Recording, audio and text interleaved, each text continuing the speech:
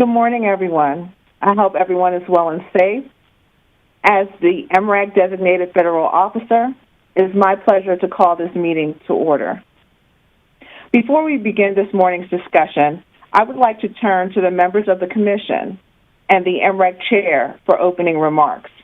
We will start with Acting Chairman Benham, Mrac sponsor, followed by Commissioner Quinten and Commissioner Stump, followed by Commissioner Berkovitz, and finally Nadia Zakir, the Mrac Chair. Now we will have remarks from Acting Chairman Benham. Thank you, Alicia, and good morning to everybody. I hope everyone's doing well and staying safe. I want to welcome you to the first virtual meeting of the CFTC's Market Risk Advisory Committee of 2021. I also want to thank and acknowledge my colleagues, Commissioners Quinten, Stump, and Berkovitz, for joining today's meeting. And finally, I want to thank the Mrac members, the subcommittee chairs, and the speakers who will be participating in today's panel. I'd like to extend my gratitude to Nadia Zakir, the Mrac chair, for her leadership, Alicia Lewis, who we just heard from, the committee's designated federal officer, for her lasting commitment to making the Mrac and its subcommittees a success, and David Gillers, my chief of staff, and also the committee's alternate designated federal officer, for his dedicated support of the climate-related market risk subcommittee. I'd also like to welcome our new members today, Angie Karna, Managing Director at Nomura Securities, and Chris Dickens, Managing Director and Chief Operating Officer at HSBC. Before we begin, I'd like to take a moment to comment on recent market dynamics. With respect to precious metals, I want to reiterate that we are closely monitoring recent activity in markets and on social media. We are also closely following the tragic loss of life, limited clean water and power outages in Texas. We are monitoring irregularities in the Texas energy markets following last week's freeze, specifically where there is a federal nexus with CFTC regulated markets and listed products. We remain prepared to do whatever is necessary to protect the integrity of our markets, and I also want to extend our thoughts and deepest sympathies to those who have experienced the most tragic of losses. The full committee last convened in July of 2020. I ended my opening remarks by acknowledging that 2020's challenges and uncertainties do not present without attendant opportunities.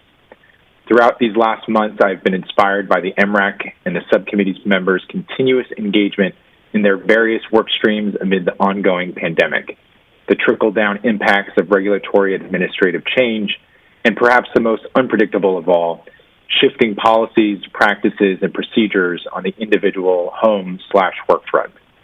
Carving out the time and space to focus on issues like interest rate benchmark reform, clearinghouse risk management, market structure, and the overarching impact of climate change on our financial markets, issues our members have dedicated themselves to for the better part of my 3+ year tenure as the Mrac sponsor, may actually serve as a comfortable respite.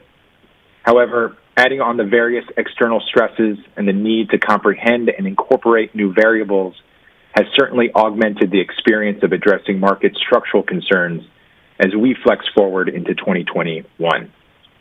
Indeed, as we have already witnessed these last few months, with so many inputs, new market entrants, and means of intermediation, or the absence thereof, our markets as a system are fragile in the sense that they are programmatically susceptible to what seem like implausible reactions to increasingly diverse externalities. With structural concerns across the financial markets making headlines, the Commission has remained ever vigilant in carrying out its mission and mandate, and will absolutely continue to do so under my leadership. Regarding the most recent events in the precious metals and energy markets, I am personally, along with dedicated staff throughout the agency, communicating with fellow regulators, exchanges, and stakeholders to address any potential threats to the integrity of the derivatives markets, evaluating in real time structural and transparency concerns, and we at the CFTC continue to employ heightened alertness in surveilling these markets for fraud and manipulation. Moreover, it can never be repeated too often. Derivatives markets play a critical role in the everyday lives of all Americans. This is especially true when it comes to the production and supply of reliable and low-cost energy. At a time of many challenges across the country resulting from the COVID-19 pandemic, last week's extreme weather events in Texas and surrounding states created unimaginable burdens for millions of Americans. Though perhaps not at the forefront of everyone's thoughts when nearly half of Texas's residents remain without drinkable water and thousands remain without electricity, this Arctic blast highlighted weaknesses in our energy infrastructure that will likely be challenged and stressed more often in the future as a result of more frequent and extreme weather events. As we collectively act to restore normalcy and stability in our lives and to reignite economic and employment productivity and growth, I commit to taking any and all actions to ensure the CFTC contributes to this administration's efforts by ensuring our markets remain transparent, fair, and efficient, and fulfill their core responsibilities of price discovery and risk management to ensure reliable and low-cost energy for all Americans. Today's meeting is an ambitious endeavor to hear from all four of the Mrac subcommittees and hold our first ever panel focused on diversity, equity, and inclusion in the derivatives industry and related markets. First off, Tom Whiff, the chairman of the Amrax Interest Rate Benchmark Reform Subcommittee and also chairman of the Alternative Reference Rate Committee of the Board of Governors of the Federal Reserve System, will provide an update on the transition away from LIBOR. This subcommittee demonstrated exceptional effectiveness through 2020, perhaps most notably for leading the June 2nd, 2020 tabletop exercise as a prelude to the PAI discounting switch for LIBOR swaps by the clearinghouses. The robust discussions provided the CCP's valuable feedback on their proposed approaches, raised awareness among market participants and vendors, and from the CFTC's perspective, helped highlight critical areas where regulatory relief would mitigate potential risks associated with the LIBOR transition. Another milestone the market achieved was the successful launch of ISDA's 2020 IBOR fallbacks protocol to introduce robust fallback language for interest rate swaps. The protocol became effective on January 25th, 2021, and the relevant CCPs simultaneously adopted the fallback language in their respective rulebooks for cleared swaps. CME is in the process of adopting appropriate fallback languages in its rulebook for Euro-dollar futures and options, which settled to the 3-month U.S. dollar LIBOR.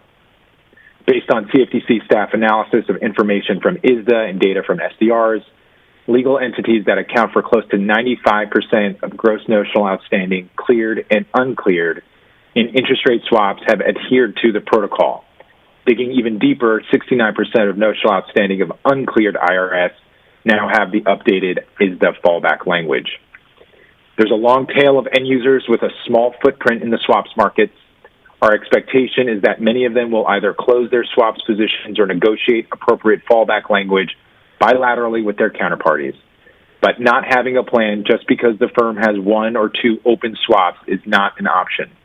To the extent there are large active firms who have not yet adhered to the protocol, relevant regulators and counterparties will be apt to take notice.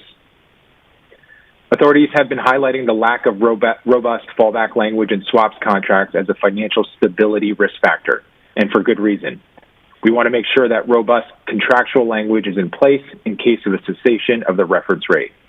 There is much anticipation that cessation announcements by ICE Benchmark Administration and the UK Financial Conduct Authority will be made in the near future, and these definitively put the end game for U.S. dollar LIBOR and other IBORs in sight.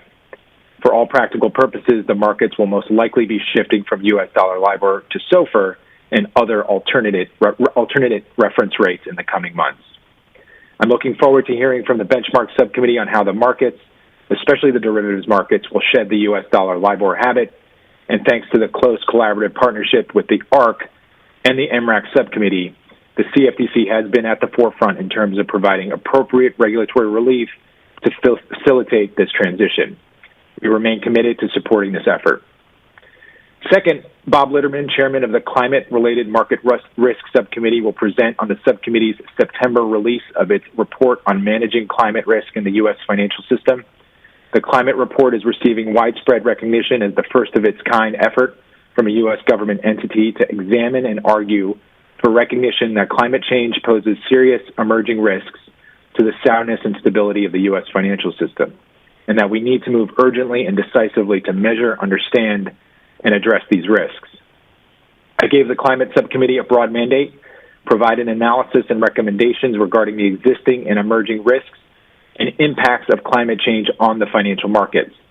The climate report has exceeded all expectations in tackling the challenges of how to safeguard the financial system in the face of uniquely complex risks presented by climate change and how to facilitate the transition to a low-carbon, climate-resilient economy. Recognizing our unique circumstances in the U.S., which include a multifaceted system of financial regulation and myriad regulators, the climate report will provide a resource to interested policymakers, regulators, and stakeholders as our nation begins the process of taking thoughtful and intentional steps towards building a climate-resilient financial system that prepares us for the decades to come.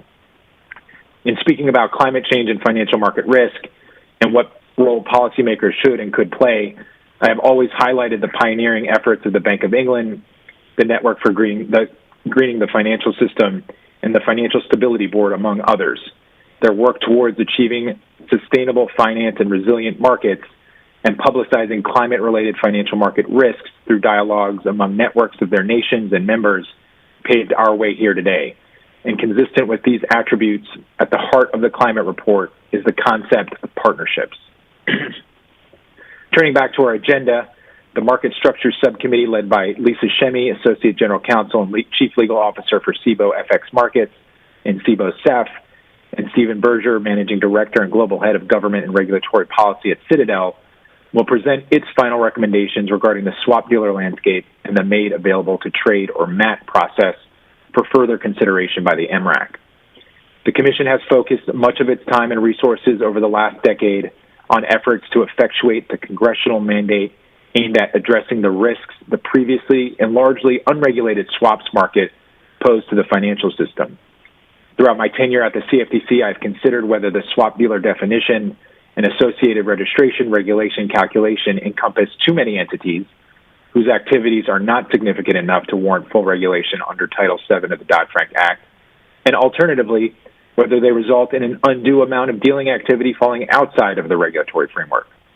While I remain judicious in my words and stated my legal interpretations and policy positions clearly on the matters as they came before me in the past, I remain neutral when it comes to new data, changing circumstances, and market evolution that may warrant reconsideration.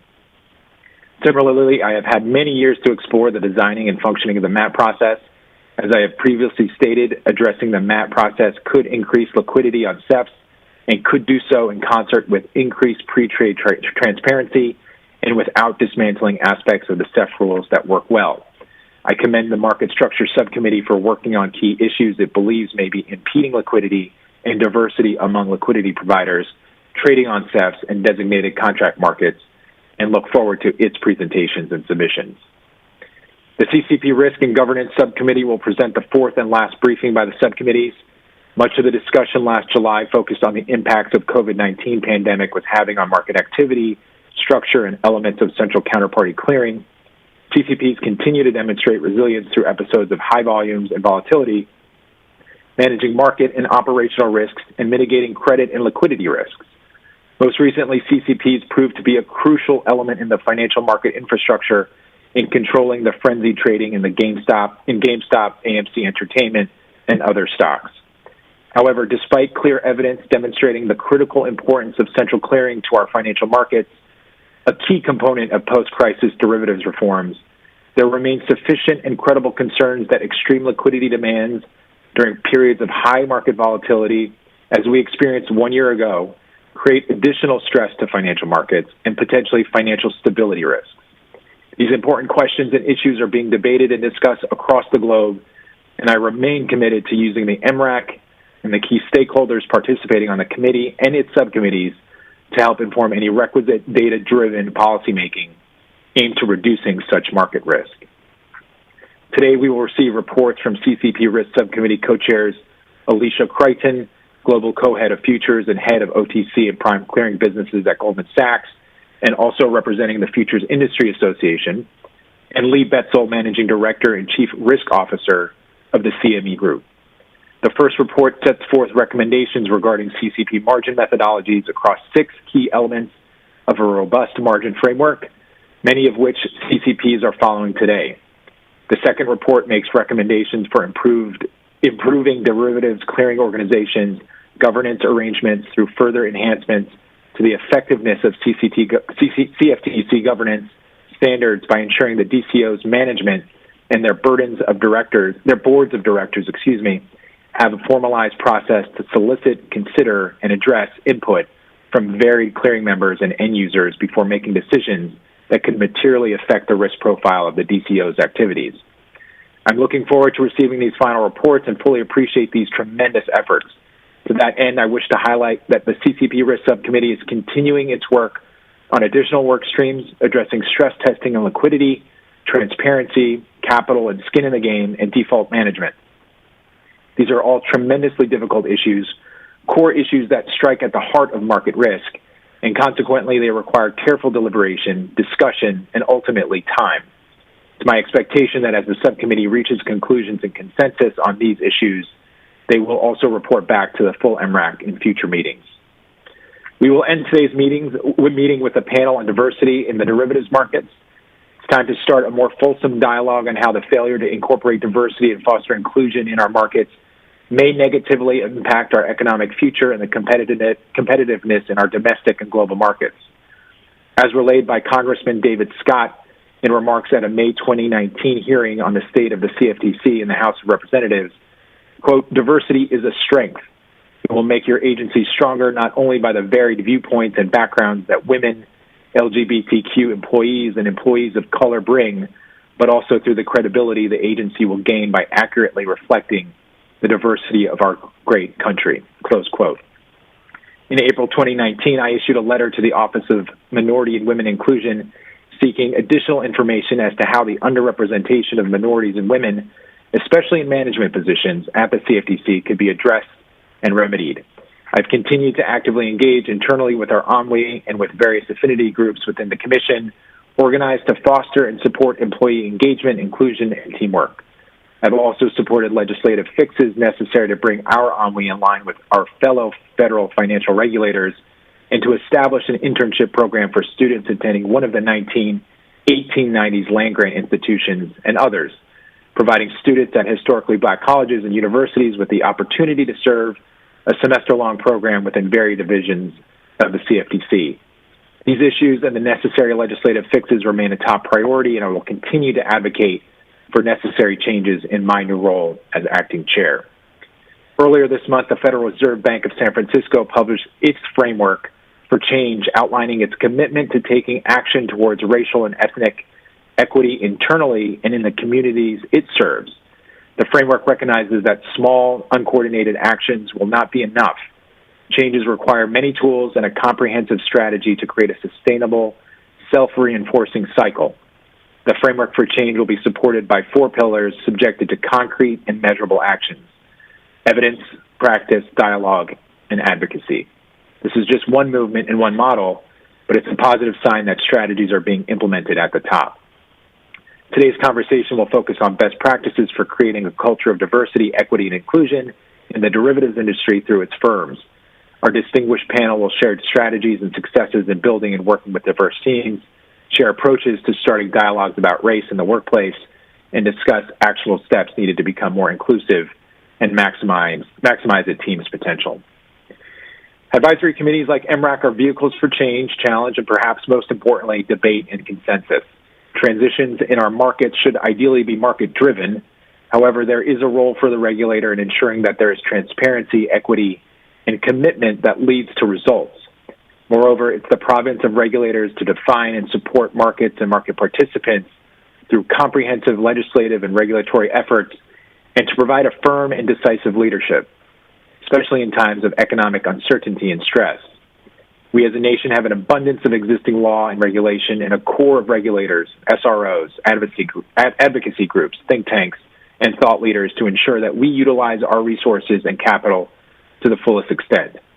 As we continue to progress through 2021, it's my intention to support the momentum of the Mrac and its subcommittees towards addressing, exploring, and resolving the issues we will consider here today. I want to thank you again all for your participation, your commitment. I hope you're all doing well again, and I want to thank Alicia and Nadia for your leadership and my staff for putting together a great meeting. And I do want to say in conclusion, many months into the COVID pandemic, we're here virtually meeting. It's an amazing feat of technology, and I want to give credit to all CFTC staff who are making these meetings able to happen so smoothly during the course of the day. So, Alicia, I will send it back to you, and I am looking forward to today's agenda. Thank you. Thank you, Chairman Benham. Commissioner Quinten? Yes, good morning. Thank you very much, Alicia, and thank you for your leadership in running the Market Risk Advisory Committee. Thank you to Nadia for her chairmanship, and of course, thank you to Acting Chairman Benham for his very thoughtful and engaged leadership and guidance and strategy over some very complicated and complex issues over the last years. Given the agenda, I think it is absolutely obvious how much thought and effort, coordination has gone into the conversations we're going to have today over not just since the last meeting, but really since Acting Chairman Benham took over the Market Risk Advisory Committee at the beginning of his tenure in 2017. And I personally am very much looking forward to hearing the conversation today. The interest rate benchmark subcommittee was something that he formed very early that has been incredibly active and incredibly productive and has played a crucial role in preparing to change out of the legacy LIBOR structure.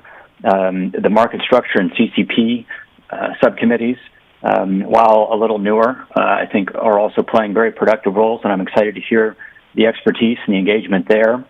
The climate risk report, I think, has brought forward a number of very important issues for us to consider, specifically within the realm of the CFTC. I'm interested to hear what actions the CFTC may consider in further protecting the derivatives markets, as well as ensuring that they can be efficiently used to mitigate the risks of climate change as well as other risks that they have so successfully been used for in the past. And lastly, with the diversity panel, an incredibly important topic that we have been engaged with ever since I joined the commission, and I'm excited to hear the thoughts there as well. I don't have any more official comments, given that my time on the commission is probably coming to an end here in the very near future. But again, my compliments to Acting Chairman Benham, to you, Alicia, and to Nadia for a robust agenda today. Thank you. Thank you, Commissioner Quinten. Commissioner Stump? Thank you, Alicia, and thanks to Acting Chairman Benham for holding what I anticipate will be a very informative meeting with robust debate around a number of important issues facing not only the markets that we regulate at the CFTC, but also many very important topics of interest to the public more generally. I think we can all agree that the work done through this committee has raised the bar in bringing together thought leaders, and it's also elevated the profile of the CFTC. I welcome these discussions because they're an opportunity to highlight the important work that we do at the CFTC, and they also present an opportunity to engage in a much-needed conversation about the unique focus of the CFTC's mission.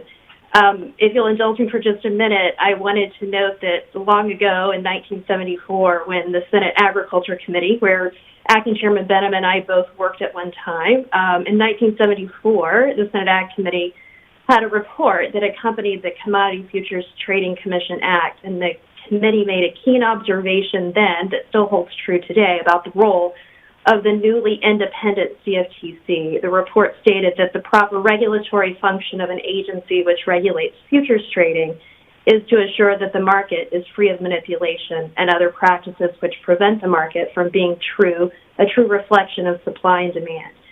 So even as our markets have grown and our profile has been raised, at the time when Congress has from time to time expanded our jurisdiction, our role as a regulator has not fundamentally changed.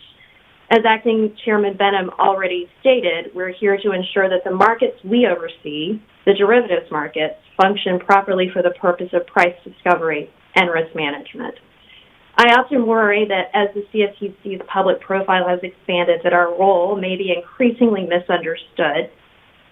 It's a good problem to have a higher profile, but sometimes there's confusion injected as to our unique role. And this is a concern that I think has been recently demonstrated by press accounts and social media entries suggesting things such as the CFTC is promoting things such as Bitcoin or carbon emission controls. The public should understand that the CFTC simply monitors developments in these areas because they're important factors in the proper functioning of the derivatives market. We do not regulate them, and we certainly aren't in the business of promoting these things. Put a different way, the demand and the development for the products we regulate is driven largely by the presence of risk. For example, some may utilize Bitcoin futures to hedge inflationary risk, and others will seek to hedge risk stemming from broader public concerns such as climate change by utilizing the derivatives market. These are all very positive things and well-intended functions of our market. The demand for the products we regulate may be derived from private forces or even government mandates, but all of those things are beyond the CFTC's remit and control. The CFTC's job under the Commodity Exchange Act is to continue our historic oversight to ensure we preserve the function and the consequent risk management tools, just as we do today in regulating thousands of physical commodity derivatives, several new cryptocurrency derivatives, and almost 150 climate-related derivatives contracts already subject to our regulatory supervision. With that said, I want to thank you again for the hard work that's been put into all of the reports and all of the subcommittees. I know that there is a tremendous amount of effort that goes into preparing for these meetings, so I want to particularly take the opportunity to particularly thank Alicia. And I look forward to today's discussion and the opportunity to publicly highlight and clarify the scope of the CFTC's regulatory interest on a vast array of topics. With that, I'll turn it back to you, Alicia. Thank you, Commissioner Stump. And now we'll have Commissioner Berkovitz. Thank you, Alicia. I'm very pleased to be here for today's meeting. We have an excellent agenda that is very timely. I'd like to begin by thanking the members of the Market Risk Advisory Committee for their time and effort. This, as all our advisory committees are a purely voluntary committee. I'm most impressed with and grateful for the dedication and commitment of all the committee members and all the work they have put in to the committee to making today happen and for all the reports that they've provided.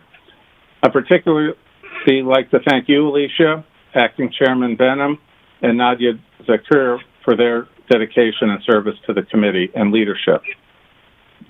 The ongoing catastrophe in Texas is yet another illustration of the importance of market design and structure in enabling us to meet our critical energy and other infrastructure needs.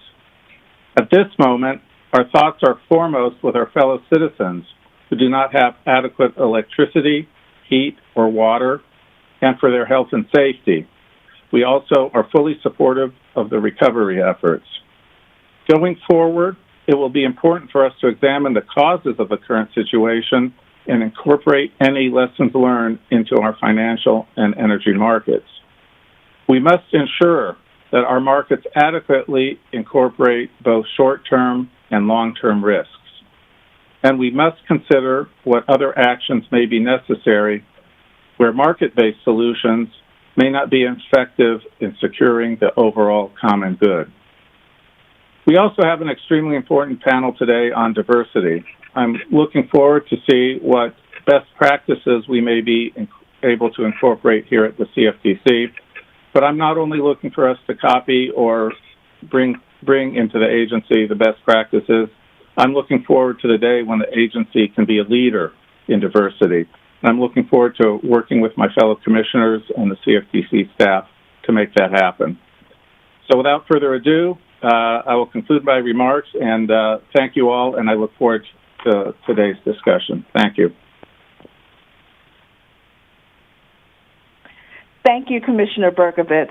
Many thanks to the acting chairman and the commissioners for their opening remarks. Now I would like to turn to Nadia Zakir, the Mrac chair, for her remarks and to start today's discussion.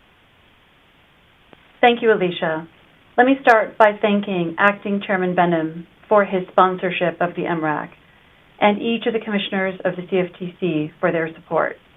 A special thanks to Alicia Lewis for her leadership in organizing today's meeting, and in particular for her insightful guidance and leadership in helping to organize today's diversity panel.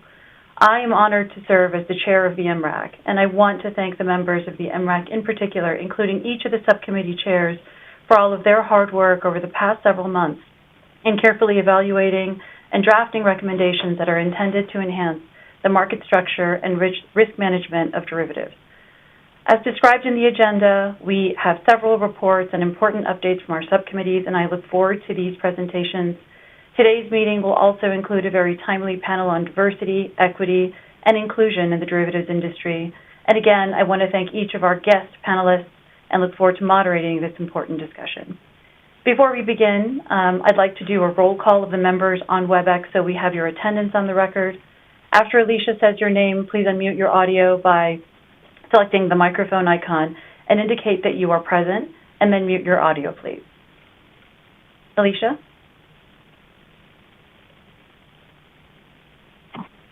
Mrac members, please unmute your audio by clicking the microphone icon after I say your name. Please indicate that you are present, and then mute your audio, please. Nadia Zakir. Present. Salman Benai. Good morning, present. Stephen Berger. I'm present. Richard Berner. Good morning, present. Lee Betzel. Present. Peter Borish.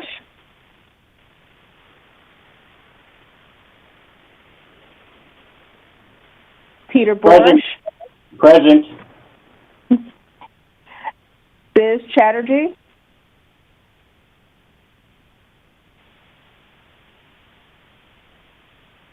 Biz, you have to use the microphone icon to take yourself off mute. Hey, Alicia, it's Biz. Can you hear me? Thank you. Yes, I can hear you now. Thank you. Alicia Crichton.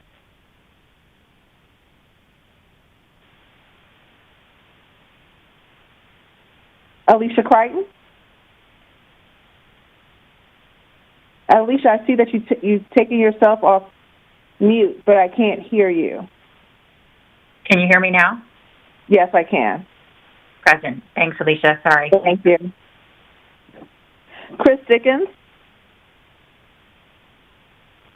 Present, Alicia.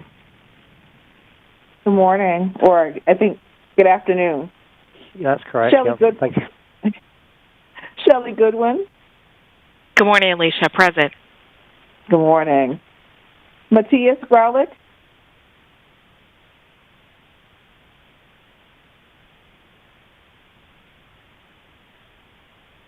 Matthias.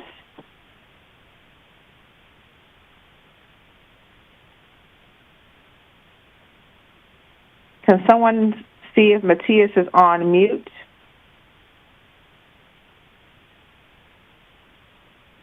I see Matthias, but I cannot hear him.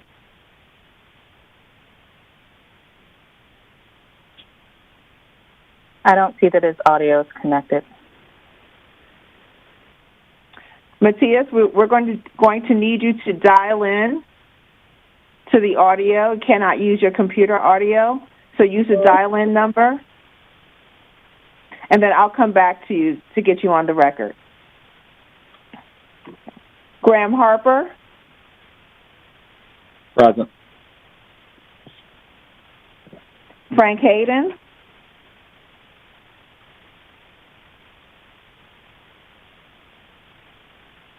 Present.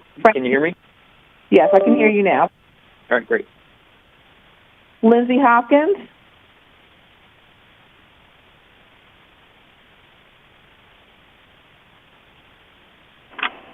Present. Annette Hunter. Present. Good morning. Angie Karna. Present. Dimitri Caruso. Present, Alicia. Good morning. Good morning. Eileen Kiley. Good morning. Present. Good morning. Derek Kleinbauer. Good morning, Alicia. Good morning. Laura Klemple. Laura Klemple. Robert Mangrelli. Good morning, Alicia. I'm Good morning. present here. Kevin McClear. Good morning. Present. Dennis McLaughlin.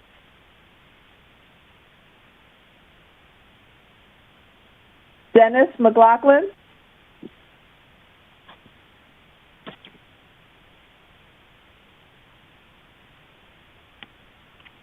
Let's see. I saw Dennis earlier. Okay. Craig Messinger.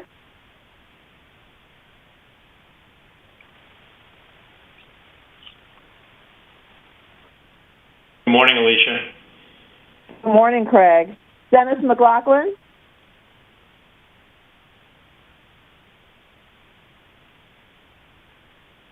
Dennis, I see that you are no longer muted, so you can indicate that you are here.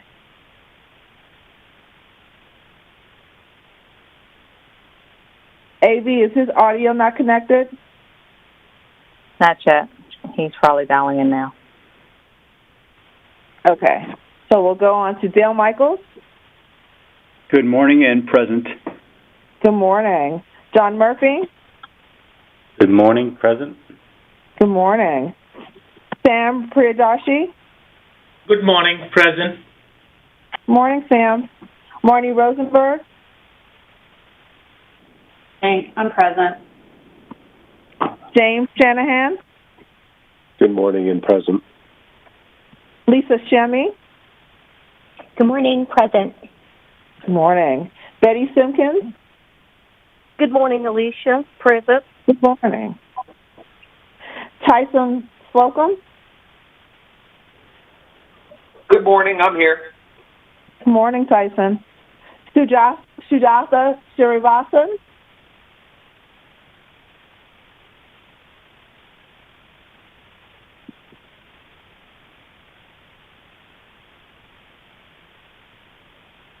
Sujatha. Good morning, Alicia. Present. Oh, good morning. Marcus Stanley. Good morning, Alicia. Good morning. Robert Steigerwald. Present. Janine Tramontana. Hello, Alicia. I'm present. Hello. Scott Zucker. Good morning. Good morning. And Dennis McLaughlin.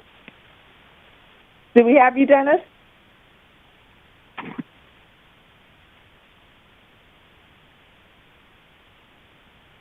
I see that his audio is connected now. Dennis, you are muted. Please unmute. I'm present. Thank you. Yes. Thank you, Dennis. Okay, subcommittee representatives, please unmute your audio by clicking on the microphone icon after I say your name. Please indicate that you're present, and then mute your audio, please. Tom West, Interest Rate Benchmark Reform Subcommittee Chair. Present, Alicia. Good morning. Good morning. Bob Litterman, Climate-Related Market Risk Subcommittee Chair.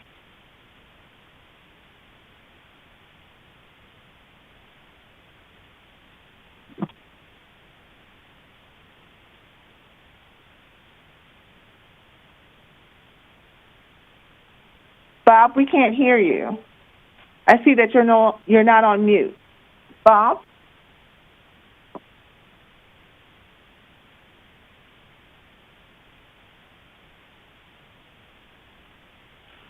AV, is he connected?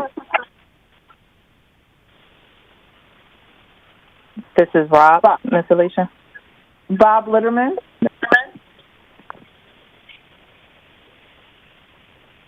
Yes, I see that he's here. I will send him an unmute alert.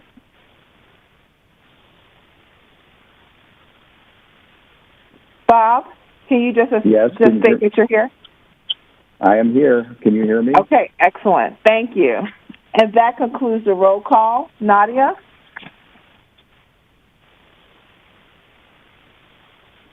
Thank you, Alicia. Just a few logistical reminders. Committee members and speakers, please mute your audio during the presentations, and please use either the raise hand feature or the chat functionality in Webex to ask a question. For those of you dialing in, please refer to the meeting instructions should you wish to make a comment or ask a question. I will recognize the members who wish to speak. If there are follow-up comments or questions after your initial statement, please be sure to state your name and firm. Separately, in anticipation of the diversity panel, we would like to ask that Mrac members please take a few moments now to respond to the diversity poll questions within the Webex interface. Please note that the individual poll results are anonymous. The polls will close promptly at 11 a.m. Eastern. Responses, we will display the responses during the diversity panel. Turning to today's agenda, our first order of business is a status report from the Interest Rate Benchmark Reform Subcommittee, followed by a briefing from the Climate-Related Market Risk Subcommittee on its report, Managing Climate Risk in the U.S. Financial System. This will be followed by final reports and recommendations from the Market Structure Subcommittee on the Made Available to Trade process and the swap dealer landscape, as well as final reports and recommendations from the CCP Risk and Governance Subcommittee on CCP margin methodologies and governance. We will end our time today with the diversity panel, as described earlier during this meeting. Mrac members, I will open the floor to questions after the Interest Rate Benchmark Reform Subcommittee and the Climate-Related Market Risk Subcommittee reports. As a reminder, we will be voting on the Market Risk and CCP Risk and Governance reports. Therefore, questions will be taken after I call for discussion on each respective report. With that, we will start with the Interest Rate Benchmark Reform Subcommittee. Many thanks to the subcommittee and its chair, Tom Whipp, Vice Chairman, Institutional Securities at Morgan Stanley, and Chair of the Alternative Reference Rates Committee for the great work done thus far. Tom, I will turn it over to you to please provide your report.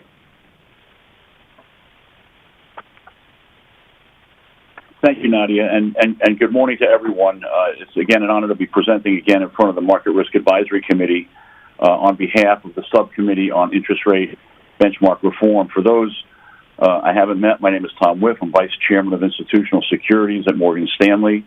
I represent the firm as Chairman of the Alternative Reference Rate Committee, and as well serve as a board member on ISDA.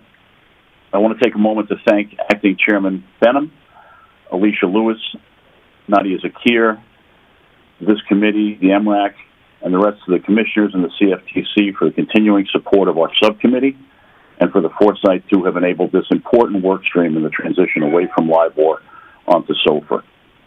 I'll first begin by recapping the key developments in the LIBOR transition that have occurred since we last spoke in July 2020 when we were discussing the subcommittee's tabletop exercise.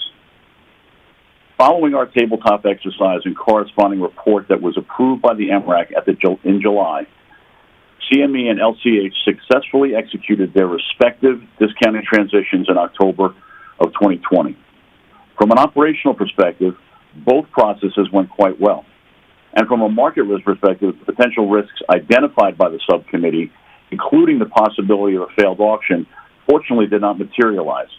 In fact, market participants that exited basis swaps via the auctions may have been able to realize cost savings relative to where they would have transacted bilaterally. In other words, the auctions worked quite well, and both CME and LCH are to be commended for all the work that went into that seamless execution. Also in October, ISDA launched their IBOR fallbacks protocol and supplement, marking a major milestone in the transition away from IBORs globally.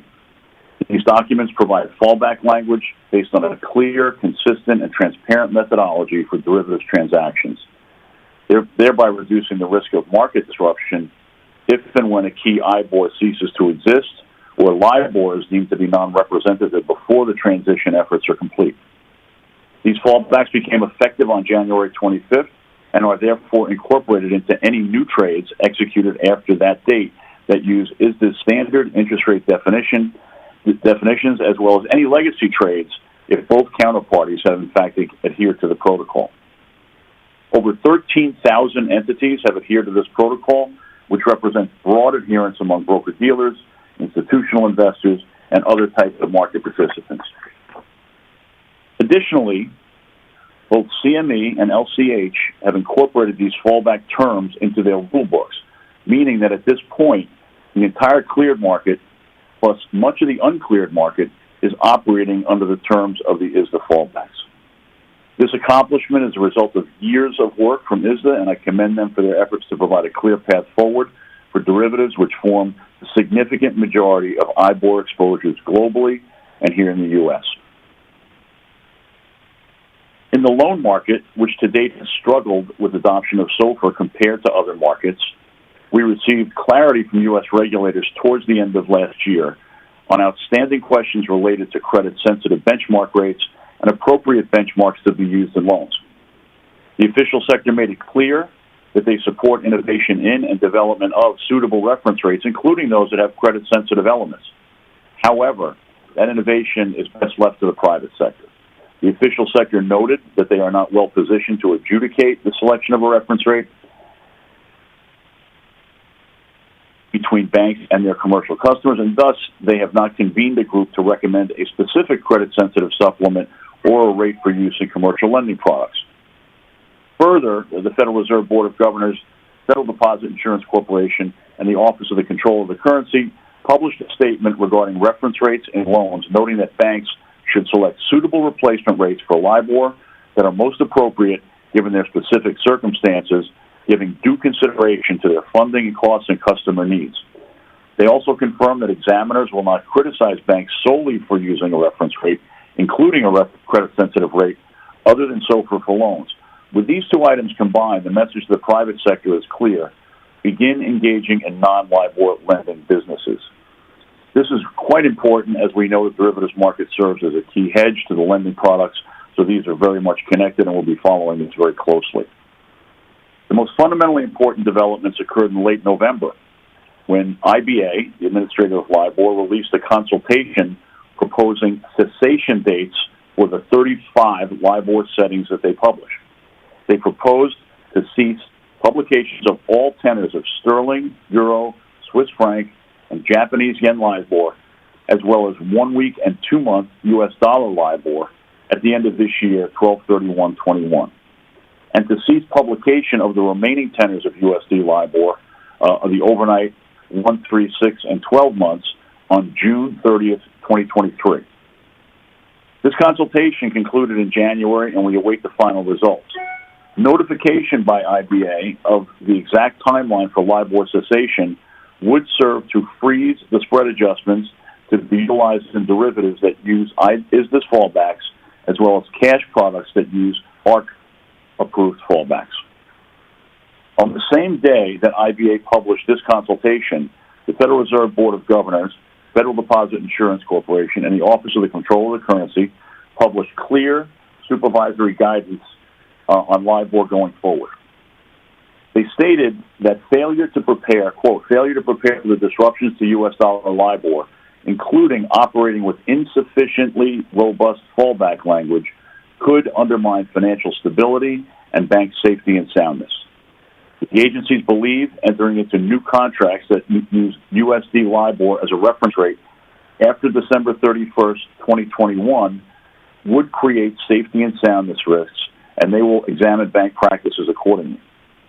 Therefore, the agencies encourage banks to cease entering into new contracts that use USD LIBOR as a reference rate as soon as practicable and in any event by December 31st, 2021.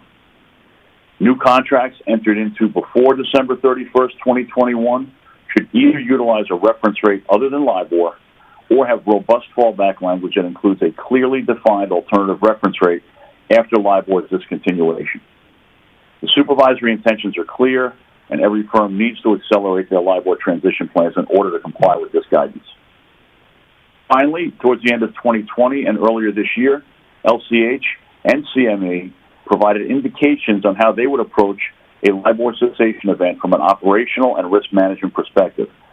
These proposals, for which LCH issued a consultation in December and then published results of that consultation last week, will form the next key work stream for the Mrac Subcommittee on Interest Rate Benchmark Reform.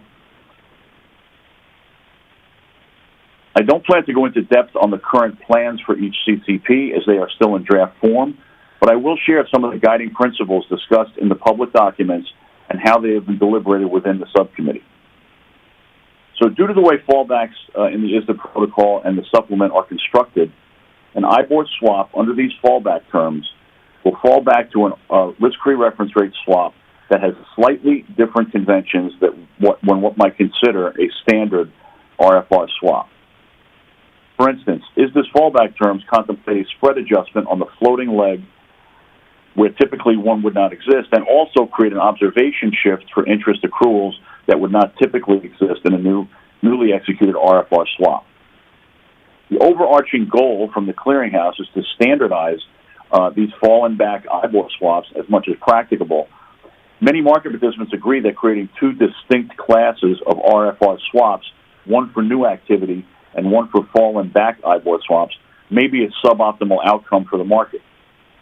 However, different types of market participants have varying views on the most appropriate way to complete this standardization. Fortunately, the subcommittee contains an appropriately diverse set of viewpoints so that our discussion on these topics has been thorough. To organize the committee's diverse thoughts in a way that is helpful to the clearinghouses, we are summarizing each of the views from the relevant market participant types represented on the subcommittee. And ultimately, our goal is to be additive to the independent consultation process that both CME and LCH will complete prior to finalizing their plans. We will keep this committee, the Amrac, aware of our progress on this discussion and any next steps that the subcommittee identifies. Although the conversion processes for USD LIBOR would not occur until after 2021 due to the 18-month extension in USD LIBOR's publication, there seems to be appetite from the clearinghouses and other market participants for a currency-agnostic approach to this transition. In other words, as the clearinghouses finalize their plans over the coming months for sterling, euro, Swiss franc, and yen LIBOR, it's important for the subcommittee to be plugged into this process because the outcome will directly impact the transition for US dollar LIBOR at a later date. So in conclusion, at this time, we welcome any feedback or questions from the Mrac on our work stream to consider the IBOR transitions in the clearinghouses. We would also be keen to know if the Mrac has views on other items the subcommittee should consider. The Mrac and the CFTC's guidance has been helpful to our work thus far, and we look forward to further collaboration with this group. So once again, I'd like to thank Acting Chairman Benham, Alicia Lewis, Nadia Zakir, and the Mrac for the opportunity for this public service, and we now would open the discussion for feedback and questions relating to that topic. Thanks, Tom. At this time, let's open the floor to questions and comments from the Mrac membership on the subcommittee's report. As a reminder, please use the raise hand feature or the chat functionality within Webex to ask a question. For those of you dialing in, please refer to the meeting instructions that I think Alicia circulated should you wish to make a comment or ask a question.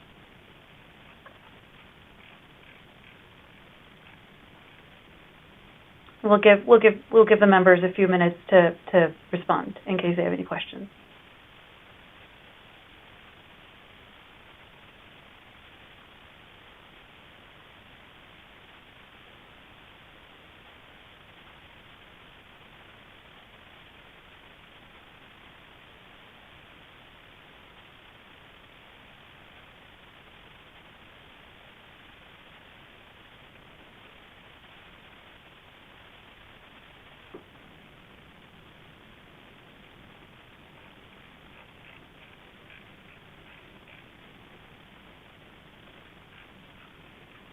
Okay.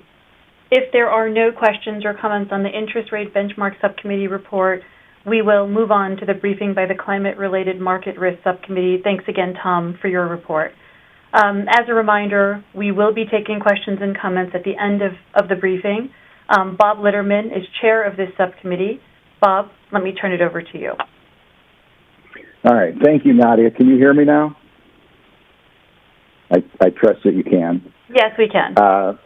Great. First of all, Chairman Benham and members of the Market Risk Advisory Committee, I want to thank you for giving me the opportunity to chair the climate-related market risk subcommittee and to discuss the subcommittee's report, Managing Climate Risk in the U.S. Financial System, with you today.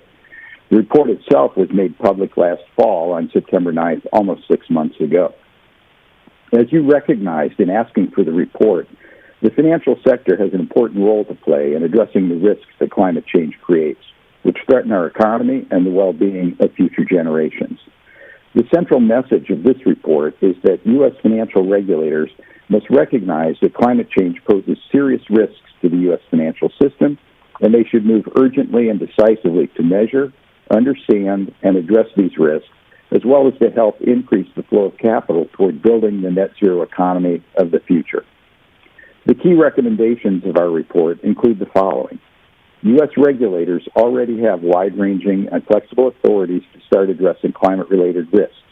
They and market participants are at an early stage in understanding and should be experimenting with how best to monitor, manage, and disclose climate-related risks. Insufficient data and analytical tools, including common transition scenarios and agreed-upon decision-useful measures of exposure to climate-related financial risks, remain a critical constraint.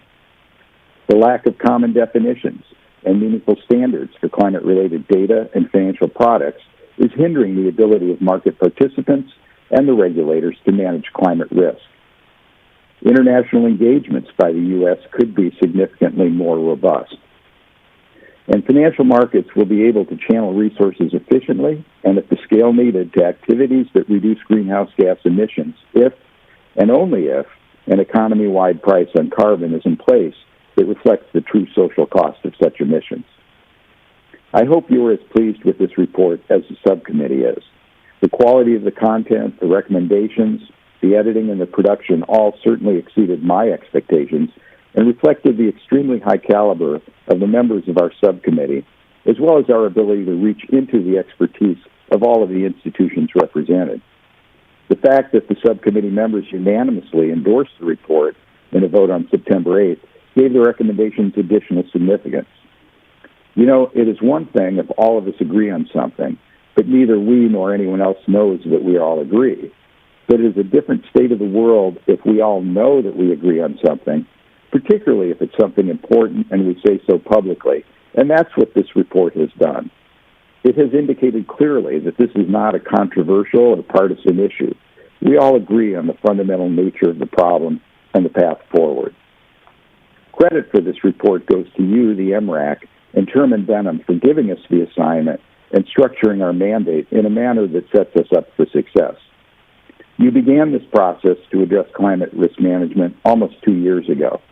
I was not present that day in June 2019 when you heard from experts and discussed climate risk, but I was able to watch it later, and I want to congratulate you for following up that important meeting with the courage to create our subcommittee when many others were afraid to address what was viewed as a controversial topic. You asked us to examine the risks created by a changing climate and to create a roadmap for how to address them. Given the importance and urgency of this task, and the undisputed fact that, as then Commissioner Benham put it at the time, the playing field is empty, the subcommittee pushed forward with energy and enthusiasm. You made sure that we had members with an appropriately diverse perspectives and different dimensions of expertise, but you also gave us a mandate to try to reach consensus.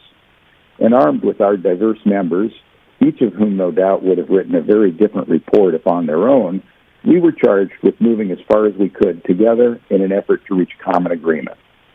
The committee was asked to write a high-level report, but to include many specific recommendations. We took our job as a risk committee seriously, and we had plenty of experience and expertise in both climate risk management and sustainable finance, which served us well. I have already mentioned several important aspects of our mandate that contributed to success. That we were given an appropriate broad mandate to address the fundamental cause of climate risk. that we included members from a remarkably diverse spectrum of financial market stakeholders, including banks, insurers, investors, asset owners, an exchange, agricultural, oil, and data companies, academics, and environmental NGOs, while we also had an ambitious but agreed-upon goal to try to reach consensus. That we should keep the report to a manageable length, and finally, that we should include many specific recommendations. This was very much a team effort, and I want to highlight especially Chairman Benham's vision, which I trust we have fulfilled, and the extraordinary help of Chairman Benham's Chief of Staff, David Gillers, my co-pilot in this venture. David provided all the operational support the subcommittee needed. He kept us on track. He listened in all the subcommittee discussions, and he provided the subcommittee and me personally counsel on all the important decisions. As you may recall from my interim progress report in July, our subcommittee began with 2 in-person meetings marked by wide agreement on broad principles. Early on, the progress was fast. The meetings led to agreement on an outline, work streams with leads and volunteers, and multiple drafts of each chapter were developed and reviewed. Very able editors, Jesse Keenan, Leo Martinez-Diaz, and Stephen Mrac, were chosen from within the committee, and drafts of chapters with recommendations emerged. With our initial draft ready, we asked the members to distribute it to relevant people in their organizations to ask for feedback and suggestions. We received almost 1,000 responses to this initial draft. The workstream leads, the editors, David, and I carefully went through every one of those responses and made decisions on how to incorporate the feedback. Few paragraphs were untouched. We then focused on areas of disagreement and red lines that organizations would be unable to cross. Over the summer, these quickly narrowed to a few areas of concern and serious negotiations. It was not an easy task, and there was a period of time when it was not clear that we could get to consensus, but we continued to push on to try and find wording that all could agree upon. Ultimately, we were successful, and all members recorded their votes on behalf of their organizations to support forwarding the report to this committee. Since then, it has been widely read and well received. For example, Mary Shapiro, former chair of the SEC, on February 2nd in a Brookings webinar called the report, quote, a superb roadmap for financial regulators to manage climate risk in the financial system. The Energy Transition Institute called it, quote, a groundbreaking report. Now, let me review each chapter and its main conclusions. The executive summary lays out key findings. That climate change poses a major risk to the stability of the U.S. financial system and to its ability to sustain the American economy. Policy and regulatory choices must be flexible, open-ended, and adaptable to new information about climate change and its risks based on close and iterative dialogue with the private sector. Climate policies must ensure that the burden does not fall on low to moderate income households and historically marginalized communities. Chapter 1, Introduction to Finance in the Face of Climate Change, highlights the policy context. The report addresses 2 interrelated challenges. 1, safeguarding the soundness and stability of the financial system in the face of climate change, and 2, helping the financial system to facilitate the transition to a low-carbon, climate-resilient economy. Incentives to reduce emissions are crucial. There is one recommendation in this chapter to establish a carbon price that is fair, economy-wide, and effective in reducing emissions consistent with the Paris Agreement. Chapter 2, Physical and Transition Risks, in the context of the United States, digs into the risks themselves. Climate-related physical and transition risks are already impacting or are anticipated to impact nearly every facet of the U.S. economy, and if not well managed, likely will materially impact the valuations of a range of assets. Chapter 3, Implications of Climate Change for the U.S. Financial System, introduces the concepts of acute and chronic impacts, tipping points, and both systemic and subsystemic risks. Climate-related financial impacts associated with physical and transition risks may manifest throughout the financial system. Climate change could pose systemic, uninsurable risks to the U.S. financial system. At the same time, regulators should also be concerned about the risk of climate-related subsystemic risks that could impact entire regions, such as we just saw last week in Texas. How impacts flow through the financial system depends on who holds these exposures. Insurance, reinsurance, and government assistance today provides shock absorbers. However, these resources could be exhausted over time. Chapter 4, Existing Authorities and Recommendations for Financial Regulators, looks at their role in managing climate-related risks. Financial regulators can better protect the U.S. financial system from climate risk by ensuring emerging risks are identified, measured, and effectively managed, including through existing legislation, which already provides financial regulators with wide-ranging and flexible authorities and pragmatic approaches that stress continuous monitoring, experimentation, and learning.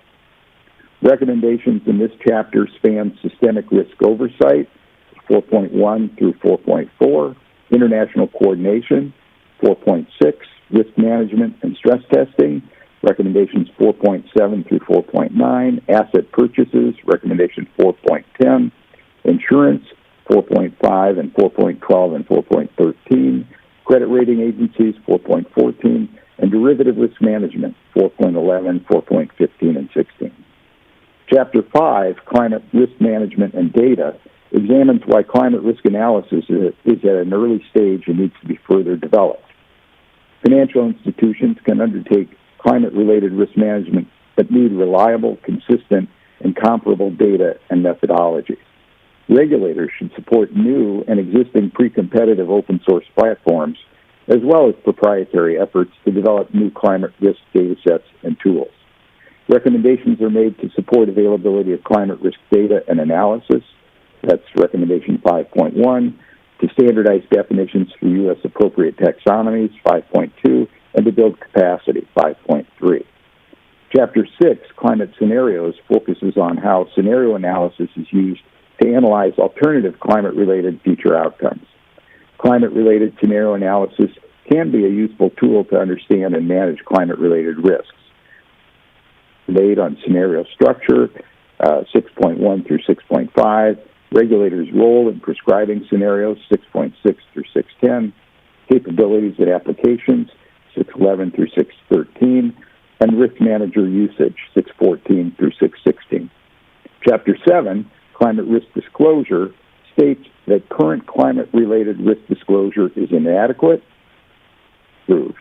Disclosure of material climate risk information to investors is an essential building block to ensure it is measured and managed. Recommendations are made to build on TCFD, the G20-sponsored Task Force on Climate-Related Financial Disclosures, that's recommendation 7.1, to clarify definition of materiality for medium and long-term climate risk, which must be disclosed under existing law. That's recommendation 7.2. To update the 2010 SEC guidance, recommendation 7.5, to find avenues for disclosure of other substantive climate risks, 7.3, and with respect to emissions, 7.6, derivatives, 7.7, accounting standards, 7.8 and 7.9, and municipals, 7.10 through 7.12. Chapter 8, Financing the Net Zero Transition, which is perhaps the most urgent, examines how financial regulators can accelerate the transition and the flow of capital to a net zero climate resilient economy. The chapter begins by highlighting that a price on carbon is the single most important step. Beyond that, financial regulators can foster effective and well-functioning markets that allocate capital efficiently, spur innovation, and create jobs in a growing net zero economy. We have recommendations to consider, including climate risk in fiscal policy, 8.1, catalyzing climate finance, 8.2 and 8.3, confirming the appropriateness of climate factors in fiduciary duty situations, 8.4, and support for climate finance markets, 8.5. 4 of the report's recommendations are directed specifically to the CFTC, and so I will highlight those now. Recommendation 4.11 suggests that the CFTC should undertake a program of research aimed at understanding how climate-related risks are impacting and could impact markets and market participants. And drawing on the conclusions of the research program above, review the extent to which existing CFTC rules are adequate to monitor and manage climate-related risks. Expand its own central counterparty stress testing to cover the operational continuity and organization resilience of central counterparties. As better understanding emerges of the risk transmission pathways, and of where the material climate risks lie, consider expanding the CFTC's risk management rules and related quarterly risk exposure reports to cover material climate-related risks. In addition, Recommendation 4.16 suggests the CFTC should review the extent to which financial market infrastructure, including but not limited to systemically important financial market utilities for which it is the primary regulator, is resilient against losses that could arise through the physical impacts of climate change. Recommendation 7.7 from the chapter on disclosure suggests that regarding derivatives, financial regulators should examine the extent to which climate impacts are addressed in disclosures required of the entities they regulate and consider guidance and rulemaking if disclosure improvements are needed. This could include, for example, swap dealers registered with the CFTC, risk management rules to govern risk identification approaches, quarterly risk exposure reports, and business conduct rules that govern disclosure of material information to counterparties prior to entering into a swap. Recommendation 8.5 regarding financing the transition to a net zero economy suggests the CFTC should pursue the following activities to further catalyze climate finance market development. Survey market participants about their use of climate-related derivatives, the adequacy of product availability and market infrastructure, and the availability of data to incorporate climate impacts into existing and new instruments. Consider appropriate and targeted exemptions where needed to help facilitate coordination with other regulators and promote market development. Support the study and adoption of alternative execution methods, such as block trading, auction-style markets, or incentive programs to attract liquidity providers to make climate-related markets, and coordinate with other regulators to support the development of a robust ecosystem of climate-related risk management products. Many of our recommendations are now being considered, and some have already been implemented. The Federal Reserve, for example, recently established a Climate Risk Management Committee and joined the Network for Greening the Financial System. The Treasury Department has established a climate risk hub with multiple work streams focused on climate risk. The New York State Department of Financial Services sent a letter outlining its expectations related to addressing financial risks from climate change to all New York regulated banking organizations. Business organizations are also evolving in their statements about climate change. The Business Roundtable, the Chamber of Commerce, the National Association of Manufacturers, and even the American Petroleum Institute are all now supporting or moving towards support for market approaches to reducing emissions. Hundreds of companies, municipalities, universities, states, and countries are now making pledges to reach net zero by 2050, and many investors and asset owners are pledging to align their portfolios with a rapid transition to net zero. Market valuations of fossil fuel companies have significantly declined in recent years, even as the broad market has continued to rise. Meanwhile, companies focused on clean tech, electric vehicles, batteries, renewable energy, carbon allowances, and other assets associated with the clean energy transition have seen their relative valuations increase dramatically, especially in the past 6 months, as the prospects for carbon pricing have increased. For example, since the post-COVID low in March 2020, Tesla has increased in valuation by over $600 billion, while the total valuation of Ford and GM together today is less than $120 billion. I would now like to focus attention on the urgency of Recommendation 1 in our report, the need to establish an effective price on carbon. As a risk management professional focused on climate change, I have been working for the past decade to highlight the need to create strong, globally harmonized incentives to reduce emissions. It's important to understand that this root cause of climate change is a problem that can be easily fixed if our leaders have the will to do so. What is required is simply a small change in the tax code that will create appropriate incentives to reduce emissions and significant revenues that governments need to address climate challenges. European countries have already created such strong incentives to reduce emissions. China is in the process of implementing a nationwide carbon pricing system, and it is long past time for the United States to move forward. Like a bug in computer code, not pricing climate risk is a bug in the United States tax code that needs to be fixed. We understand how to fix it, and it is critically important to the safety of future generations that we do so immediately. In closing, I would like to tell you a true story that may in part explain my passion on this topic. In 2014, my wife Mary and I nearly died in a traffic accident. Mary saw a flaming, out-of-control gasoline tanker about a quarter of a mile away, but barreling straight at us from across a divided highway, and she exclaimed, "Oh my God, Bob, watch out," just in time to allow me to slam on the brakes, swerve, and avoid a head-on crash into a huge gasoline conflagration which erupted seconds later right in our path. It closed the entire freeway and burned for 7 hours. Those 5 seconds between when Mary saw the danger and when we passed through the flames and debris but avoided a disaster by a fraction of a second were the longest 5 seconds of our lives, and they play over and over in our memories. Since that experience, I feel in my gut the parallel with managing climate risk, where we have heard the warning from science and we have seen the danger. And yet, even today, while we do not know how much time we have left, and we watch as the risk continues to grow, collectively, we have not yet reacted. Because of the long lags in the planetary system, we must create those strong incentives now in order to hope to ensure that future generations can avoid climate disasters decades from now. Pricing carbon is the only brake with the power and the scale to guide the required flow of capital toward the net zero economy, but our foot, unfortunately, is still on the accelerator. Thus, when Chairman Benham asked me to chair this subcommittee, I was not only honored to do so, but committed to use this risk committee and its report to make clear that the roadmap to addressing the systemic risks to the U.S. financial system created by climate change includes buying insurance for future generations by pricing carbon. I suspect we all understand how incredibly efficient the financial markets are in driving capital toward opportunities to make profits, given the incentives that investors face. Today, unfortunately, those incentives continue to direct capital in what we all agree is the wrong direction, toward the existing fossil fuel-driven high-carbon economy.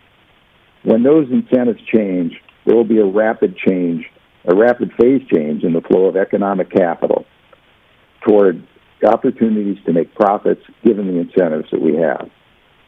The longer we delay in implementing carbon pricing, however, the more pollution will enter the atmosphere, the higher will be the ultimate average temperature change, and the greater will be the risk of crossing a tipping point, leading to the type of nonlinear response that can create irreversible damage to global ecosystems and human well-being. Let me conclude by summarizing our message succinctly. It's time to slam on the brakes. Thank you. I'm happy to take any questions. Thank you, Bob. And congratulations to you and David, Acting Chair Benham, and the entire subcommittee for a report that is so critical and important and timely, and obviously just reflected a tremendous amount of work.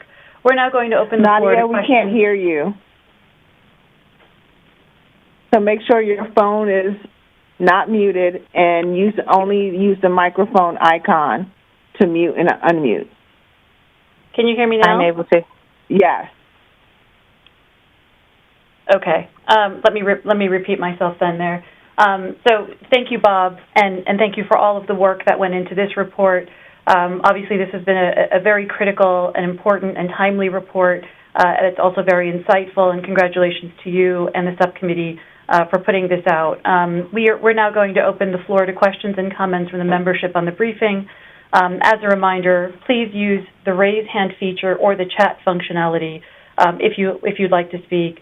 And while we're waiting for members to gather their questions, I'd also like to remind members to please respond to the poll if you navigate to the Participants tab in Webex, and then under the Polling tab, you'll sort of see the polling questions there. If you can take a few minutes, please, to respond to that poll, that would be great. And obviously, the individual responses to those polls are anonymous.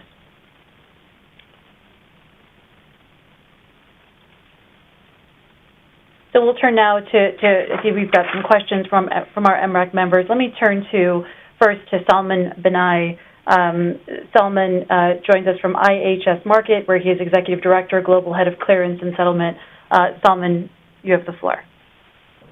Yeah, thank you, Nadia. Thank you, Chairman Benham, the Commission, Alicia, for sponsoring and supporting this important work. Also want to commend and congratulate my colleagues on the climate risk-related subcommittee. I think history is going to look back on the report as a turning point for U.S. financial regulators' approach to assessing and mitigating climate-related risks. So I've written some comments, some written comments that you can find in the comments file, but I wanted to give just a summary with the benefit of 5 months passing since the publication of the report, some additional policy ideas that I'm suggesting regulators should think about. So first and foremost for the CFTC, that means engaging the cash carbon markets. According to the Task Force on Scaling Voluntary Carbon Markets, where the CFTC's where voluntary carbon markets, where they indicated that voluntary carbon markets need to grow 15-fold to achieve the Paris Agreement's 1.5 Celsius temperature increase target by 2030. We need to see 15-fold growth there. The recommendations of the task force, many of them target market integrity, supporting market integrity for the growing voluntary carbon markets. And that is an area where the CFTC's expertise in ensuring market integrity can play a valuable role. Through perhaps the lab CFTC, the CFTC can and its staff can engage with innovators in this growing asset class. Now, I'll have to note that the CFTC has indirect, in many cases, oversight over these markets. It does have direct authority to pursue fraud and manipulation in the cash carbon markets, but even largely symbolic support, I think, can help these markets scale on more confident footing. There's also some comments I've made in connection with the SEC's likely efforts to increase disclosures around climate-related risks and create new standards. I think a couple comments I want to highlight. First is making those disclosures machine readable, and then focusing on disclosures that make the credibility of climate risk mitigation efforts more evident to investors, banks, and others. So these would be disclosures around things like net zero emissions commitments, the use of internal carbon pricing, participation in voluntary emission reduction programs, carbon credit inventories, cost of carbon hedging, et cetera. And then the last comment, last policy suggestion I wanted to make, and I'm not sure if the subcommittee thought about this, but the EPA has authority under Section 115 of the Clean Air Act to potentially impose emissions targets that would be administered at the state level. And Section 115 could be a really valuable tool also for financial regulators because it would increase potentially the demand side of carbon emissions credits, which can play a critical role in ensuring price discovery in the growing carbon markets. Thank you. Thank you, Salman. We also have a question from Eileen Kiley. Eileen is Managing Director, Deputy Head of Counterparty Risk at BlackRock. Eileen, you have the floor. Yes, thank you very much, Nadia, and thank you, Bob, for such a thorough discussion on the paper. So BlackRock was not a member of the subcommittee. We commend the subcommittee and the Commission's broader efforts to advance the critical question of how to address climate risk in our financial markets. In order to achieve better risk-adjusted returns, investors need to take into account a full set of risks and opportunities facing a company or an issuer, and that includes climate-related risks. The report recognizes that assessing sustainability risks requires access to consistent, high-quality, and material public information. In fact, we expect companies to disclose plans for their business in a net-zero economy. Accordingly, we support moving to a single global disclosure standard so investors can better evaluate long-term return potential. The report provides many important recommendations to advance the standardization of both the measurement and the disclosure of climate risk and we look forward to working with the regulators and the industry to further these efforts.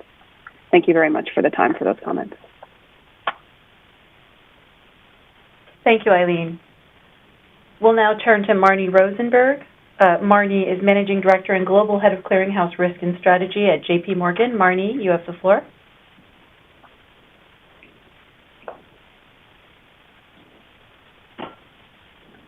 Thank you, Nadia. Thank you, Bob Litterman, for providing us such a detailed overview of the report that was issued last September. I think that was really, really helpful. So I just want to make a couple of comments today. As we all know, climate change is one of the most critical issues of our time. And as a major bank, J.P. Morgan Chase recognizes that business clearly has a role to play in addressing climate and advancing the transition to a lower carbon economy. We are using our business expertise and resources to drive sustainable solutions that help to protect the environment and grow the economy. As an example, last year, J.P. Morgan Chase launched a Paris-aligned financing commitment and made a commitment to become carbon neutral in our operations beginning last year. We also recognize that policy and business leaders must work together towards a sustainable future and have a history of advocating for market-based policy solutions. As part of these efforts, we were very happy to be very engaged, Bob, with you and David, through Renee Ramos of J.P. Morgan, in working on this report, which is very comprehensive, and which focused on all of climate risk and regulation. So we look forward to continue engaging with policy and business makers to really start a sustainable, to chart a sustainable path forward. Thank you for the time. Thank you, Marnie. I don't think I'm seeing any more questions. Let me just do one last check here. Yes? Commissioner Berkovitz has his hand raised. Yes, I see that here. Commissioner Berkovitz? Thank you, Nadia. Thank you, Bob, for an excellent presentation and an excellent report, and I want to thank all the committee members for such a thorough, comprehensive, and excellent report. There's really a lot to digest in there and think about, and I'm sure we'll be looking at it in more detail in the weeks and months ahead, and I look forward to that. My question just focused on one small part of this right now. We could have a very long discussion, but particularly focused on the role of financial market regulators, and there's significant importance and a number of recommendations regarding disclosures. And just from a perspective of an agency like us, like the CFTC, what do you foresee as our role in those disclosures? We could, for example, write a regulation that would say, thou shalt disclose X, Y, and Z. But do you foresee a role for the agency in judging those disclosures and setting standards for those disclosures and the adequacy of the disclosures, reviewing them, or would that be something just for the market participants? Who would really be? Would we have a role in implementing? What would our role be in implementing that type of disclosure regime? Sure. I would say that the members of the subcommittee felt very strongly that we're at an early stage here in terms of disclosure. And disclosures of climate-related risk are different than typical financial risks. They have a much longer time horizon, and we also know that the future is going to be different than the past. So those are two important differences. And so we have to develop, I think that the feeling of all the members was that we have to develop a better understanding of what are the material climate-related risk factors, and they will be different for different industries. So the TCFD has given us a good starting point, but I think what we need is a common working together between the regulators and the regulators working together, but also working with individuals in the financial system to develop those standards and those understandings of what are the material risks that need to be disclosed. So it's going to be an iterative process. It's going to take time. We talk about the need to develop a taxonomy that's understood, but one that makes sense for the United States. And we also talk about the fact that, these are discussions that need to take place between asset owners and the corporations in terms of, are they on track to be aligned with a net zero economy? And if so, what are the metrics that make sense for each industry and frankly, for each company?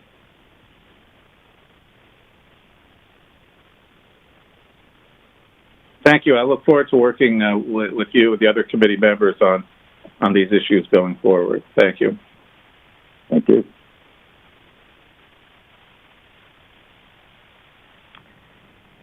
Thank you again, Bob and Commissioner Berkovitz. I'm just going to do one final sweep to see if there are any further questions, and then we will move to our next session here. Okay. Since there are no further questions or comments on the Climate-Related Market Risk Subcommittee report, thank you again, Bob, for your report. We will move on to the report of the Market Structure Subcommittee. Lisa Shemy and Stephen Berger are the co-chairs. Lisa and Stephen, I will give you the floor. Thank you, Nadia. This is Stephen Berger here. For the group's reference, we will be presenting two reports and sets of recommendations on behalf of the Market Structure Subcommittee. The first report and recommendations will relate to changes to the made available to trade process. And the second, which I will be presenting in the second, relates to the swap to their landscape, which Lisa Shemy will be presenting. So I'll start with the report and recommendations regarding the made available to trade process. We'll then have an opportunity for discussion and then a vote on that report before then moving to the swap to their landscape report, where we'll follow the same sequence. So turning to the report and recommendations on the made available to trade process. So many of you may be familiar with this already, but for background, the scope of the trade execution requirement in the swaps market, which is the obligation to trade certain cleared swaps on swap execution facilities or designated contract markets, I'll refer to both collectively going forward as CEFs, is currently set through what's called the made available to trade or MAT process. Under current Commission rules, CEFs themselves and alone are provided with authority to make those MAT determinations and by extension determine the scope of swaps that are subject to the trade execution requirement.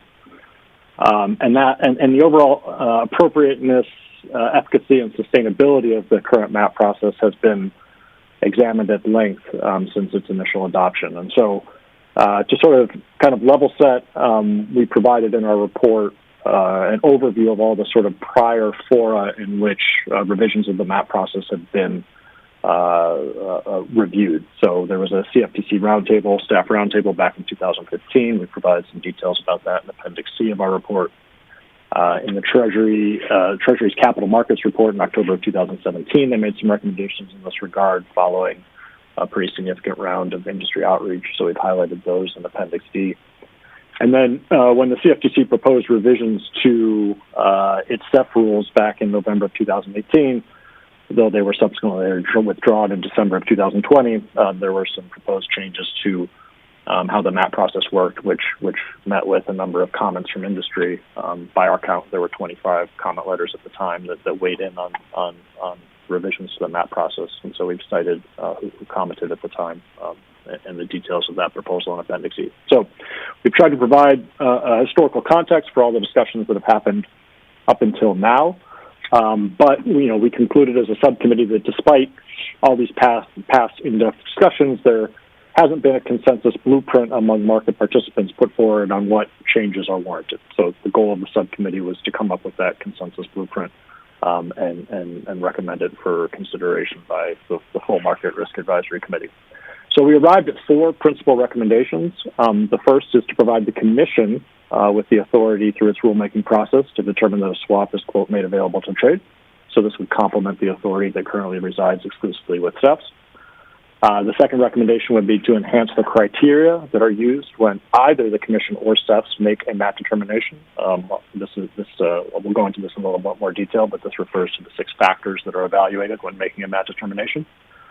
The third recommendation is to modify the length of time between when a MAT determination is made and when the trade execution requirement becomes effective. And the fourth recommendation is to create additional avenues for certain existing MAT swaps to no longer be subject to the trade execution requirement.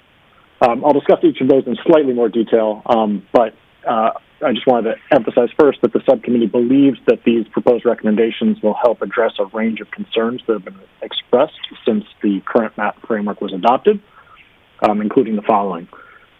First, we're aware that there haven't been any new MAT determinations made since late 2013. So that's, 7.5 years where we haven't seen any new MAT determinations made. I think market participants were comfortable with the scope of the initial MAT determinations that were made and became effective in early 2014, but it does beg a question why we haven't seen any changes to the overall scope of the trade execution requirement in the intervening 7.5 years. Another concern that we think these recommendations will address is that there's concerns that a potential conflict of interest may exist when SEFs have the sole authority to determine the scope of the trade execution requirement, given that they are then the venues where those products have to be executed.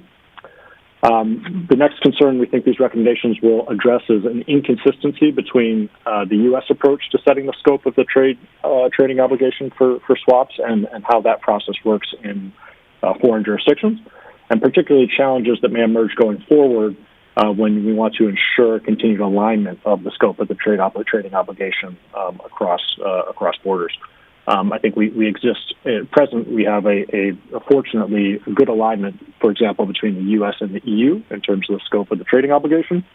But it's unclear to us how that would be maintained going forward when in the EU the authority to set the scope of the trading obligation resides with the regulatory authority, and in the U.S. it does not. And lastly, a concern that we think this will help address is making sure that there's a seamless and straightforward process to update the scope of the existing MAT determinations, which I think we all realize will, at some point in the coming years, become out of date as trading in LIBOR swaps diminishes or ceases, and trading in swaps referencing SOFR and other new risk-free rates emerges. So right now, the current MAT determinations all reference LIBOR swaps. So there will need to be a process for updating them going forward. So those are the concerns we believe these recommendations will address. I'll quickly, I think I've provided a preview already, but again, the first recommendation is to provide the Commission with the authority to determine that a swap is made available to trade. And we think, having a Commission-initiated process alongside the current SEF-initiated process is warranted. And we note that Commission process will consider the same factors that are outlined in current Commission rules for SEFs to consider, though we are obviously proposing modifying those, and would also allow for a standard public notice and comment period. And we think this would more logically parallel the process that already exists at the Commission level for setting the scope of the clearing obligation. So there would be a more equivalent process between how the clearing obligation is set and how the trading obligation is set. The second recommendation, as I noted, was to enhance the MAT criteria. So right now there's a 6-factor test. We've provided details of those factors, I think, in Appendix A. So we've proposed some specific revisions here, including changing the standard to say that the 6 criteria must be considered as opposed to shall be considered, clarifying that all of the factors should be reviewed as opposed to just one or fewer than all 6. We proposed adding a factor that at least 2 SEFs list a given swap before it can be made subject to the trade execution requirement, and that a minimum amount of trading history, such as 90 days, be required before a swap can be subject to a MAT determination. So that's our second recommendation, to enhance the MAT criteria. The third is to change the effective date of when the trade execution requirement is triggered following a MAT determination. It currently sits at 30 days. We propose that be changed to 90 days. And finally, we propose that there be a revision of when and how swaps can be removed from the trade execution requirement, which has been referred to as dematted. Right now, the only process under the existing rules is that if a swap is no longer listed on any CEF, then it'll be removed from the scope of swaps that are subject to the trade execution requirement. We think there should be a more symmetric process where, following the six-factor test, for example, a swap, if it no longer meets the factors that were initially met when it was made subject to a MAT determination, that it could be effectively dematted or have that MAT determination removed. So those are the four core recommendations. The subcommittee did consider some other areas for future consideration, though I did not go so far as to make a recommendation. So those are highlighted in the report as well. There was discussion about whether an industry advisory body would be a useful addition to advise on what the correct scope of the trade execution requirement should be. There's ongoing discussions about how to ensure that MAT determinations are appropriately tailored in their application between outright transactions versus package transactions. And there's been some discussions about under what circumstances it may be appropriate to have a suspension of the trade execution requirement, be that due to technical outages at certain CEFs or other market events. So those are areas that are identified as worthy of further consideration, but where an affirmative recommendation was not proposed by the subcommittee.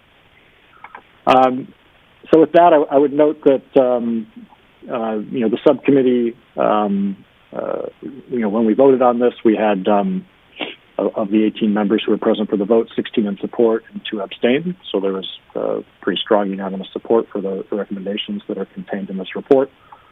And so with that, I'll conclude my presentation of the report, and moving to the more official procedural aspect of this, I will say that by direction of the Market Structure Subcommittee, I move that the subcommittee's report containing recommendations regarding the made available to trade process adopted by the Mrac and submitted to the Commission for consideration.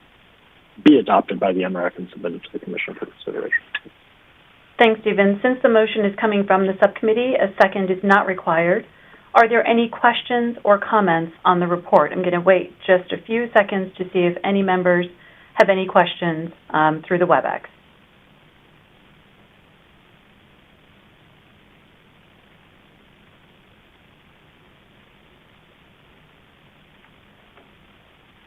We do have a few member questions. Marnie Rosenberg from JP Morgan. Let me turn it over to you.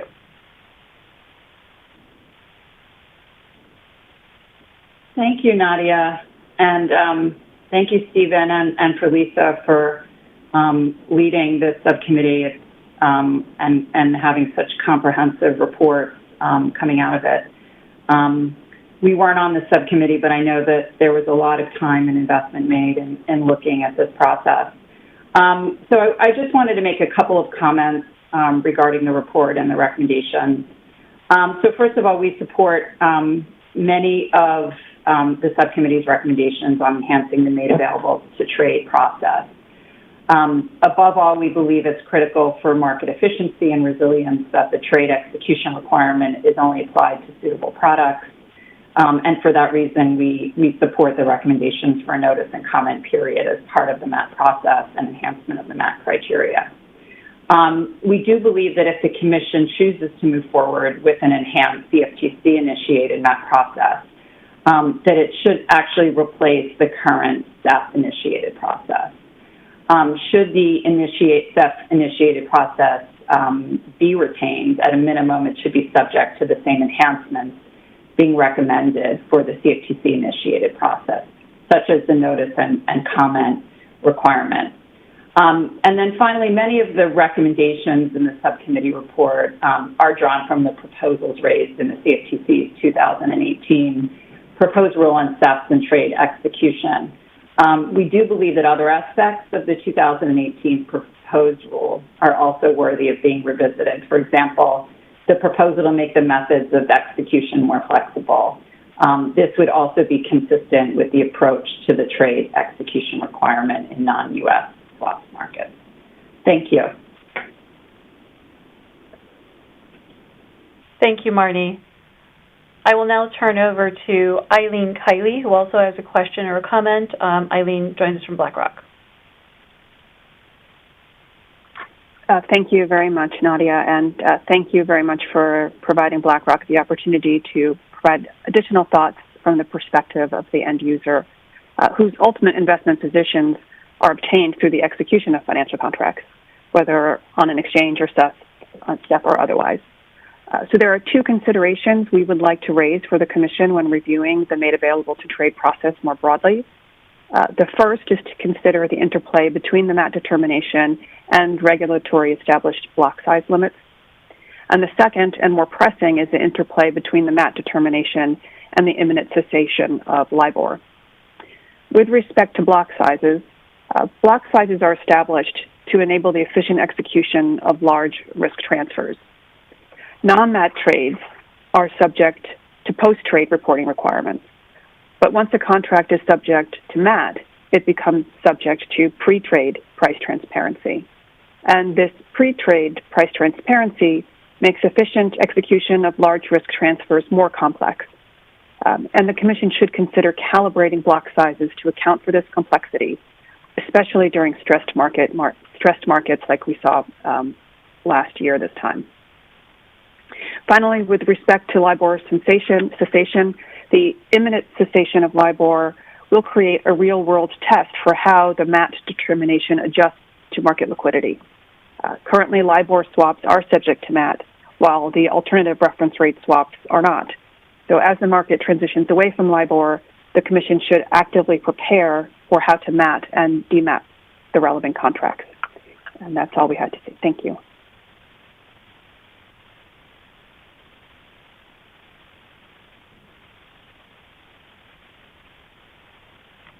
Thank you, Eileen. Just going through here one more time to see if there are any further questions or comments on the report. Very well. We'll now take a vote on the motion that the Mrac adopt the subcommittee's report containing recommendations regarding the made available to trade process and submit the report to the Commission for consideration. As a point of order, a simple majority is necessary for the motion to pass. I'm going to now turn it over to Alicia to conduct a roll call vote. Alicia?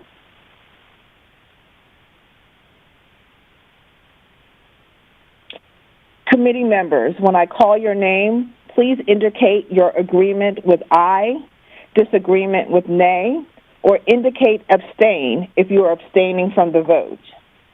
Please remember to unmute your audio to indicate your vote and to mute your audio once you have finished voting.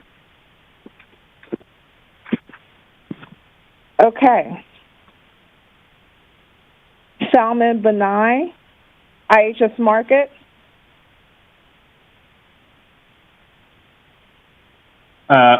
Abstain. Salman Benai abstains. Stephen Berger, Citadel. Aye. Stephen Berger votes aye. Richard Berner? Aye. Richard Berner votes aye. Lee Betzel? I also vote aye, Alicia. Lee Betzel votes aye. Peter Borish, Quad Group?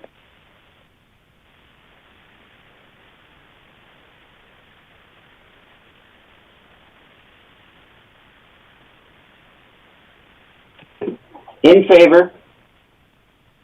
Peter Borish votes aye. Biz Chatterjee? This is Biz. I vote aye. Biz Chatterjee votes aye. Alicia Crichton? Aye. Alicia Crichton votes aye. Chris Dickens, HSBC? Aye. Chris Dickens votes aye. Shelley Goodwin, BP? Aye. Thanks, Alicia. Shelley Goodwin votes aye. Matthias Graulich? Eurex Clearing? Aye. Matthias Graulich votes aye. Graham Harper, FIA Principal Traders Group? Aye. Graham Harper votes aye. Lindsay Hopkins, Minneapolis Grain Exchange? Aye. Lindsay Hopkins votes aye. Frank Hayden, Calpine Corporation?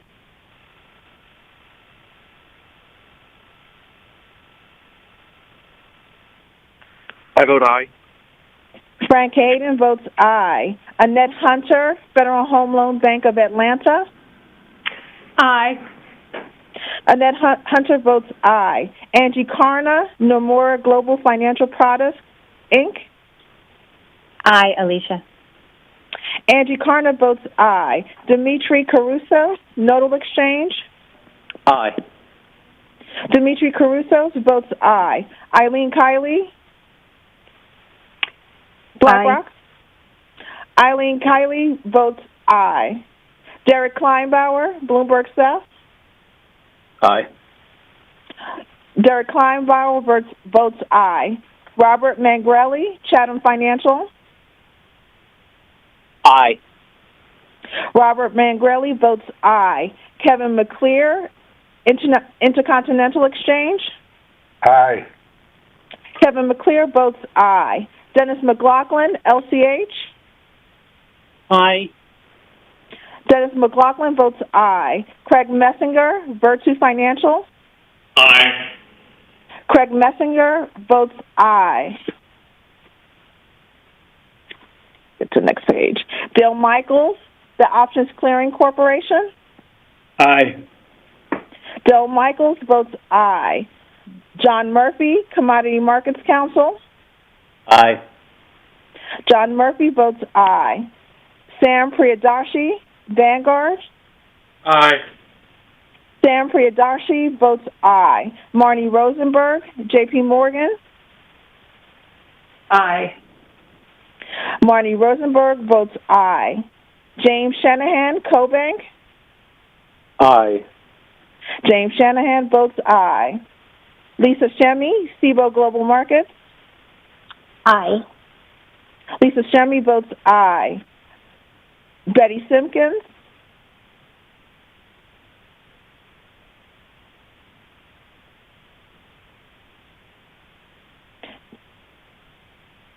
Betty, you have to take yourself off mute. Use the microphone icon.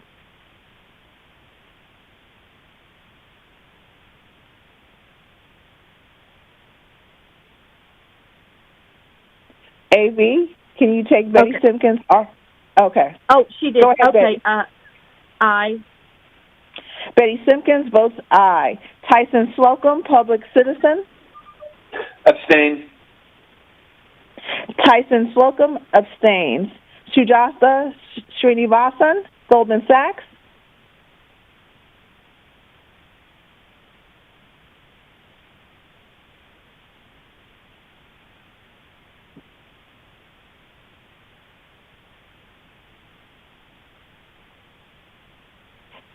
Sujatha Srinivasan, Goldman Sachs. Aye. Sujatha Srinivasan votes aye. Marcus Stanley, Americans for Financial Reform. Abstain. Marcus Stanley abstains. Robert Steigerwald, Scott Zucker, TradeWeb. Aye. Scott Zucker votes aye. Give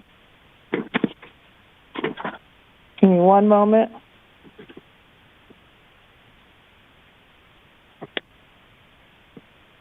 Madam Chair, you have 30 yes votes, 0 no votes, and 3 abstentions. Thank you, Alicia. The ayes have it, and the motion carries. The Market Structure Subcommittee's report containing recommendations regarding the made available to trade process has been adopted by the Mrac and will be submitted to the Commission for consideration. Thank you, everyone. I'm now going to turn it over to Lisa to present her report on the swap dealer landscape. Lisa? Thank you so much, Nadia. My name is Lisa Shemy, and I currently serve as Associate General Counsel with SIBO Global Markets and as Chief Legal Officer of each of SIBO FX's trading venues, SIBO FX Markets and SIBO SEF. I wanted to start by thanking again Acting Chairman Benham for giving me the opportunity to serve as co-chair of the Market Structure Subcommittee of the Mrac together with my colleague Stephen Berger. It's been an exciting and intense exercise involving interesting dialogue with the diverse membership of the Market Structure Subcommittee to work towards a common goal. I also wanted to commend the Commission as a whole for seeking to work so closely with its constituents to explore issues of market risk for the benefit of the entire market. We are very grateful to be involved in these important discussions. And of course, thank you very much to Alicia Lewis and Nadia Zakir for all of your guidance and support through this process. Just as a quick reminder, at the last in-person meeting of the Mrac that was held in December 2019, that feels like it was a million years ago, Stephen and I presented a list of possible topics for the Market Structure Subcommittee to consider as suggested by our membership. Those topics span several major themes in the swaps market involving trading, regulatory reporting, clearing, cross-border issues, margin, and even the treatment of foreign exchange. In the past few months, the subcommittee settled on addressing the MAP process and the swap dealer landscape, as each topic represented key issues for the majority of our member firms, and even more importantly, topics where we felt we could agree on impactful recommendations. Obviously, Stephen has presented the now approved report on the MAP process, and I'm going to turn now to our report on the swap dealer landscape and the subcommittee's recommendations. The objective of the work on this side of the equation of the subcommittee was to consider ways to seek to encourage liquidity and diversity among liquidity providers trading on swap execution facilities and designated contract markets, without undermining the goal of swap dealer regulation. We didn't consider this objective to be novel or unexpected. Rather, we sought to continue the many discussions within the industry on tackling this issue, and we hope to reignite and accelerate those discussions towards proposed solutions. To start with the punchline, the Market Structure Subcommittee's report recommends that the Commission exempt swaps that are exchange-traded, meaning traded on a CEF or a DCM, and that are centrally cleared from the swap dealer registration threshold calculation. And further, that the Commission explore additional potential modifications to the swap dealer regime to encourage additional liquidity without undermining the objectives, its objectives, or increasing systemic risk. In order to pursue this discussion, the subcommittee reviewed the original goals of swap market reform with a view towards pulling them apart to examine ways in which the Commission might seek to expand liquidity in the swaps markets while ensuring that those key elements of swaps reform were fulfilled. We started by setting forth an extremely brief recap of the goals and key elements of swap market reform in our report, recognizing that the primary objective of that reform was to address the risks that the previously unregulated swaps market posed to the financial system following the crisis. In response to the role the swap markets played in the crisis itself, the various financial regulatory agencies proposed two complementary regulatory regimes. The first was a central clearing and central trading regime, recognizing that the futures markets functioned well during the financial crisis and that certain parts of the swap markets had become sufficiently standardized to be supported by a centrally traded and cleared market infrastructure. Congress called for those swaps that were sufficiently standardized to be centrally cleared and those suitable for central trading to be traded on a CEF or DCM. The second regime sought to address bespoke and other swaps that were not suitable for central clearing and trading in order to regulate what remained. And those bespoke and other swaps were to remain in the OTC market under a specific regime designed to address the risk to the marketplace by regulating the large dealers and intermediaries, namely swap dealers.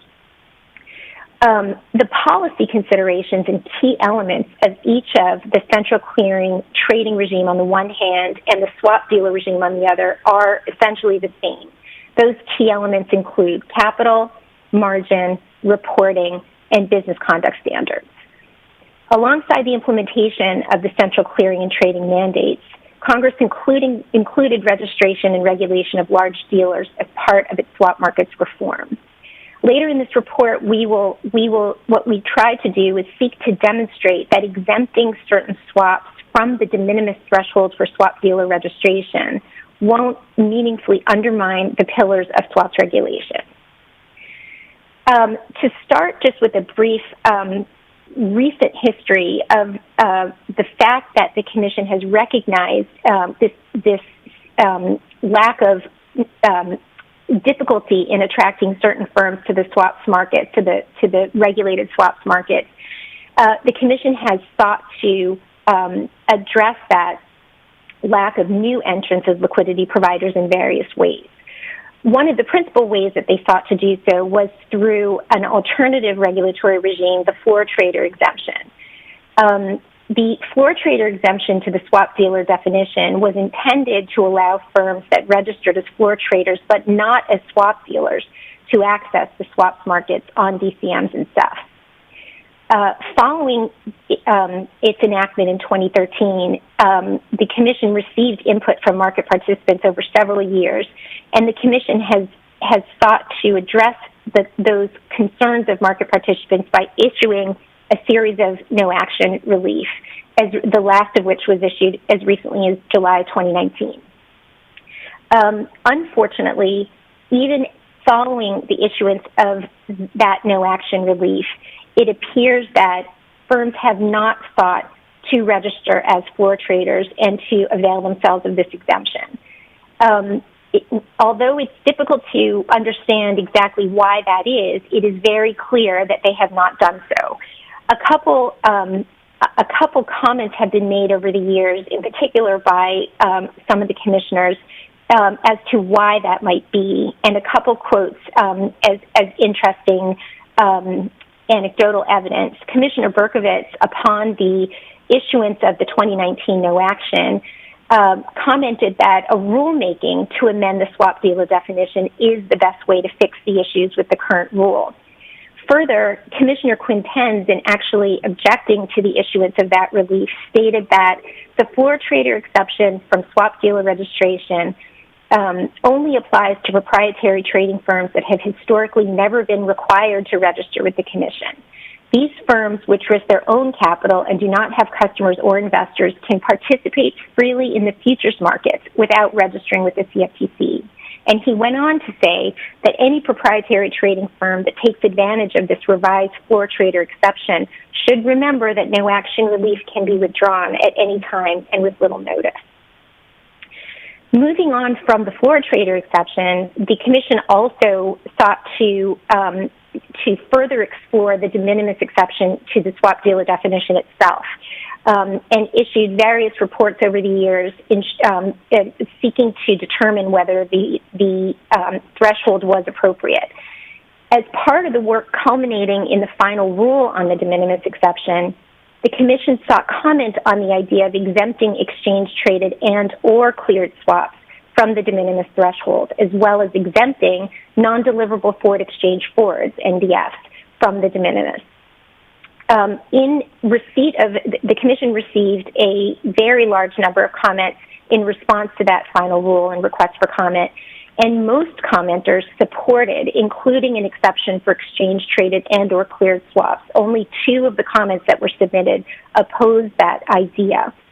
Further, most commenters generally supported including an exemption for NDF, and only 1 commenter was opposed. So in light of the general support by the industry, the Market Structure Subcommittee thought it made sense to try to pull those threads and see if we could come back to the ideas that the Commission had already explored. And the Commission did go on to say that it may actually consider exempting exchange-traded and or cleared swaps in response to those comments. Through the efforts that, recognizing that the Commission left open the issue of whether to further pursue the idea of exempting certain swaps from the de minimis threshold, we thought it made sense to try to revisit this in order to seek to enhance liquidity on the swap markets. And we hope that these recommendations may allow the Commission to refocus on these ideas with additional support from the diverse membership of the Market Structure Subcommittee.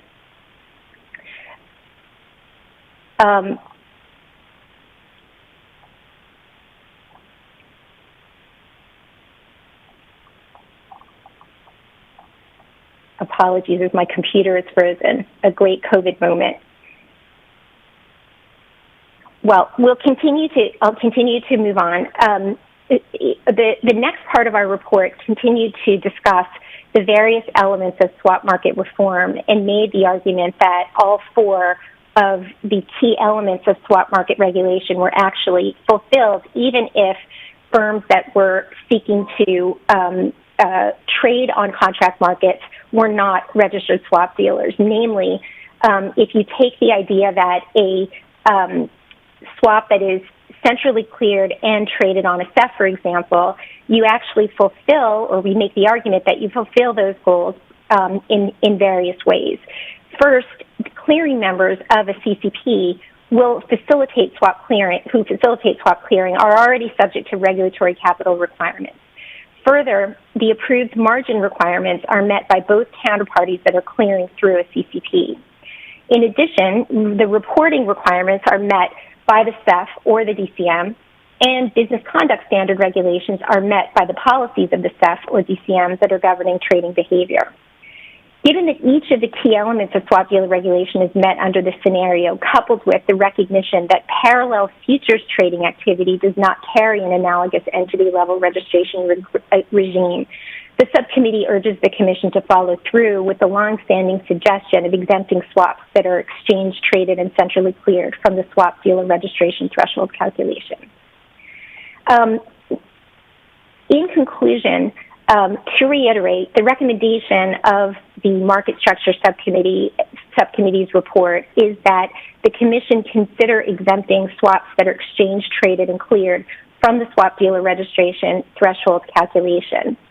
Further, the subcommittee also recommends that the Commission consider other solutions to seek to increase liquidity, such as exempting swaps that are exchange-traded but not centrally cleared from the swap dealer registration, such as swaps that are traded through prime brokers who themselves are registered swap dealers, such as in the FX market with the typical regime, or pursuing additional fact-finding to better understand the reasons why certain firms are reluctant to pursue registration as floor traders, notwithstanding the no-action relief that was helpfully issued over the years. The Market Structure Subcommittee overwhelmingly supported the recommendations set forth in this report through the vote held on February 10th. Of the 18 voting members present, 2 members abstained and only 1 member voted against the recommendations. We do believe that this support reflects the reasoned discussions and diligent work conducted by the subcommittee over several months, and are proud to have reached this near consensus on these ideas. With that, I will go on to the procedural part of the discussion and state that by direction of the Market Structure Subcommittee, I move that the subcommittee's report containing recommendations regarding the swap dealer landscape be adopted by the Mrac and submitted to the Commission for consideration. Thank you. Over to you, Nadia. Thank you. Thank you, Lisa. Since the motion is coming from the subcommittee, a second is not required. Are there any questions or comments from the Mrac members on the report?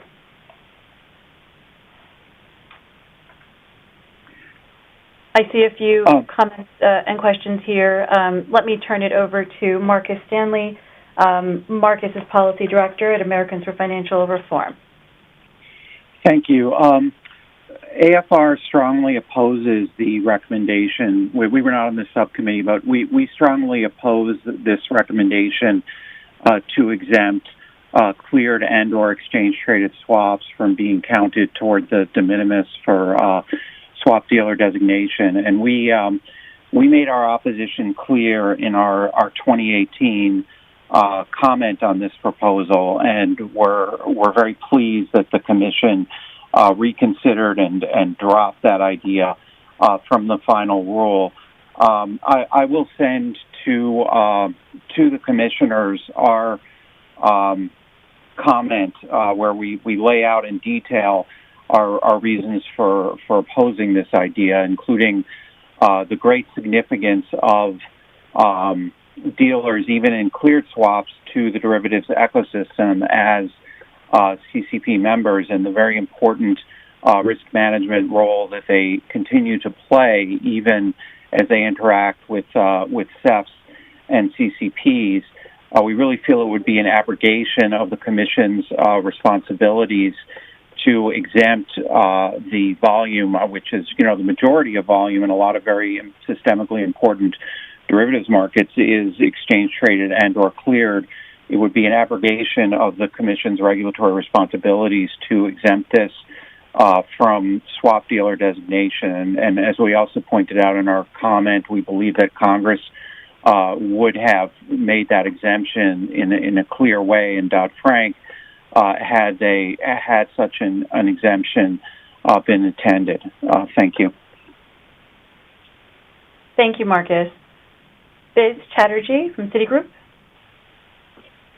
Thank you, Nadia. At the onset, we would like to thank, Acting Chair Benham and our sponsor for, including us in the Market Structure Subcommittee. Thank you to Stephen and Lisa for their excellent work. At the onset, from Citigroup's side, we definitely support the Commission's efforts and the past, work it has done in its effort to increase market liquidity, at the same time, balancing the risk concerns that exist in the marketplace. When we look at the subcommittee's report, we at a high level support the concept that, there could be various cases in which various aspects of swap dealer registration and the risk mitigation concepts there are satisfied by some aspects of, exchange traded plus cleared swaps.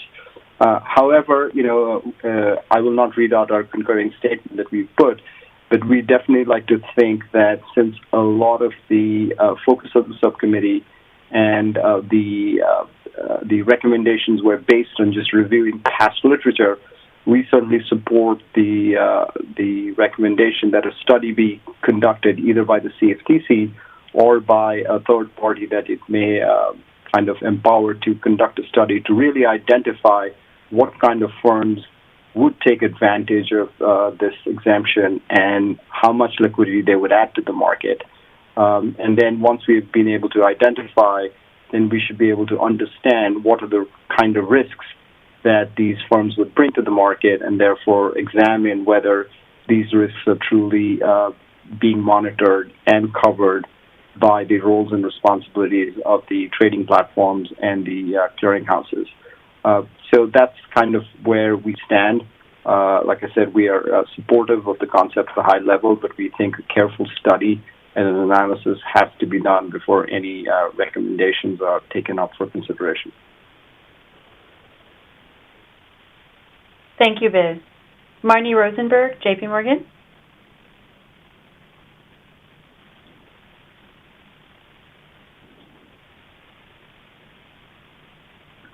Thank you, Nadia. I'm getting good at all these buttons. Okay. So I wanted to just say that J.P. Morgan supports the underlying intent of the subcommittee's recommendations on swap dealer registration, including the goal of enhancing liquidity on CEFs.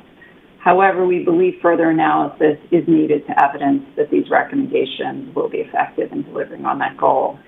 In particular, further evidence is required to support the report's central assertion that these recommendations would increase liquidity and diversity among liquidity providers on CEFs. Further analysis is also required, we believe, on the implications of removing a portion of the CFTC's regulatory framework for swaps, including entity-level oversight for certain market participants.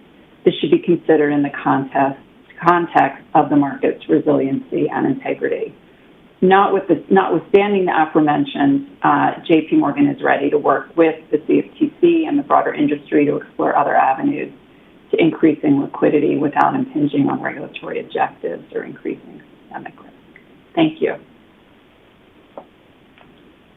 Thank you, Marnie.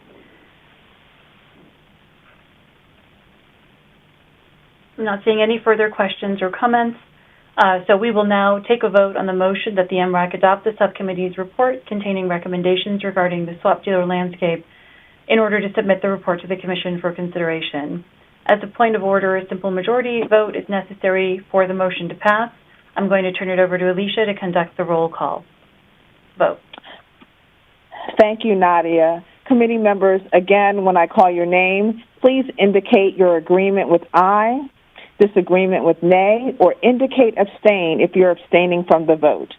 Please remember to unmute your audio to indicate your vote and to mute your audio once you are finished voting. Okay, Salman Benai, IHS Market. Abstain. Salman Benai, abstain. Stephen Berger, Citadel. Aye. Stephen Berger votes aye. Richard Berner.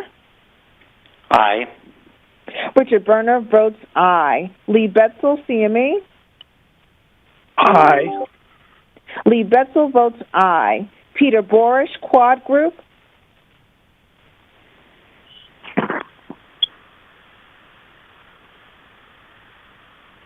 Peter Borish, Quad Group.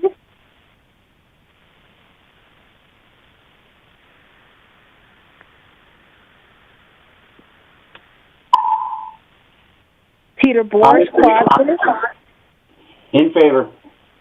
Okay, thank you. Peter Borish votes aye. Biz Chatterjee, Citigroup.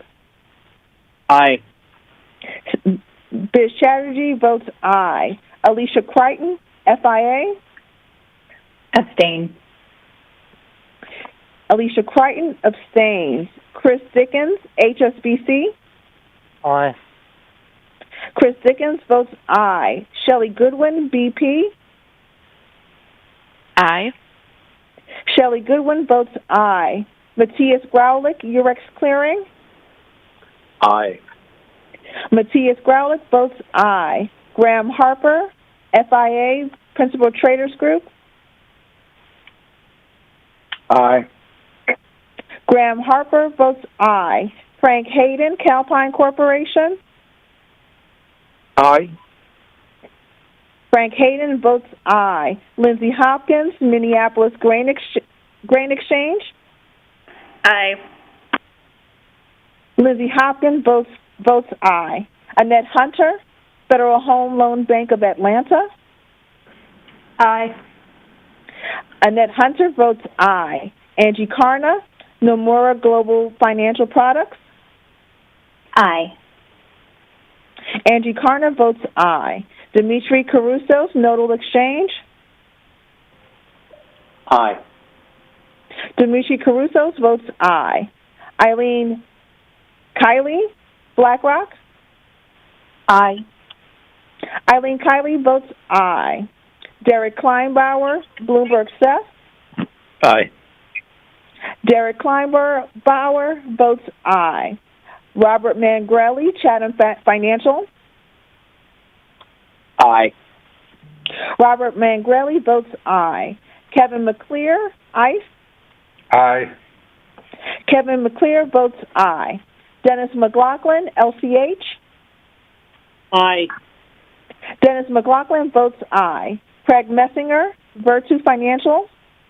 Aye, Alicia. Craig Messenger votes aye. Dale Michaels, the Options Clearing Corporation. Aye. Dale Michaels votes aye. John Murphy, Commodity Markets Council. Aye. John Murphy votes aye. Sam Priyadashi, Vanguard. Aye. Sam Priyadashi votes aye. Marnie Rosenberg, J.P. Morgan. Nay. Marnie Rosenberg votes nay. Jim Shanahan, CoBank.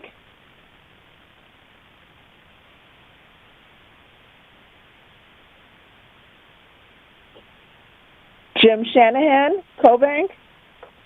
Aye. Jim Shanahan votes aye. Lisa Shemy, SIBO Global Markets. Aye. Lisa Shemy votes aye. Betty Simpkins, Aye. Betty Simpkins votes aye. Tyson Slocum, Public Citizen. Nay. Tyson Slocum votes nay. Sujatha Srinivasan, Goldman Sachs. Nay. Sujatha Srinivasan votes nay. Marcus Stanley, Americans for Financial Reform. Nay. Marcus Stanley votes nay. Scott Zucker, TradeWeb. Aye. Scott Zucker votes aye.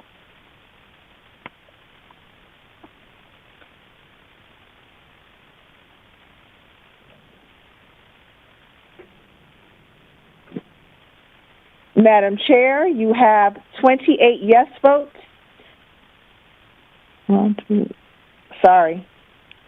second. 1, 2, 3, 4. Excuse me, Madam Chair, you have 27 yes votes, 4 no votes, and 2 abstentions. Thank you, Alicia. The ayes have it and the motion carries. The Market Structure Subcommittee's report containing recommendations regarding the swap dealer landscape have been adopted by the Mrac and will be submitted to the Commission for consideration. Lisa and Stephen, thank you again for your leadership of this subcommittee. We understand that with the presentation of these reports, this concludes the immediate work of the Market Structure Subcommittee. Many thanks for your leadership and hard work, and many thanks to the subcommittee members for their commitment and engagement. We will now move on to the report of the CCP Risk and Governance Subcommittee. Alicia Crichton and Lee Betzel are the co-chairs. Lee, I will turn it over to you. Thank you, Nadia. Just checking that you can hear and see me okay? That is correct. Thank you. Okay. Good morning, everyone. I'd like to thank the Commission and particularly Acting Chairman Benham and his staff for convening the Market Risk Advisory Committee today. I've been impressed by the work of each of the Amrax subcommittees heard so far today, and I look forward to the discussion on diversity, equity, and inclusion in the derivatives industry following our report.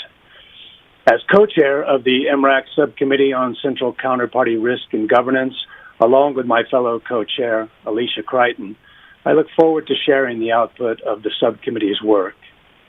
Before I do, I'd like to thank all the participants on the subcommittee for the significant time and effort that went into finalizing these reports. These reports have been produced and have been the product of fulsome and engaging conversations by all involved.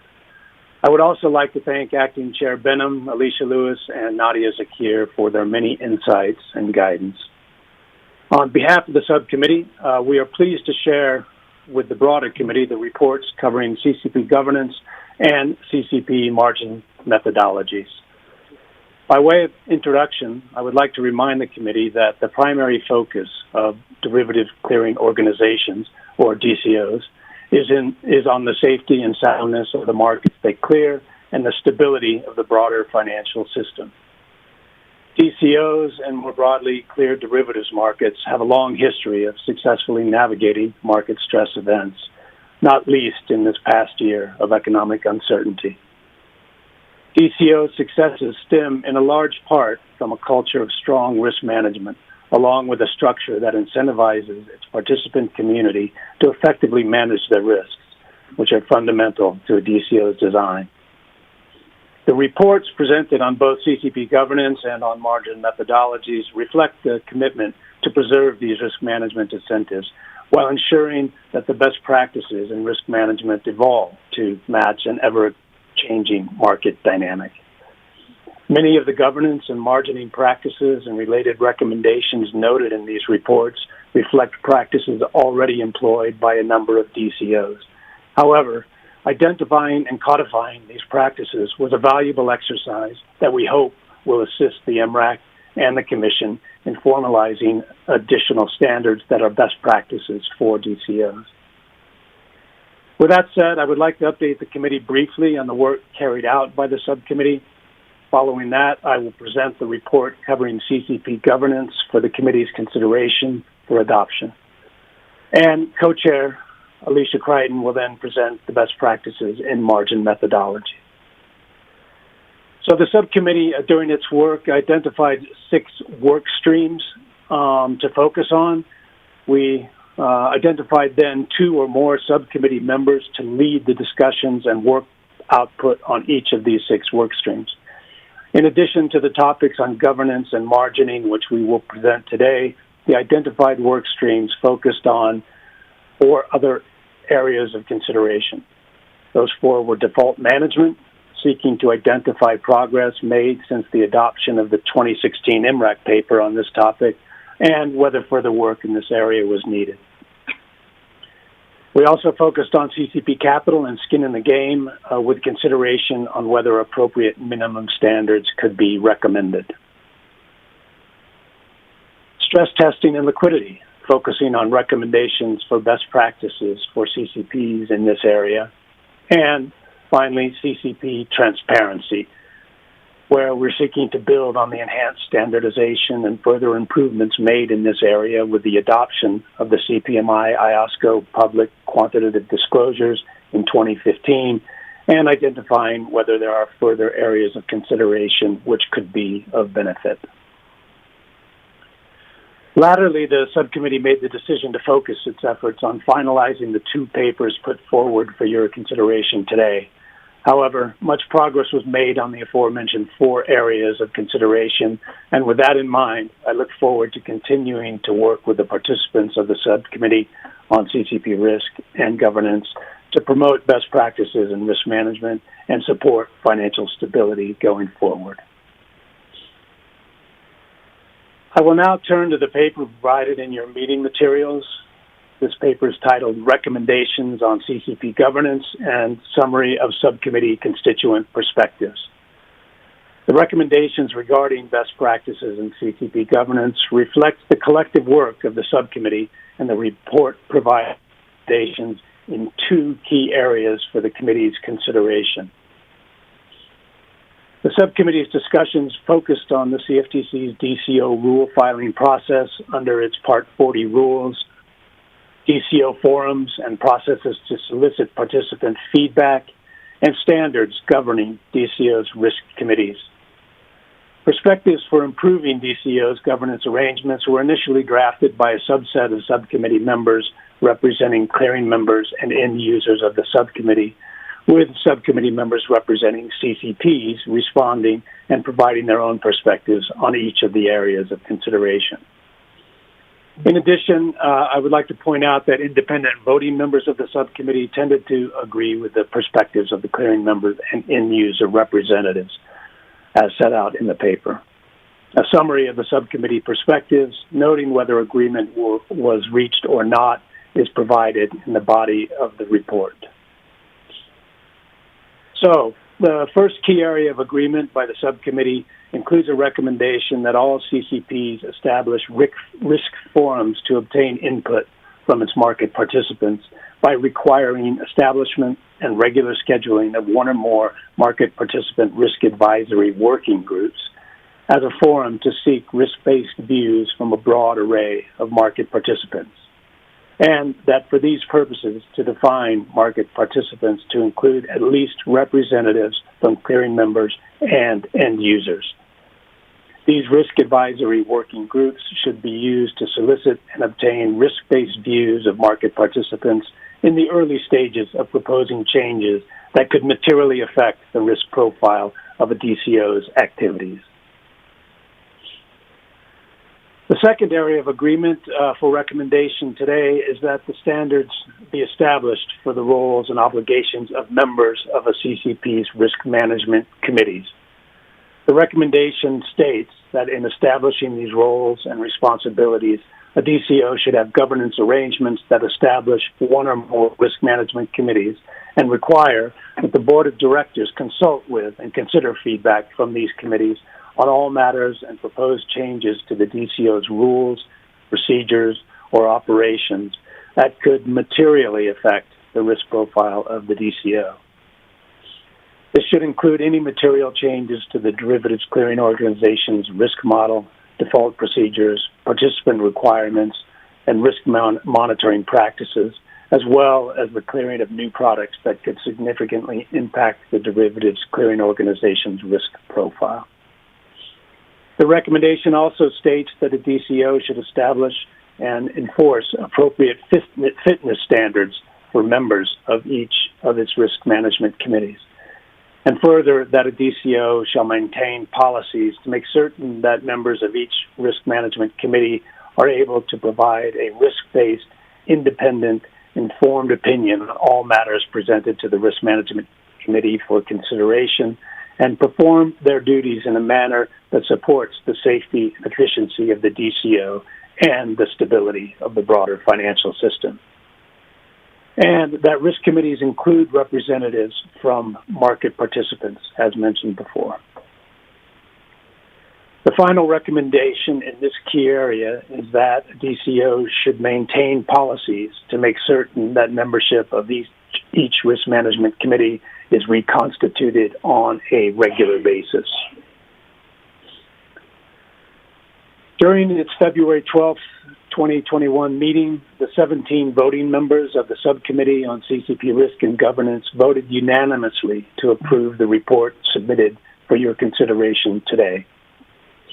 And so, Nadia, with that, by direction of the CCP Risk and Governance Subcommittee, I move that the Subcommittee's report containing recommendations regarding CCP governance be adopted by the Mrac and submitted to the Commission for consideration. Thank you, Nadia. Thank you. Thank you, Lee. Since the motion is coming from the subcommittee, a second is not required.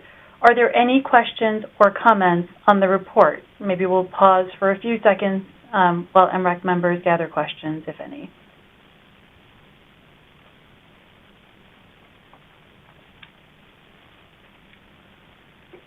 I see there's a question from Sam Priyadarshi from Vanguard. Sam, you have the floor. Thank you, Nadia, the Commission, Alicia, and the CCP Risk and Governance Subcommittee. Vanguard sees compelling opportunities to enhance the resiliency of CCPs and to better prepare for their recovery and resolution, especially as non-defaulting market participants are required to backstop CCP failures. It is imperative for market participants to have an effective voice in CCP governance and a clear window into CCP risks. The global CCP rule set must be enhanced to strengthen the incentives for CCPs to offer products that they can effectively risk manage, as the downside of a CCP's failure is presently disproportionately borne by non-defaulting market participants, including potentially Vanguard mutual funds and ETFs. Vanguard supports the recommendations in the papers as being directionally appropriate improvements to existing practices. The recommendations should be further expanded through committed efforts on matters highlighted in the papers which did not receive CCP support. For example, margin anti-procyclicality measures should be further considered to mitigate risks so clearly demonstrated in 2020. Likewise, additional work is required to ensure that market participants have notice of and the opportunity to comment on matters that materially impact the risk profile of a CCP. We also recommend that the work of the subcommittee continue to develop actionable recommendations in the areas of CCP transparency, incentives, stress testing and liquidity, and default management. Vanguard is committed to productively engage in this meaningful effort to enhance the overall functional resiliency of CCPs and thereby mitigate the potential systemic risk presented by this now critical market infrastructure. Thank you for the time for my comments. Thank you, Sam. Marcus Stanley, AFR. Thank you, Alicia. AFR is voting for both of these reports because we agree with the direction of the recommendations that were made, and we appreciate the hard work performed by the committee to reach these recommendations. However, like Vanguard, I would associate myself actually with the comments made by the gentleman from Vanguard just before me. We also feel that considerable additional work by regulators and market actors will be necessary to fully ensure that there are adequate waterfall resources at derivative CCPs, that pro-cyclical volatility in margin demands is minimized, and that useful transparency is maximized. In our view, key areas for further progress would include regulatory reevaluation of minimum margin requirements and the data and methodologies on which they are based, and this reevaluation may support a more prescriptive approach than is called for in the margin report approved today. We would support a formal comment period ahead of new CCP rule filings, allowing for consultation with clearing members, customers, and the public. We would support increased transparency for CCP risk management, particularly margin methodologies. Finally, given the need to fully align incentives between DCOs and their members, as well as the increased systemic importance of DCOs given the legal requirement to use their services, AFR supports a requirement for DCO capital contributions to the default waterfall. While the subcommittee could not reach consensus on this issue, we hope that the Commission will consider it. The failure of a major DCO or even excessive margin volatility during a crisis could by itself lead to a disastrous financial crisis. The Commission should not rest in its work to prevent this from happening. Thank you.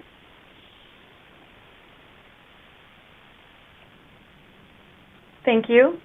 I'm now going to turn to Dick Berner, NYU Stern School of Business. Thank you.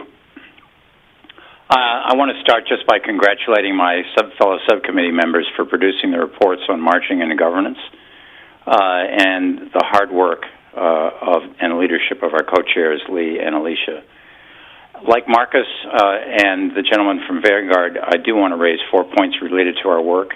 Again, I want to stress the need for regulators periodically to reevaluate minimum margin regulatory requirements and measures to reduce procyclicality in CCPs and markets. Second, we've made progress on governance, but I think that the Commission, as Marcus said, should consider requiring a formal consultation period between CCPs and their clearing members ahead of a rule filing. Third, and as Lee Betzel mentioned, these two work streams are only really part of our remit. We need to complete the work on capital, stress testing, liquidity, default management, and transparency. And along the way, I think we want to encourage CCPs to be open to greater transparency on risk management, including margin methodology, and on stress testing and liquidity frameworks. This will only benefit the market. And fourth, several global issues will require our attention, including resolution and recovery regimes. The Commission collaborates with global counterparts on these and other issues, and I think the world looks to the United States to show leadership to achieve a level playing field with clear rules of the game. So I want to associate myself with Marcus's comments and those made earlier. Thank you. Thank you, Dick. We will now take a vote on the motion that the Mrac adopt the subcommittee's report containing recommendations on CCP governance and a summary of subcommittee constituent perspectives, and submit the report to the Commission for consideration. As a point of order, a simple majority vote is necessary for the motion to pass. I'm going to turn it over to Alicia again to conduct a roll call vote. Thank you, Nadia. Committee members, when I call your name, indicate your agreement with aye, disagreement with nay, or indicate abstain if you are abstaining from the vote. Please remember to unmute your audio to indicate your vote and to mute your audio once you have finished voting. Salman Benai, IHS Market. Aye. Salman Benai votes aye. Stephen Berger, Citadel. Aye. Stephen Berger votes aye. Richard Berner. Aye. Richard Berner votes aye. Lee Betzel, CME. Aye. Lee Betzel votes aye. Peter Borish, Quad Group. Aye. Peter Borish votes aye. Biz Chatterjee, Citigroup. Aye. Biz Chatterjee votes aye. Alicia Crichton, FIA. Aye. Alicia Crichton votes aye. Chris Dickens, HSBC.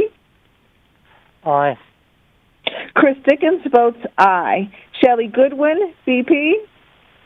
Abstain. Shelley Goodwin abstains. Matthias Graulich, Eurex Clearing. Aye.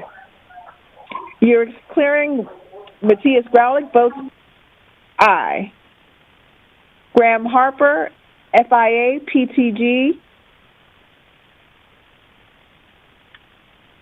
Aye. Graham Harper votes aye. Frank Hayden, Calpine. Aye. Frank Hayden votes aye. Lindsay Hopkins, Minneapolis Grain Exchange. Aye.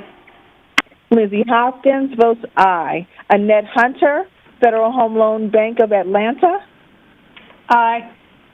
Annette Hunter votes aye. Angie Karna, Nomura Global Financial Products. Aye. Angie Karna votes aye. Dimitri Carusos, Nodal Exchange. Aye. Dimitri Carusos votes aye.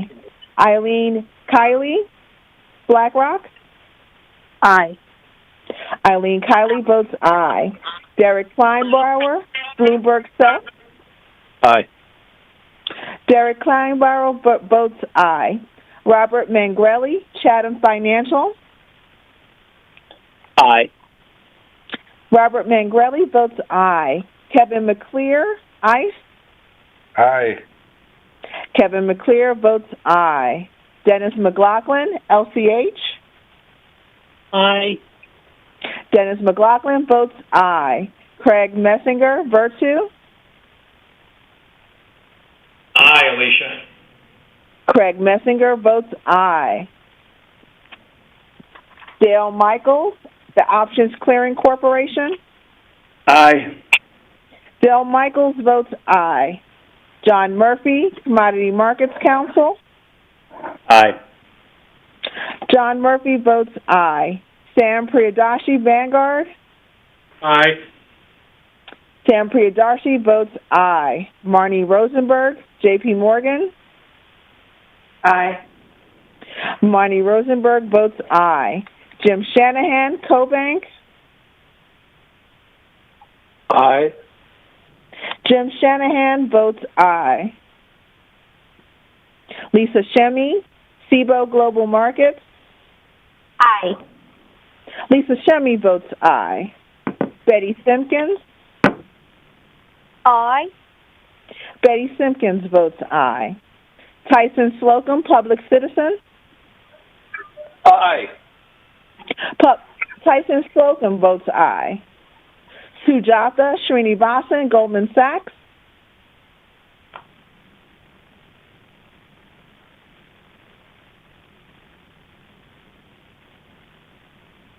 Sujatha Srinivasan, Goldman Sachs.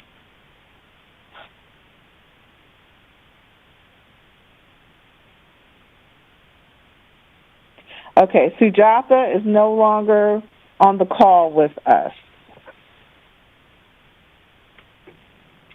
Marcus Stanley, Americans for Financial Reform.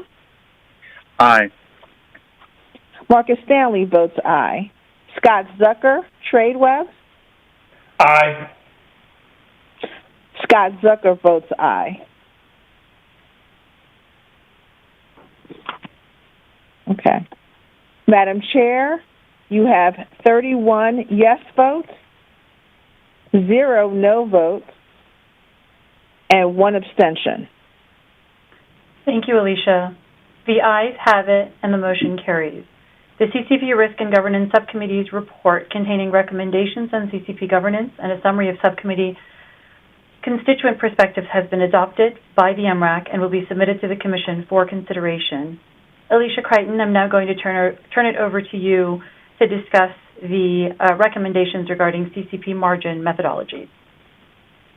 Great. Thanks, Nadia. And I apologize. My camera won't connect to the network, so apologies for that.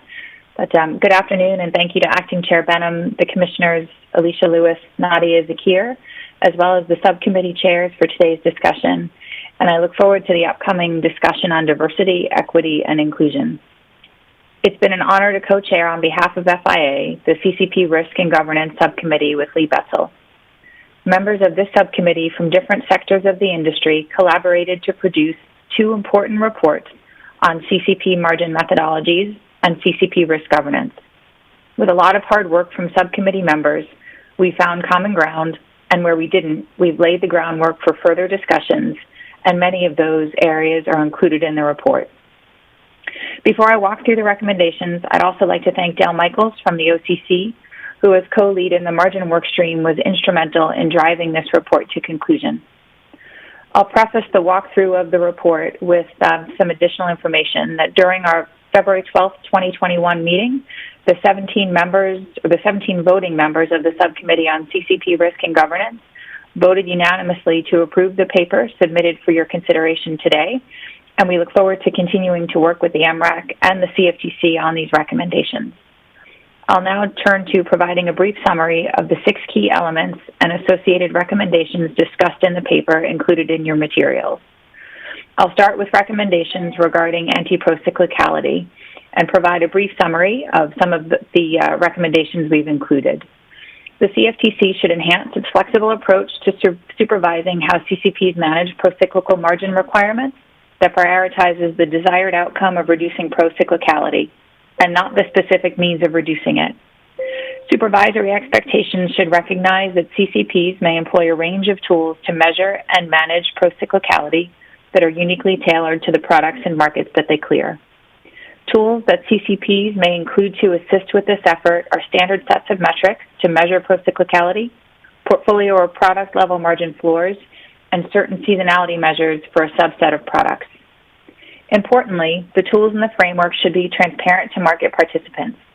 The subcommittee was not able to, even after much discussion, to reach full agreement on how that transparency can be achieved, and will continue to review and discuss this as part of the ongoing efforts for the transparency workstream. We've made recommendations regarding concentration and liquidity add-ons. CCPs should be allowed flexibility to apply margin add-ons that consider the impact of liquidity and portfolio concentration on expected closeouts. The application of liquidity and concentration add-ons by CCPs should be based on market depth and position exposures and may consider a number of factors which are detailed in the report. In this section, the subcommittee, again after much discussion, could not reach full agreement on including additional add-ons, and those areas that were discussed are also included in the report. We'll now turn to recommendations regarding intraday and ad hoc margin calls. We believe that the CFTC should promote the use of scheduled, predictable, event-driven, and routine intraday variation settlement cycles to prevent the accumulation of current exposures at CCPs as appropriate. In addition, CCPs should be allowed the discretion to manage intraday exposures with unscheduled, not predictable, event-driven intraday margin calls under a series of conditions which are also detailed in this report. Turning to margin period of risk, or MPOR, again, a more detailed list of recommendations are included in the report, but the few that I'll focus on for these comments are the MPOR should be commensurate with the CCP's default management framework.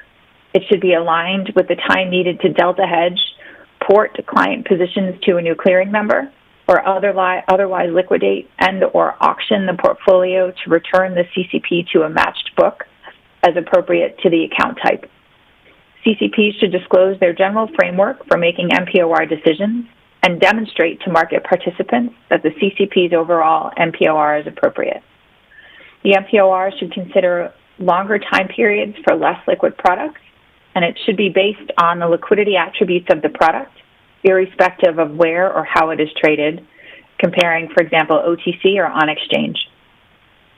The subcommittee discussed, but yet could not agree on setting MPOR at a 2-day minimum rather than the 1-day gross margin minimum, which is currently the standard maintained in the United States. Turning to our last 2 key elements of the discussion paper, I'll focus on pricing and then transparency. Our recommendations regarding pricing. CCP should have a robust framework for determining end-of-day settlement prices, and theoretical intraday pricing, which can incorporate a few principles, which I'll touch on. Broker quotes should be considered to reflect the current market for less liquid products. CCP should consider a modeled price if no information is available. CCP should consider modeling underlying cash flows of an instrument to determine settlements, and they should consider incorporating an incentive mechanism as necessary and appropriate for clearing members to submit quotes to determine pricing for OTC products. And last is recommendations regarding transparency. CCP margin methodologies should be sufficiently transparent to market participants so they can understand how models react to certain market conditions for liquidity planning and risk management purposes. The subcommittee will continue to discuss transparency as a work stream and hopes to issue a final work product during 2021. FIA is proud to present these reports to the Market Risk Advisory Committee and looks forward to working with policymakers and regulators to advance its recommendations to strengthen the safety and soundness of the cleared derivatives markets. I think now, per the protocol, by direction of the CCP Risk and Governance Subcommittee, I move that the subcommittee's report containing recommendations regarding CCP margin methodologies be adopted by the Mrac and submitted to the Commission for consideration. Nadia, I'll hand it over to you. Thank you, Alicia. Since the motion is coming from the subcommittee, a second is not required. Are there any questions or comments on the report? I see we have a question from Eileen Kiley-Blackrock. Eileen, you have the floor. Thank you very much. So I will make a brief comment here, and these comments address both the governance paper and the margin paper. And BlackRock's comments are made in our capacity as a fiduciary to our clients. Just as a reminder, in our role as an investment advisor, we do not ourselves take risk to CCPs, and we offer these comments to help enhance investor protections in clear derivatives markets. As is outlined in our concurring statement for both papers, we support the ideas put forward in the papers. They represent significant progress on the issues of governance and margin and are the result of a concerted effort from CCPs, clearing members, and end users to reach consensus. Importantly, and as was stated by my colleagues at Vanguard, we urge the CFTC and global regulators to pay careful attention to the areas of disagreement that were outlined. When markets cannot agree upon the right outcome, it is often incumbent upon the regulatory community to step in and communicate a solution. We are eager to continue to work on the additional and equally critical areas that need to be advanced. As has already been stated, work has started on 4 additional work streams: default management, stress testing, CCP capital and incentive alignment, and finally, transparency and disclosure. We look forward to the continued engagement of CCPs, clearing members, and users, as well as the independent members of the subcommittee who have been very valuable in the conversations. And importantly, the continued focus on CCP risk by the CFTC. Thank you very much. Thank you, Eileen. Marnie Rosenberg, J.P. Morgan.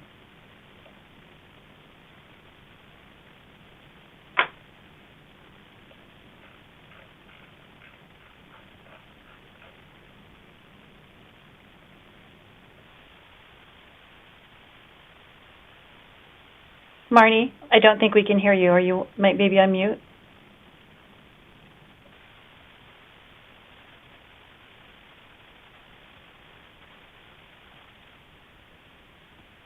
Marnie, unmute your question. Yeah. Yes, we can. Yep. Okay. Thank you. So first, just a big thank you to Acting Chairman Benham and Alicia Lewis for establishing the CFTC's CCP Risk and Governance Subcommittee last year and supporting the development of actionable recommendations to enhance CCP risk management and governance. And also thank you to Alicia Crichton and Lee Bethel for their leadership on this effort over the last year. CCP resilience, recovery, and resolution continues to be critically important to J.P. Morgan as it's a leading provider of clearing services to clients at over 60 CCPs across the globe. In addition, J.P. Morgan provides custodial and settlement bank services and is a liquidity provider to CCPs and their parent companies. Therefore, the views that I'm sharing with you today stem from this multifaceted and interconnected role that J.P. Morgan plays within the central clearing ecosystem. In 2019, JP Morgan, together with a group of buy-side and sell-side firms, including 4 other firms represented on the Mrac, published the white paper, A Path Forward for CCP Resilience, Recovery, and Resolution, which raises issues related to CCP risk and proposes for consideration by policymakers and regulators 20 recommendations to enhance CCP's resilience, recovery, and resolution. The paper was originally published in October 2019 and now has 20 signatories. We commend the work undertaken by the CCP Risk and Governance Subcommittee over the last year and see that the two papers prepared by the subcommittee with specific recommendations on CCP margin methodologies and risk governance as an important step forward as they seek to address several of the issues that we highlighted in the white paper that I just referenced. I wanted to share some specific comments, starting with the CCP margin methodologies paper. We support the 6 recommendations on margin methodologies. As highlighted by the COVID-related market stress we all witnessed almost 1 year ago today, it's important for the resilience of the financial system that margin frameworks address procyclicality and that margin levels start at adequate levels going into a period of high market volatility. It's also important that concentration and liquidity add-ons are adequate and that the margin period of risk assumption is aligned with the liquidity of the contract. We also support the overarching requirement for greater transparency around margin models to enhance their predictability and support market participants' liquidity planning and risk management. However, while these recommendations are a good starting point, we welcome further work on margin procyclicality and related disclosures by regulators. As stated in the subcommittee paper itself, subcommittee members representing FCMs, buy-side firms, independent voting members, and one CCP all thought procyclicality measures similar to those detailed in FIA's October 2020 paper, Revisiting Procyclicality, the Impact of the COVID Crisis on CCP Margin Requirements, should be included as recommendations.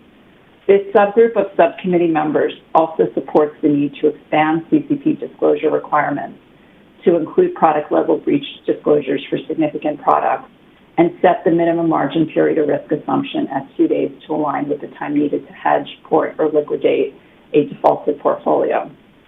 Moving on to recommendations related to CCP risk governance, we fully support the recommendation to require CCPs to solicit, consider, and address market participant views in the early stages of proposing changes that could materially affect a CCP's risk profile, for example, through risk advisory working groups comprised of clearing members and end users. Similarly, we are also encouraged by the recommendation to codify best practices related to CCP's risk management committees. However, we would like to specifically highlight the requirement for CCPs to formally consult market participants on any rule change that can materially affect the risk profile of the CCP's activity before filing a rule submission with the CFTC was not agreed upon by the full subcommittee. We would encourage the CFTC to nevertheless consider this recommendation as well as the others that were not agreed upon and revisit them as opportunities present themselves. So overall, we support the recommendations in the subcommittee's papers and encourage the CFTC to pursue rulemaking to implement them. We also endorse ongoing work by the subcommittee with support from Acting Chair Benham to continue the development of recommendations pertaining to issues of CCP transparency and disclosures, as well as CCP capital, including as it relates to both default and non-default losses. Issues and recommendations on these specific topics were raised in the 2019 industry white paper I referenced earlier. We believe this ongoing work by the subcommittee will help inform work to be undertaken by regulators on CCP resilience, recovery, and resolution, both here in the United States as well as internationally. Thank you. Thanks, Marnie. Biz Chatterjee, Citigroup. Thank you, Nadia. I'd like to commend the CCP subcommittee and a couple of really excellent papers. Some of these areas and topics have been discussed forever but to really present, two such really comprehensive papers and in a manner and format that clearly not only focuses on the recommendations, but also on, highlighting the debate is, in my point, really commendable. A couple of things from Citigroup's perspective, I think having gone through the large stresses in the marketplace, I think we've been, as a market participant and one of the largest FCNs for our client clearers, we've been able to be in a very good spot to see the impact of pro-cyclicality. The one thing we would like to note is obviously, CCPs come in various forms and shapes, clear different kinds of products are spread all over the world. And, most of the large CCPs, seem to have operated and weathered the storm really well, but we want to make sure that the principles that are being outlined in this thing apply in generally to all the CCPs across the globe, especially the systemic one. Pro-cyclicality, continues to be a area of focus and concern for us. We did see, kind of signs of possible areas where, though the system did not break down, there were areas where, cracks possibly could appear had the stresses continued for a while. On the issue of margin period, MPR, we think further study needs to be done to ensure that rather than, people focus on targeting specific numbers for MPR, adequate time is spent again and again to ensure that as market conditions change, as market liquidity change, the MPR being, followed by a certain CCP for its risk models is appropriate for that kind of market condition. So in our mind, while it may be important to establish a certain set of minimums, we think that because of the changing nature of the marketplace, the market participants, the MPR factor needs to be examined again and again. Finally, we agree with the subcommittee's recommendation that, greater engagement with the larger clearing community, especially clearing members and their clients, can only help in the process. Several CCPs do a very good job in today's world of engaging, but we think that's certainly an area where more is always welcome and better. Thank you. Thank you, Biz. Lee Betzel, CME Group. Thank you, Nadia. I just wanted to make a comment on the topic of pro-cyclicality, which has been raised by a number of committee members and has also been raised generally in our industry. My comment on pro-cyclicality is that I'm fully supportive of the recommendations that the subcommittee has made in these papers. In fact, it has been a goal for a long time of CCPs that their margin requirements are risk-based and are stable and conservative. So the concept of pro-cyclicality is not new, and CME, like my other CCP colleagues on the committee, have margin regimes which take into account pro-cyclicality. The events that we saw during this pandemic a year ago were really unprecedented. I would even go so far as to describe them as 1-in-100-year events. No margin model could capture the market reaction to the quick realization of the potential economic impacts of shutting down global economies. The market reaction was extreme in that regard, and the thing that CCPs need to focus on in these events is seeking to protect financial stability and its broader ecosystem by ensuring that their risk appetite and coverage standards continue to be met, even as we saw with these extreme market conditions. So reaction to a volatility regime change like we witnessed last year is and was necessary. For the most part, and here I'll speak on behalf of CME, we were very careful, even in these extreme circumstances, to follow our business as usual practices in assessing margin requirements to meet that changing volatility regime. That means that it was over a 4-week period that we responded by increasing margins.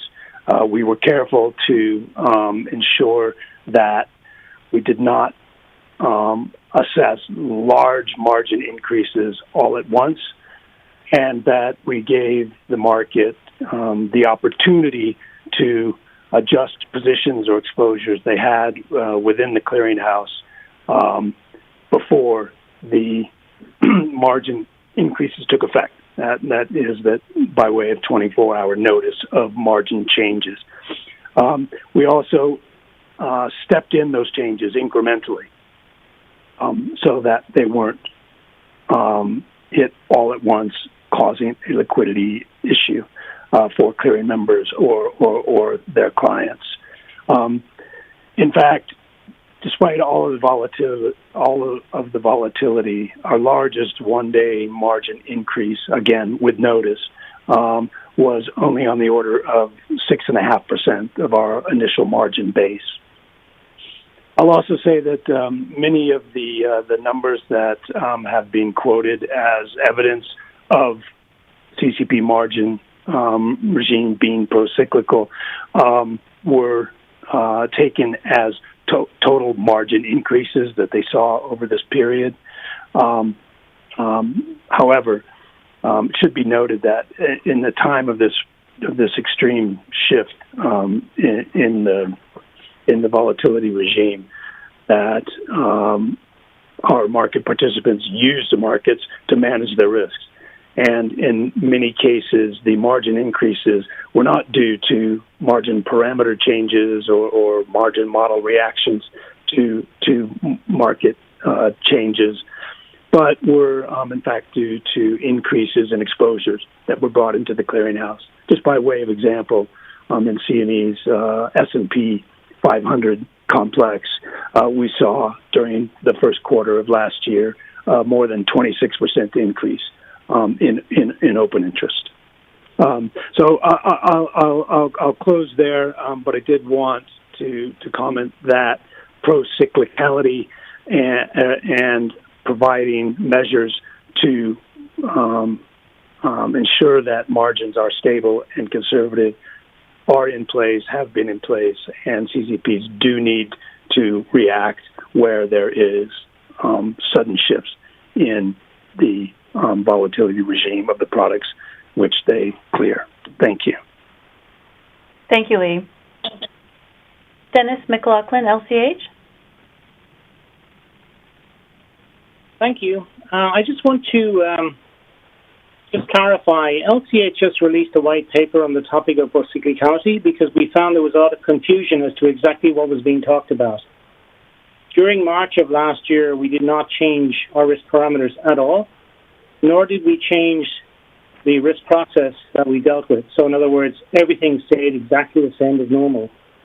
What we did notice was that there seemed to be an increase in margin, but obviously that wasn't due to parameter changes because they didn't change. What was happening was member positions changed dramatically. So if you look at what happened if you froze a member's portfolio at the beginning of March and calculated that frozen portfolio every day versus what happened to their actual traded portfolio, there was a 7% difference in the margin of those two. And that showed that pro-cyclicality was really driven by the volumes that were being traded and the repositioning that went onto the market. So I think that's worth pointing out. I would recommend that you look at the LCH white paper on the subject. Thank you. Thank you, Dennis. Seeing no other questions or comments from the members, we'll now take a vote on the motion that the Mrac adopt the subcommittee's report containing recommendations regarding CCP margin methodologies. And Nadia, I'm sorry, there's a question from Commissioner Berkovitz. Oh, sorry, I missed that. Commissioner Berkovitz? Yeah, thank you, Nadia. Sorry, and this is more of an observation than a question. And again, this topic, the margin models and their adequacy in times of stress and procyclicality is incredibly timely.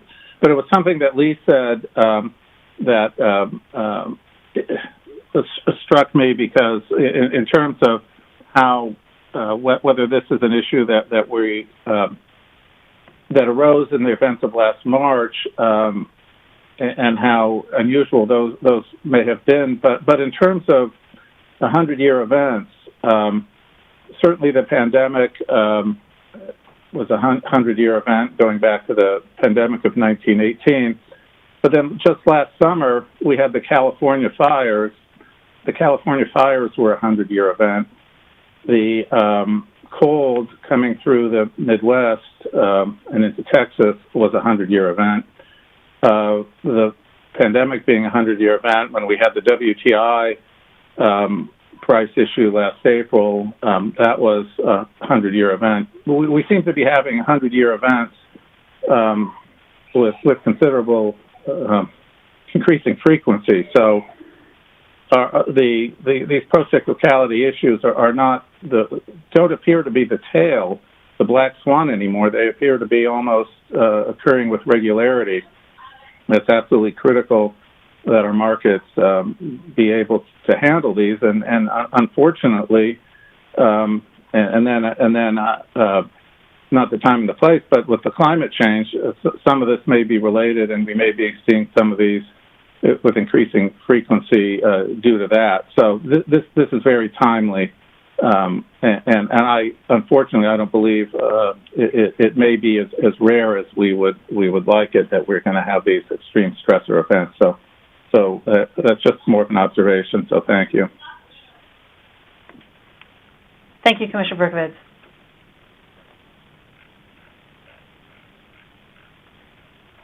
Just checking to see if there are any more questions or comments. And not seeing any further, let's now take a vote on the motion that the Mrac adopt the subcommittee's report containing recommendations regarding CCP margin methodologies and submit the report to the Commission for consideration. As a point of order, a simple majority vote is necessary for the motion to pass. I'm going to turn it over back to Alicia to conduct the roll call vote. Thank you, Nadia. Committee members, for the last time, when I call your name, please indicate your agreement with aye, disagreement with nay, or indicate abstain if you're abstaining from the vote. Please remember to unmute your audio to indicate your vote and to mute your audio once you are finished voting. Salman Benai. I think Salman is gone. Stephen Berger, Citadel. Abstain. Stephen Berger votes abstain. Richard Berner. Aye. Richard Berner votes aye. Lee Betzel, CME. Aye. Aye. Lee Betzel votes aye. Peter Borish, Quad Group. Aye. Peter Borish votes aye. Biz Chatterjee, Citigroup.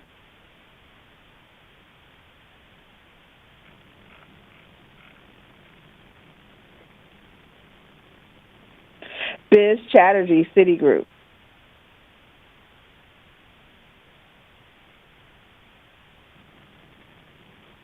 AV, I see. Okay. Alicia, it's Biz. Sorry about that. I vote aye. Biz Chatterjee votes aye. Alicia Crichton, FIA. Aye. Alicia Crichton votes aye. Chris Dickens, HSBC. I vote aye, Alicia. Chris Dickens votes aye. Shelley Goodwin, BP. Abstain. Shelley Goodwin abstains. Matthias Graulich, Urix Clearing. Aye. Matthias Graulich votes aye. Graham Harper, FIA PTG Group. Aye. Graham Harper votes aye. Frank Hayden, Calpine. Aye. Frank Hayden votes aye. Lindsay Hopkins. Aye. Lindsay Hopkins votes aye. Annette Hunter, Federal Home Loan Bank of Atlanta. Aye. Annette Hunter votes aye. Angie Karna, Nomura Global Financial Products. Aye. Angie Karna votes aye. Dimitri Caruso, Nodal Exchange. Aye. Dimitri Caruso votes aye. Eileen Kiley, BlackRock.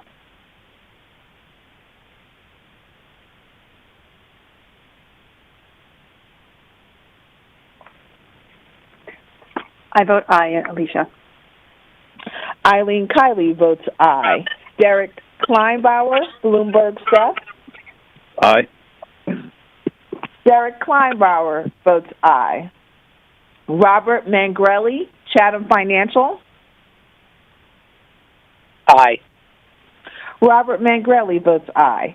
Kevin McClear, ICE. Aye. Kevin McClear votes aye. Dennis McLaughlin, LCH.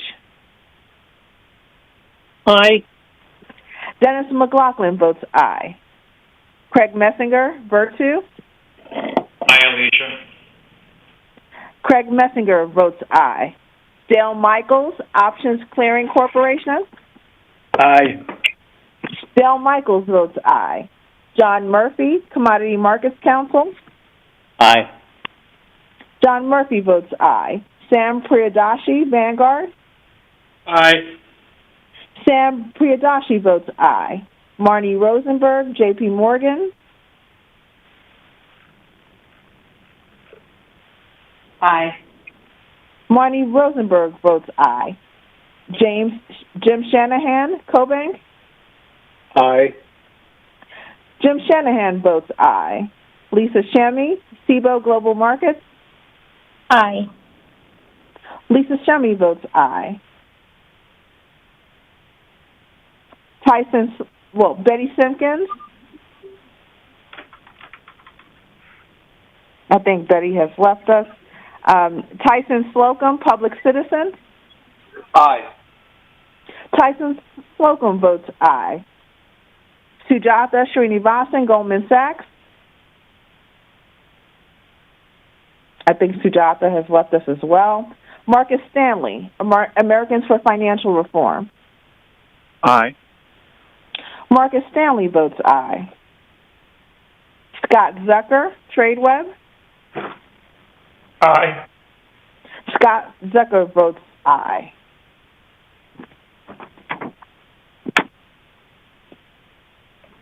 Madam Chair, you have 28 yes votes, 0 no votes, and 2 abstentions. Thank you, Alicia. The ayes have it, and the motion carries. The CCP Risk and Governance Subcommittee's report containing recommendations on CCP margin methodologies has been adopted by the Mrac and will be submitted to the Commission for consideration. Many thanks to Alicia and Lee for their work and leadership, as well as the workstream leads, Dale and Alicia for margin, Lee, Betzel, and Marnie Rosenberg for governance, as well as the subcommittee members. As Acting Chair Benham indicated in his remarks, the CCP Risk and Governance Subcommittee is continuing to work on a few additional work streams, and we look forward to receiving the final reports for those work streams, which include stress testing and liquidity, skin in the game and capital, transparency and default management, which we expect will be presented at our next Mrac meeting.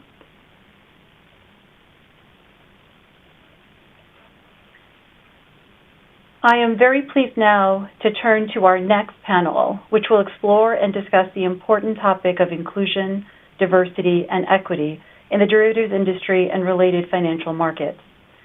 As many of you know, the Market Risk Advisory Committee advises the Commission on matters relating to the derivatives market structure and examines systemic issues that threaten the stability of the derivatives market and other financial markets, and makes recommendations on how to improve market structure and mitigate risk. Given the Amrac's broad advisory mandate, the growing recognition across our industry of the fundamental value in maintaining an inclusive and diverse workforce, and in light of recent events, there is no better time than now during Black History Month for this committee to discuss the importance of promoting diversity and embedding inclusion into the culture of our respective businesses and the industry at large. So why is inclusion and diversity important to the derivatives industry?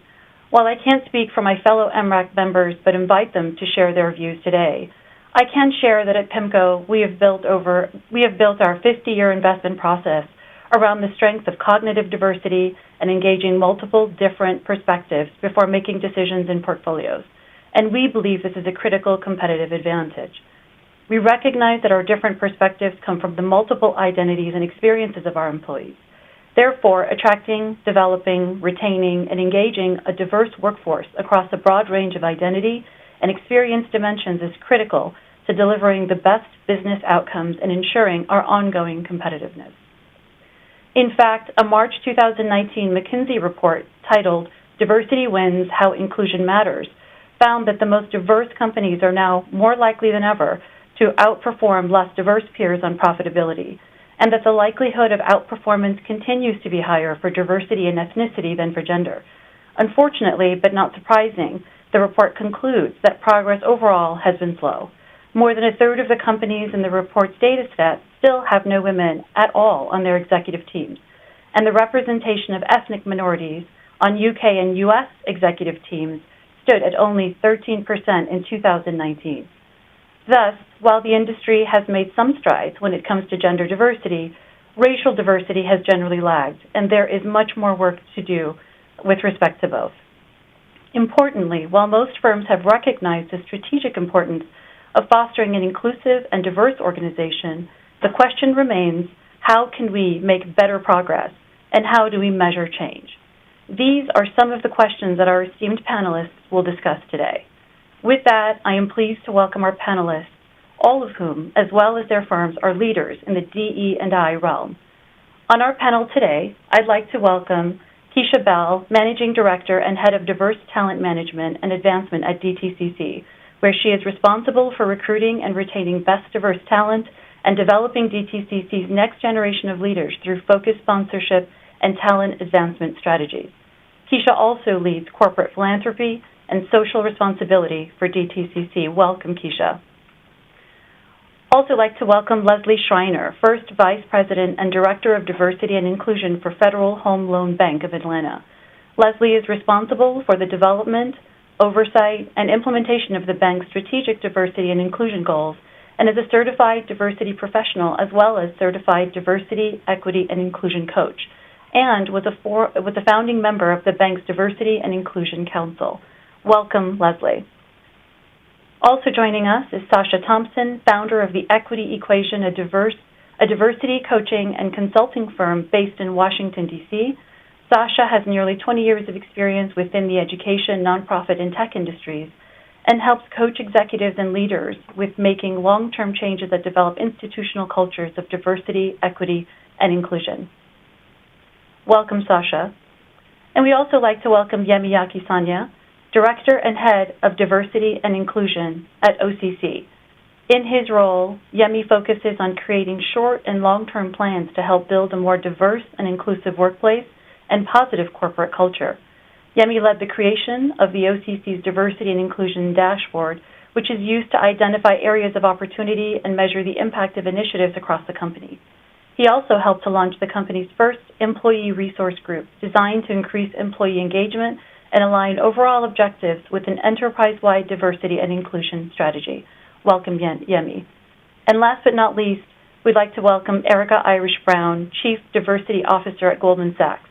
Erica is responsible for global diversity and inclusion strategy and drives inclusive culture initiatives and efforts related to the recruitment, retention, and advancement of diverse professionals. MRAC members, as a reminder, there will be a Q&A after the conversation, so please hold your questions until then, and we will, of course, try to get as many questions as we can at that time.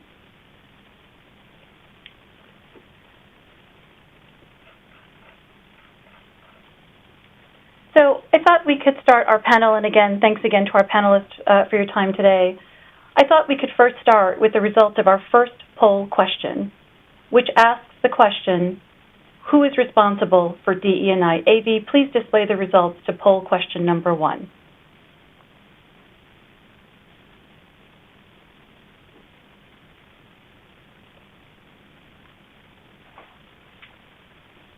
Okay, thank you. So the results here to the question of who is responsible for DE&I, 8% responded HR or firm diversity professionals, 8% responded the C-suite, and 67% responded with everyone at the firm. 17% did not record an answer. Yemi, I'd like to turn to you and see if I can at least get your thoughts here first on kind of the results of the question here, and in particular, just your own thoughts on who is responsible for DE&I. Thank you, Nadia, for the question. Firstly, I'd like to thank the entire Mrac members for sponsoring such an important conversation. So thank you. I'd also like to thank my colleague at the OCC, Dale Michael, for soliciting my audience on this matter. Nadia, that's a great question. And, I'd like to agree with the survey results. I do think that we are all responsible for DEI with regards to our firms and our community.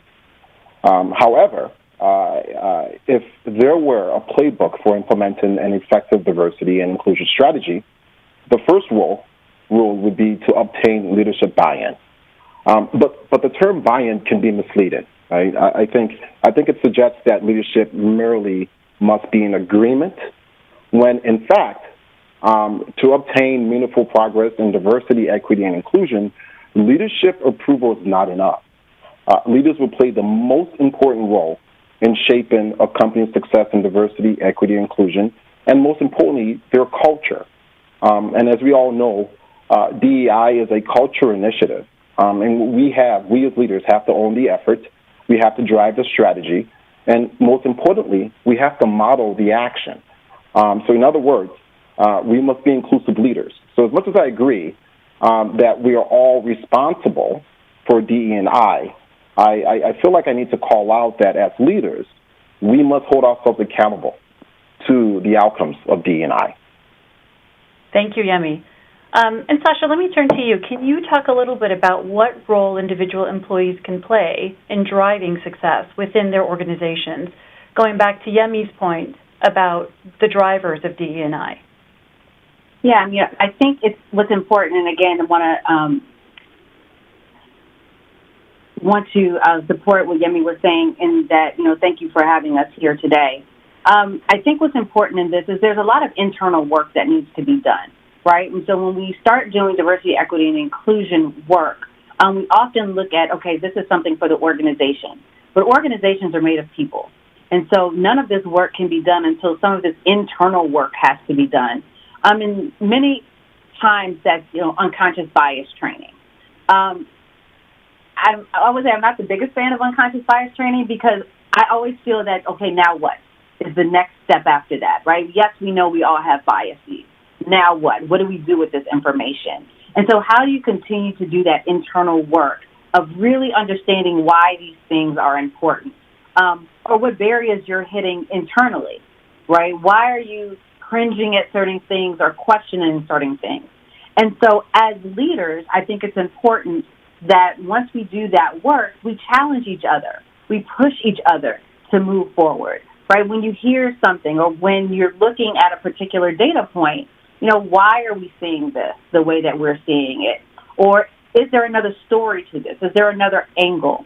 And so as individuals, we need to step up and start challenging the status quo, start challenging what we're seeing or what information we're receiving as it relates to this space. And so I think those that are in positions of power have the ability to do that in a way that those that are in lower positions or kind of that grassroots efforts where a lot of these efforts start can really push back, right? We can go beyond just the numbers. Like, what are these numbers telling us, and how can we drive change from there? Great. And I guess just building on that a little bit, Keisha, I'd like to turn to you and see if maybe you can share, in your view, sort of what have been some of the main challenges or barriers to success for underrepresented employees?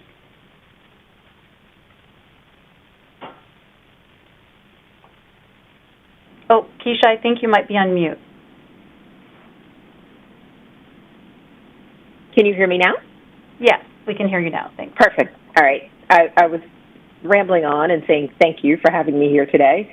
I got to listen to a few minutes of the Mrac discussion and got flashbacks to my previous roles when you started talking about procyclicality and margin models. I missed the work, but I don't miss that work, so I commend you all.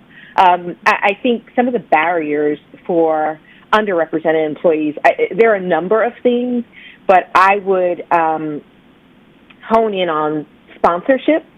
I would hone in on sponsorship at all levels of the organization, but especially when you start talking about getting to senior levels of the organization. And my definition of sponsorship versus mentorship would be sponsorship is about acting, and mentorship is about advising. A mentorship is typically about advising on a specific topic or how to move forward.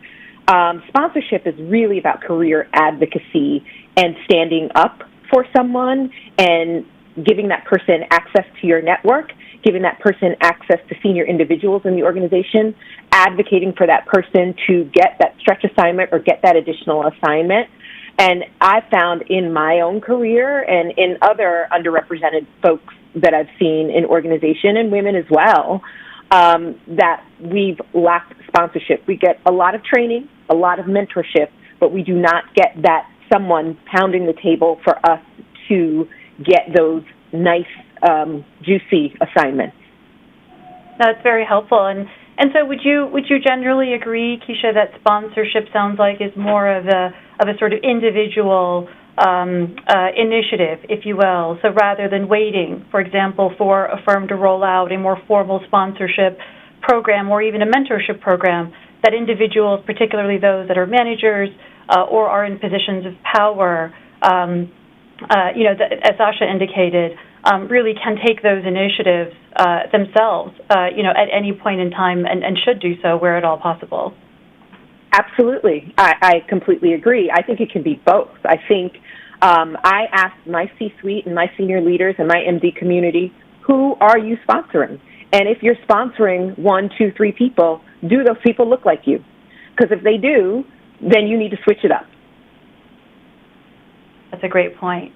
Let's pivot just a minute to talk a little bit about equity, and in particular, racial equity. In the aftermath of the death of George Floyd and others, many of our organizations issued statements regarding their respective commitments to equity and inclusion. Let's take a moment first and go to our second poll question, which asks members the question about whether their firms issued such statements. AV, please display the results of poll question number 2. Okay, great. So the answer here is 66% of members, firms did issue a statement, and 17% did not, and 17% were no recorded answer here. So let me go back here to you, Keisha. Can you discuss your organization's internal and or external response to the global protest? And Erica, I may come to you next on that as well. Sure. Because we're a bit different than, say, a Goldman or a JPM, where we don't necessarily have a consumer focus, right? We focus our efforts internally on our employee population. It was important for the leaders of our organization, our chairman, our board, our CEO, to issue internal statements of support in the fight for the fight against racial injustice. For me, it was important as a Black leader in the organization to give voice to the emotions that we all were experiencing after George Floyd's murder. I needed to demonstrate a level of vulnerability, a level of awareness, a level of empathy, and take that opportunity to teach my colleagues. I also wanted to verbalize the feelings in that moment and what most Black people feel on a day-to-day basis of fatigue, bewilderment, anger. And I took the opportunity to point out sometimes the emotional gymnastics that we Black people, go through showing up at work to be excellent while contending with systemic racism. I wrote a blog post where I talked about honest, intentional dialogue is required for our country to address issues of racial injustice. And I wanted, before we began the work in our organization to talk about it, I wanted everyone to have some context.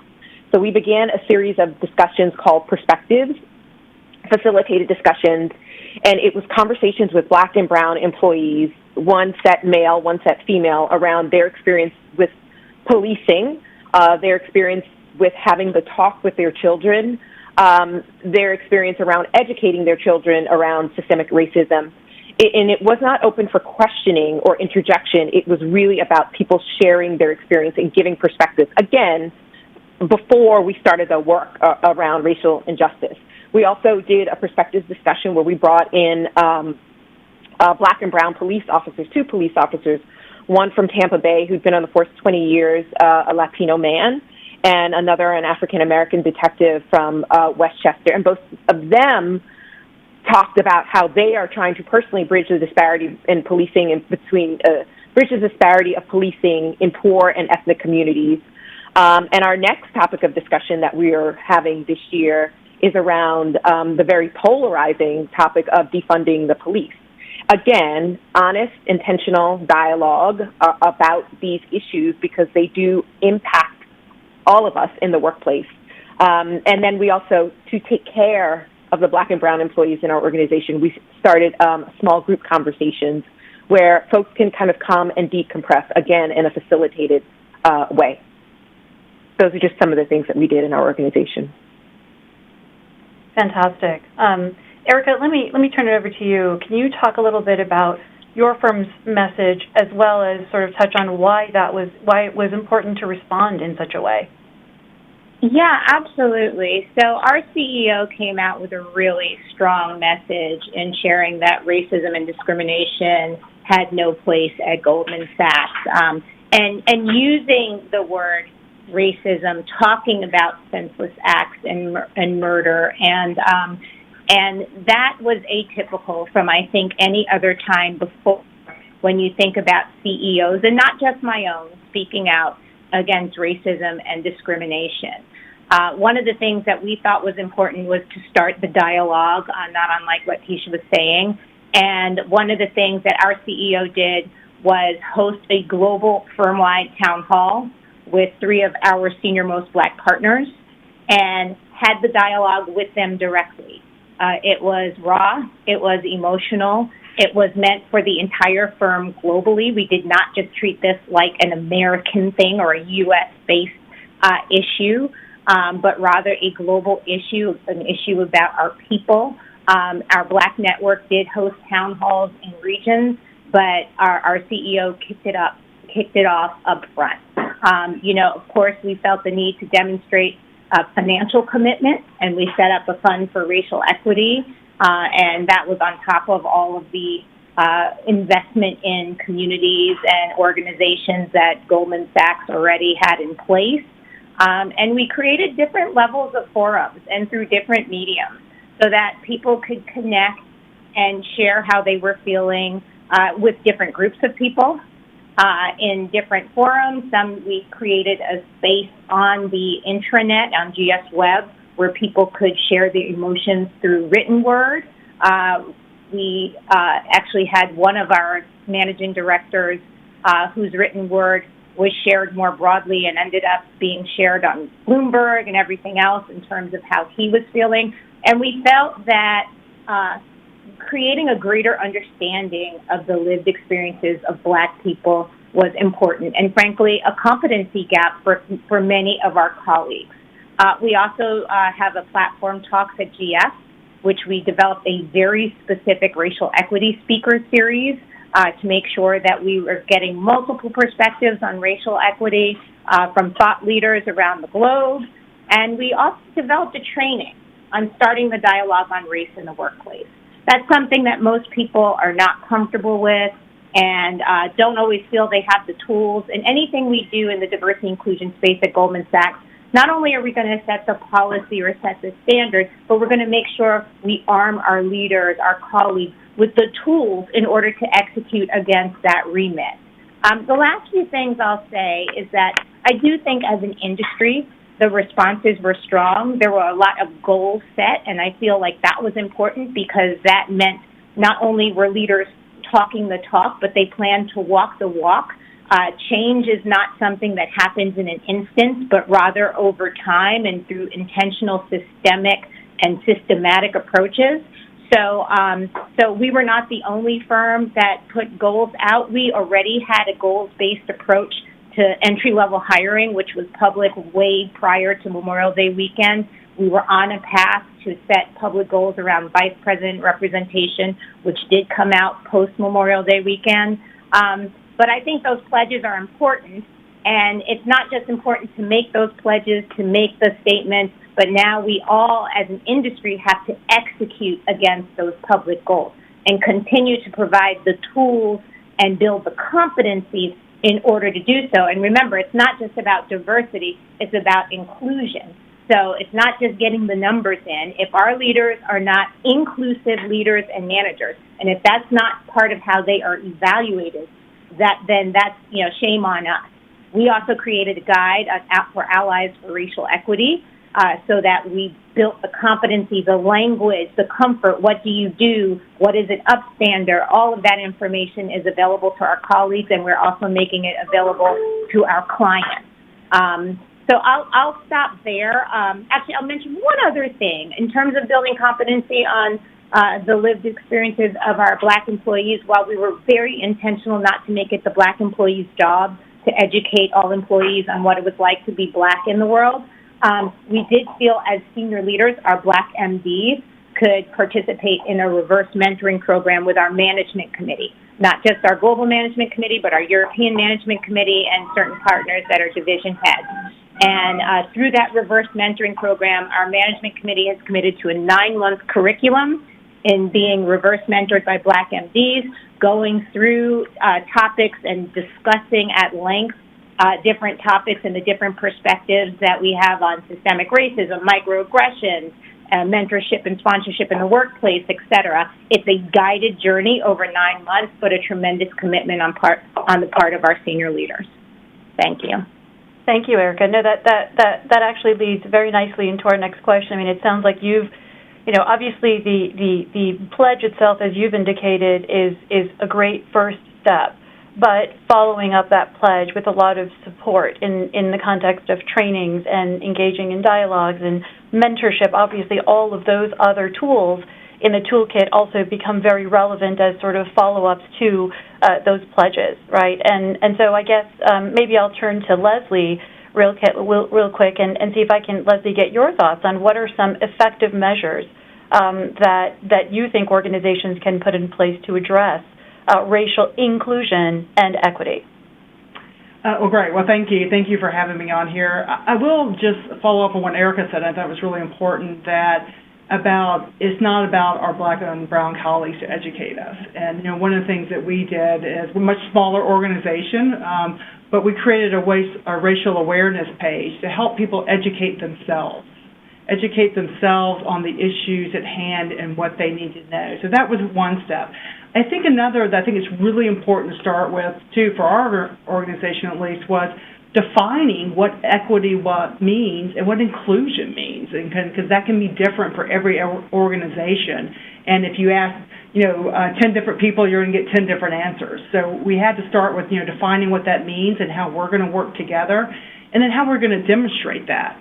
How we're going to demonstrate equity and inclusion, and what are those behaviors. We had inclusive culture training for all our employees, and we talked specifically about the behaviors that were expected, not only from our leaders, but for every member of our teams.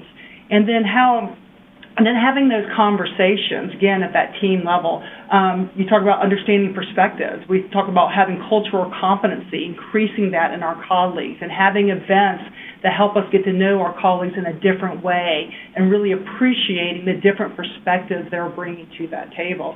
So, once we have it defined, we did some training, we did listening, we did cultural competencies, which really created a better willingness to have those conversations at the team level. What does equity and inclusion look like? and how is it demonstrated, and how is that impacted. And then lastly, I would just say, too, I think it's important about accountability, and how you be intentional about defining accountability around your equity and inclusion to move forward. Thank you, Leslie. That's very helpful. And I guess when we think about sort of some of the barriers, that I think organizations and individuals experience in the workplace, obviously, some individuals shy away from speaking about race and racism for fear of making a mistake or sort of saying the wrong thing. And so this brings us to our third poll question, which asks our members essentially the question of, at times, let me just see if we can, Avi, if you can pull up that third poll question. Essentially goes to this question of, are there times when you're not sure what to say or do around issues of race, and as a result, you have a tendency to remain silent? Let's wait just a couple seconds to see if we can pull up the results. There we go. And so the answer, the responses here, 22% agreed, 61% disagreed, and 17% recorded no answer. So, Yemi, let me turn back to you here. How should organizations start dialogues about race in the workplace, and in particular, get management and employees to meaningful engage? Thank you, Nadia, for the question. And I think both Erica and Keisha talked about, or gave good examples around, how firms can do this. And just to add to the context that more so now than ever, the conversation about race and justice and the likes are critically important within our communities, our firms, in our homes. And therefore, I think firms have an opportunity to increase the investment and resources to insightful trainings and facilitation conversations. A common theme, at least at the OTC, is the fact that we would like to acknowledge that everybody within the OTC, irrespective of your gender or your race or your ethnicity, everybody has experienced exclusion at some sort or level. We could all own that. So I think the idea here is that for some of us, and for some groups of individuals, whether it's by gender or ethnicity, experience that more often than maybe some others. And because of such experience, the thought and the feeling of exclusion is more, so I say, upfront in your experience than maybe some others.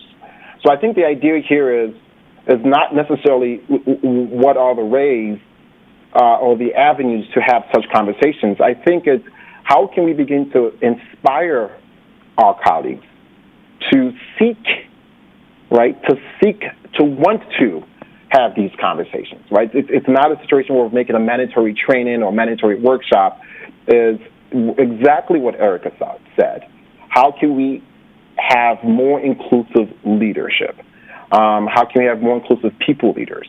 And I think that would trickle down into the fabric of the culture, where based on the questions you have, I think, Keisha, you mentioned the fact that, and I'll share a personal story, in the tragic death of, George Floyd and Breonna Taylor and others, I, as a black man, I struggled with my emotions and how to place that. And I wasn't quiet about it. I did reach out to our CEO and shared my thoughts with him. And his reaction was phenomenal. He said, hey, listen, I want to hear what's going on with you, and not just you, Yemi, with the entire community of African Americans at the OTC. So in addition to addressing all colleagues, and he also addressed specifically our black employees. And I can tell you the impact to that was tremendous. Because, I think the three things we must remember, or maybe should I say four things we must remember in this situation is, first thing is to listen. I think it's, as much as we could get best practices and we could, go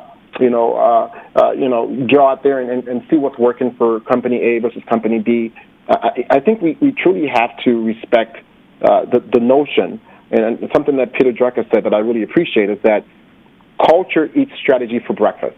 And if I may, I'll say lunch and dinner as well. right? So the strategy part is great, but I think that within the organization, how are leaders leading this conversation? And I'll pause there, but I think it's more important to focus more on how we can inspire others to want to have these conversations rather than what are the mechanisms and mediums to have them. I think that's also very, very important, but it starts with the inspiration of folks 1 and 2. Thank you, Yemi. Yeah, and let me, I mean, Erica, I think you've talked a little bit about this. Maybe I'll turn to Sasha as well. You know, Sasha, can you share, just based on obviously your sort of consulting with a variety of different organizations across the board, sort of what are some additional, sort of ways in which organizations or workplaces can help foster, those engagements? I think oftentimes as we go through each of these conversations, I am reminded again that it comes back to whose job is DE&I, right? And so it does begin sort of very much at the individual level. But I guess the question here is, what can sort of organizations and our workplaces do to help sort of support those engagements and those conversations, in addition to some of the important points you've mentioned, Yemi. So Sasha, let me turn it over to you and see if maybe you can share with us some of your thoughts there. Yeah, actually, as everyone was talking, I was taking notes because there were questions that were popping up in my mind, right? And so the last thing that I wrote down was, and it was in response to Yemi's response, was around the importance of intersectionality. And I think what companies do is they become very singularly focused, right? And that's how we got in this mess to begin with. So when you're talking about diversity and inclusion, 9.9 times out of 10, it focused on gender. And just gender. There was no intersection of race, disability, any other aspect of who we are in that. And so what you're seeing now, and especially like the last couple of weeks, what I've noticed was we're in Black History Month. And so a lot of these companies are focused on, Black History Month and focusing on Black employees, especially in light of what happened with George Floyd. In the midst of this, we have an anti-Asian sentiment that's going across the country as well, too. And so what I'm seeing is this, hey, we have needs too, but it's the squeaky wheel gets the oil. And so how are you disenfranchising a group that's already been silenced, or already been marginalized in a way? And so companies need to be able to step back and really look at this from an intersectional lens. How do we really focus our efforts across the board? What can we do? How can we create dialogue that bring some of that intersectional conversation together naturally? Next month is Women's History Month. How many times are we having conversations about women of color in the workplace? Very few times that actually the conversation that happens. And so I think there's an opportunity there to really expand beyond that comfort zone. And it goes back again to fear, right? Like, what are we afraid of? Saying or doing the wrong thing. Well, by not doing something, are you still doing the wrong thing, right? And so how do you then push past that discomfort? How do you push past and leverage your employees? Many want to participate. Many want to support. But, again, the note that I made to myself here was, yes, let's lean into them. Let's tap into them to help with these efforts. But how are we compensating them for this? Because this is above and beyond what they were hired to do at these jobs. And so how are you compensating them for this extra work and this extra time? Because, yes, we're not trying to exploit them to educate us, but we actually are to some degree. So we have to start thinking about how do we compensate them for their time and effort. And it goes back to what Leslie was saying around equity versus equality, right? And we have to understand what those two things are. They're not the same. And so when we start looking at equity, how are we providing support or removing barriers so that we are now at an equal playing ground, right? If you're talking about equality, you're giving everybody the same thing. But if they're not on the same page to begin with or not at the same level, that equity means nothing. That equality means nothing because they're still at different levels. And so those are the ways that I think companies can start to evaluate what they're doing. How are we truly impacting those that are most marginalized in this space that need extra support? Or how can we and again, we talked about this a little bit earlier around, we see these goals around recruiting, right? How can we increase the number of leaders, X, Y, and Z, C-level? What are we doing to ensure that they're staying there, right? At what point in the process or in the system are they falling out? Are we noticing at the 2-year mark that we're seeing a particular group fall out? Why is that? And so we need to start evaluating some of those systems and start figuring out, okay, how do we create a mechanism here or a resource here that can help capture some of those folks before they fall out of the pipeline? What are we doing around promotion? You know, I'm noticing quite a few companies saying, oh, we're going to hire, you know, certain level of C-suite folks in. Well, what are you doing to promote those that are already in your organization, that already know that organization like the back of their hand, to these C-suite folks, right? What are you doing to help maintain that level of growth within the organization? And so, again, it's a mindset shift in going away from these checkbox activities of, yep, all right, we're doing this, we're doing that, to really evaluating and turning into and looking into, where are we messing up, right? This isn't on the employees all the time. Where are our systems broken, and what can we do in order to fix this so that we can then support our most marginalized employees? Yeah, no, Sasha, I think that's an excellent point, and you know, it brings me to another sort of question, I think, that's important for us to talk about, which is, you know, sort of at PIMCO, we talk about intersectionality, which obviously is something that you've raised, and the recognition that our people have multiple identities, which may not align to one group alone. This also, though, makes quantitative measurement an important but imperfect tool alone, right, to measure progress, sort of what I think exactly your point. And so we sort of have believed that a combination of qualitative and quantitative approaches are more optimal. Can you talk a little bit about how an organization can measure the impact of their programs and initiatives that are designed to make progress on inclusion and equity in particular? You know, I think there are several different ways to do that. I think that we often look at numbers as the only data. Anecdotal data is data as well, too. Right? And so what are people actually saying? What are they experiencing in this, in your environment? One of the areas that I do a lot of work in is psychological safety. And the first level of psychological safety is inclusion, right? So if I don't feel included, I'm not going to contribute. Like that's what it boils down to. And so how psychologically safe is your environment to begin with? You know, are you creating an atmosphere where people feel that they can, they feel included, they feel that they can learn, right, and without question, without recourse?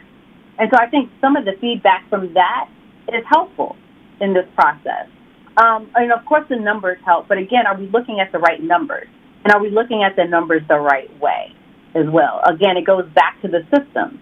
So where are people falling out of the process? And is it a particular group that's falling out, right?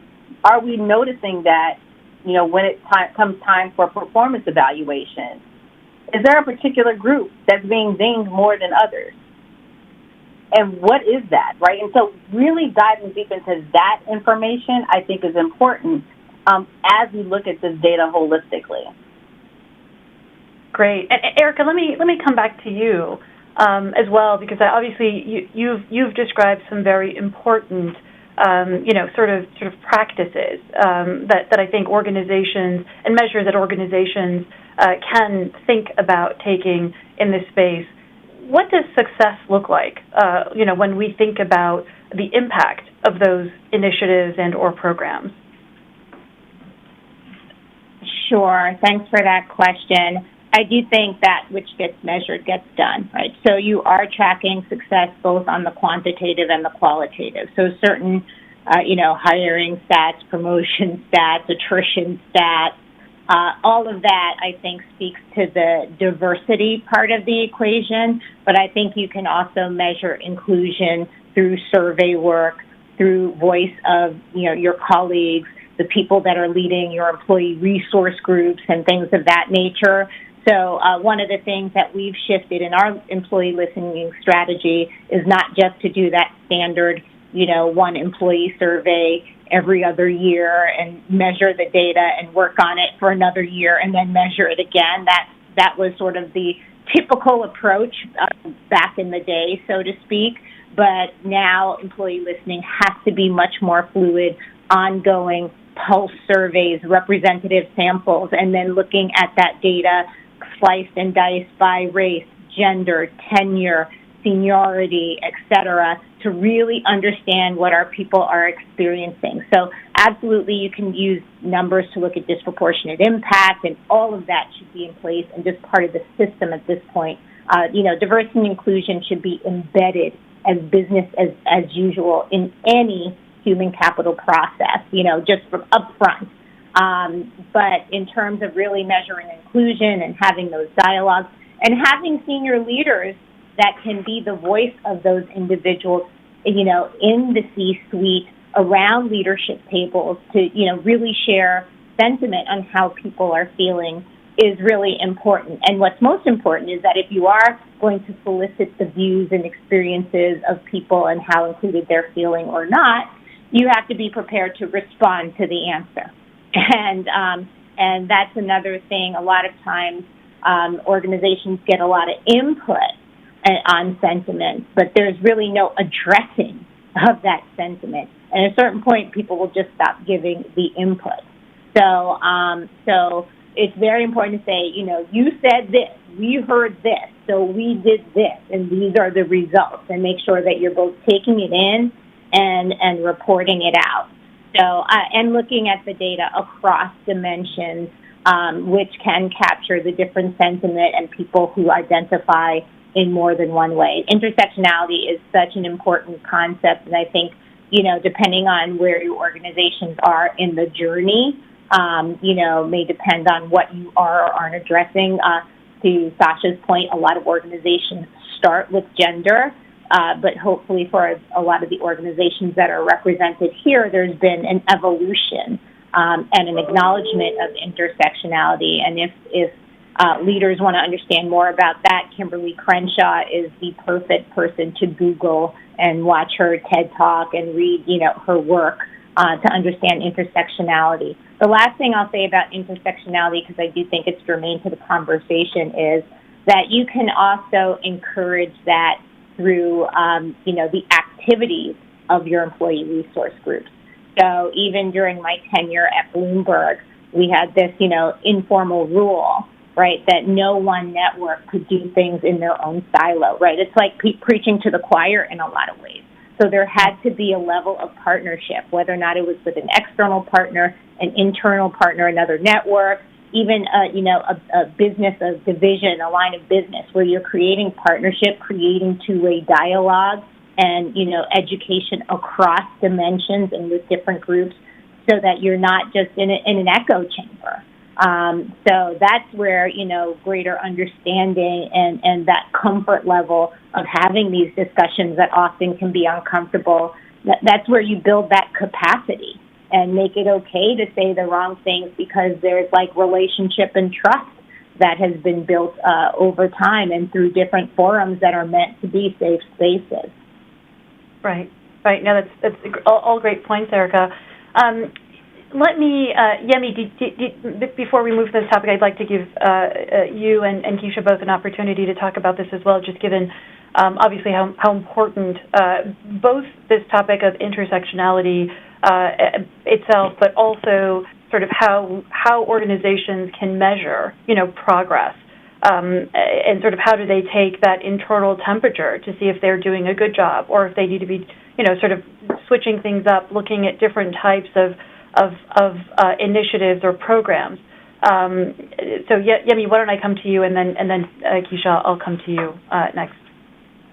No, thank you for the question. And I'll do my best not to be redundant, because I think my colleagues on the panel have really covered quite a lot.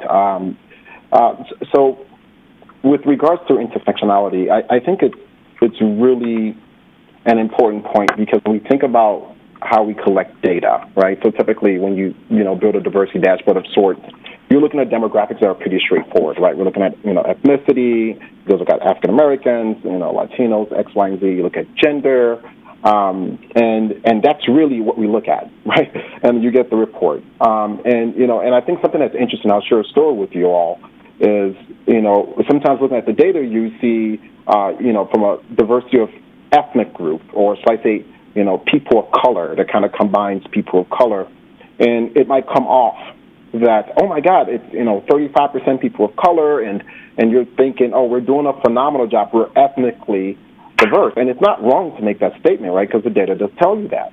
But I think an opportunity, right, is to drill down into that data and look at maybe the different ethnic groups, and now intersectionality, right? Now let's look at, not just, African Americans or gender with women. Let's look at, African American women. Let's look at, Latino, Hispanic women. Right? And I think when you get to that level of data, and you take that data, and you now look across your function, your business functions, and you now look across your levels, your business levels, you begin to see a completely different picture, right? And I think that's where you start. I think you start with that level of data, and then you scale up. It doesn't mean you disregard the progress you're making. I think that's not what this is about. I think you want to seek opportunities where you could truly make a difference. And typically it happens under that intersection marginalized groups of individuals. And then when you do that, the question is, okay, how do we assess and how do we get feedback? We've heard engagement surveys, we've heard all this good stuff. I think that works great. But I think the opportunity, if you don't already have ERGs for such groups, I think focus groups are powerful. It's to grab a group of individuals who have social equity within a company and say, hey, can we talk to you about this? Whether you make it anonymous, I think a lot of folks seem to be more comfortable when they don't have to show up in person or put their name behind their thoughts. But to begin to be more specific, intentional, and targeted about the feedback that you're collecting, right? Again, because the same issue happens on that engagement survey or even in that ERG group, right? You sometimes lose that very important voice. We typically are very quiet, and that's the voices you want, because that's where you start to make the biggest progress. Again, so I think there's power in using the data and really drilling into the data and identifying those groups of community of folks, and then talking with them, right? Listen to them, and then assess, and then strategize, and then act. And it's a repeating factor. It doesn't end. When you talk about what the success look like, and I'm sorry I have to jump in on this real quickly, it is such a relative term in this regard. Such a relative term, right? I think success looks different from firm to firm, from culture to culture.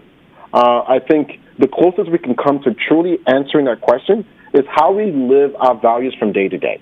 It's truly about employee experience, right? And it's not one employee. It's not just one group of employees, right? It's all our employees, right? And I think everyone on the call would agree that for most of us, our body of employees are our greatest asset, right? They are the ones who is driving the work that we do that's so super.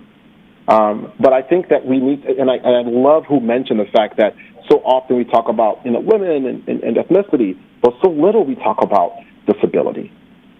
So little we talk about other things like that. And I think that's what success looks like to me, is when the conversations we're having is not always driven by the D&I lead. It's when business leads are the one asking questions about, hey, what are we doing with this regard? What are we doing with that regard? Hey, I noticed this. I noticed that. Hey, I'm calling this out. I'm calling that out. I think that's what success looks like. And that can only be measured with your eyes, with your experience. What are you experiencing? Surveys cannot give you that answer. Anyway, my opinion. But thank you for the question. No, thank you, Emmy. I also, again, just given the importance of this topic, and I know we've already covered a lot of ground, I do want to give both Keisha and Leslie an opportunity in case you'd like to add anything further on this question before we move to the next. Everyone's been so comprehensive. They're left to add, but I would just add two things, right, in terms of data and information, and intersectional information, right? We talked about surveys, however often we do employee surveys, but I would implore folks to look at write-in comments. My data person spends weeks and weeks going through those comments because they usually are leading indicators of things that I can be proactive about, right? That questions themselves don't necessarily address, but people have taken the time to write in those comments, and especially around diversity, equity, and inclusion work, I found them to be an invaluable resource The second thing I would say is exit interview information. Sometimes it's tough looking at that. Sometimes, you have to take it with a grain of salt, but especially for underrepresented populations, it is a key bit of information that I like looking at, again, to help me lead me in the right direction for what I would need to do next or what I would need to address. That's all I would add. Okay, great. And Leslie, let me come to you. Any final words on this particular question before we move? It's hard to go last. And first of all, if you can look at my notes, I think Yemi just read off my page, because that's exactly what he said was exactly what I was going to say about, it looks different for every place. You have to ask. It is the intersectionality of the quantitative and the qualitative data. So I'll let us move on, but those are excellent comments and 100% agree. Okay, great. That's fair. I guess, obviously what we've covered here, and we've covered a lot of ground, but I think, a lot of I think what I hear each of you saying is that, obviously a critical part and component of measuring progress is really understanding, obviously, whether people feel valued, right? And so at PIMCO, for example, we focus on inclusion and diversity, since we believe that it's a combination of both which leads to the best outcomes. And inclusion, obviously, is a lot more intangible and harder to quantify, because it's more about whether people feel valued and can be their authentic selves in the workplace. And so I guess one question here that I'd like to throw out to the panel is sort of, what does authenticity mean in the context of DE&I, and why is that so important? So I don't know if anyone wanted to go first here, but I'm happy to maybe see if Sasha, you want to kick it off, and then we can kind of, anybody else who'd like to talk about that, maybe address it as well. Sure.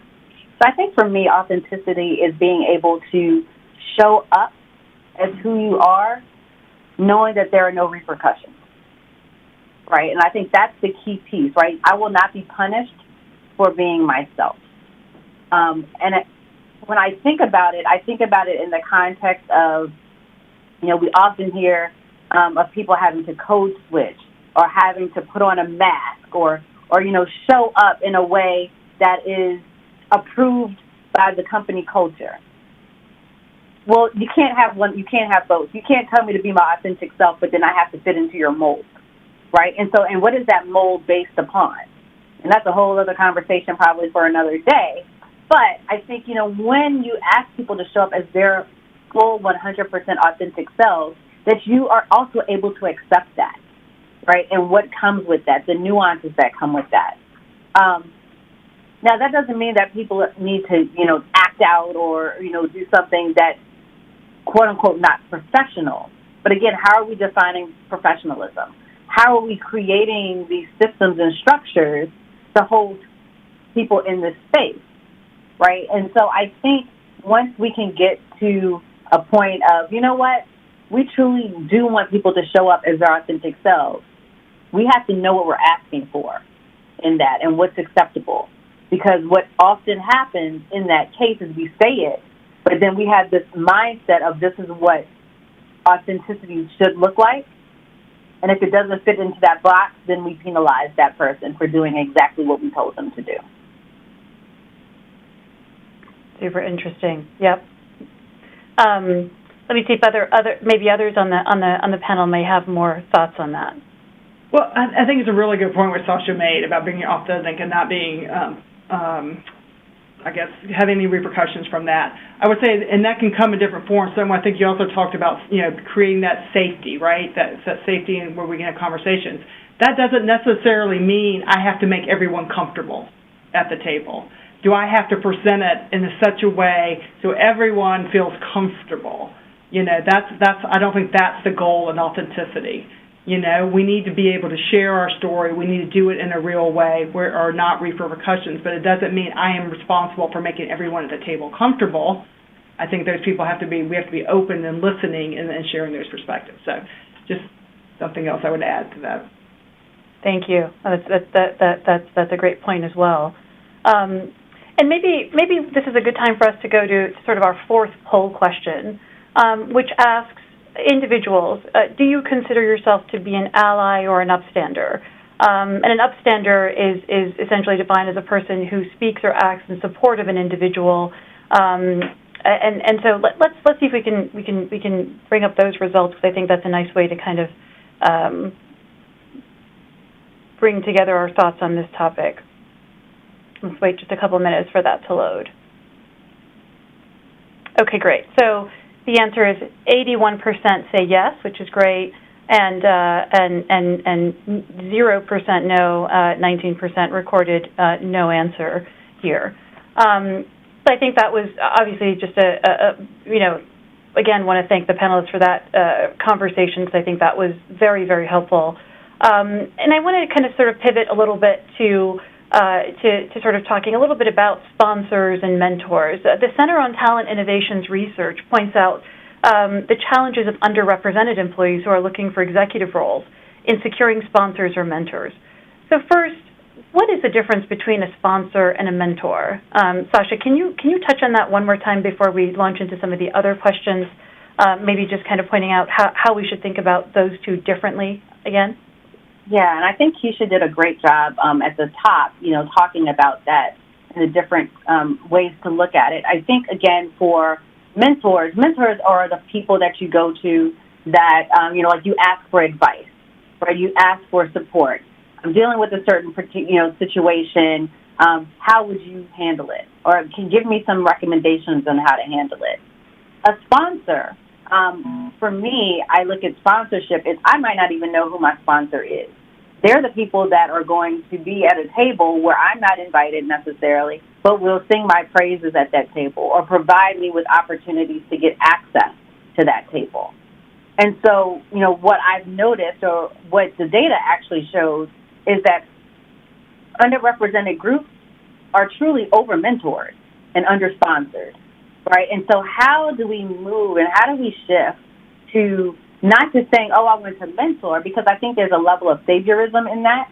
Like, I do it because I feel good, versus the sponsorship, which I get nothing out of this, but I am now providing a platform and support for somebody else to succeed, right? And so I think there's that shift that needs to take place when we talk about sponsorship.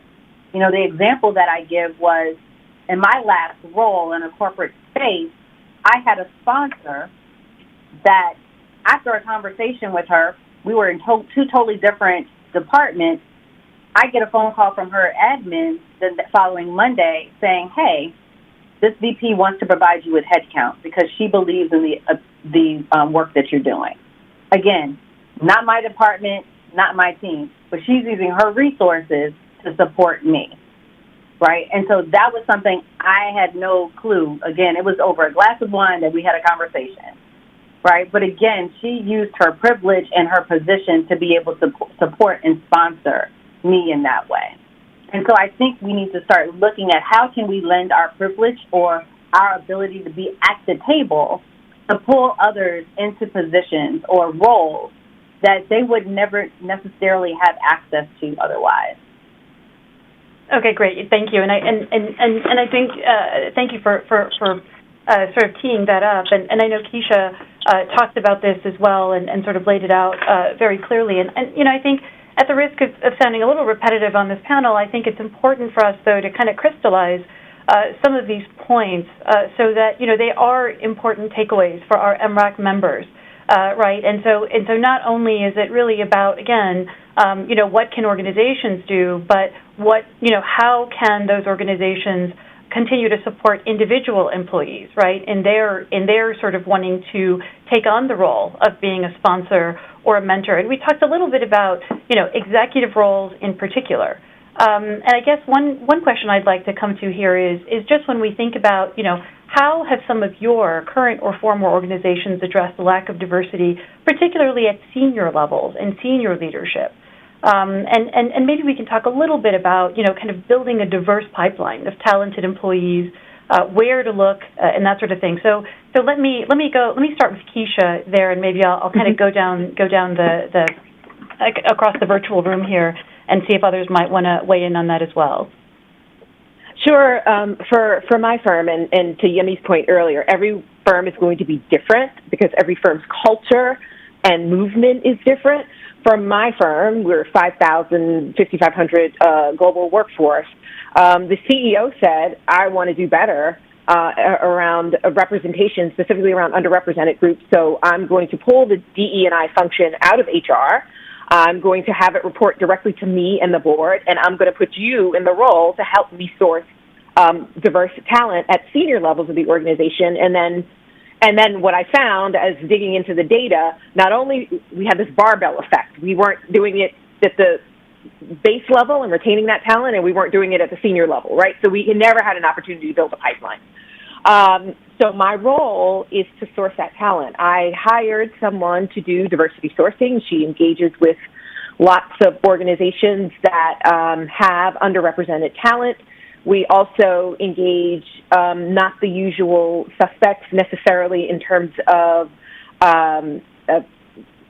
executive search firms, et cetera, et cetera.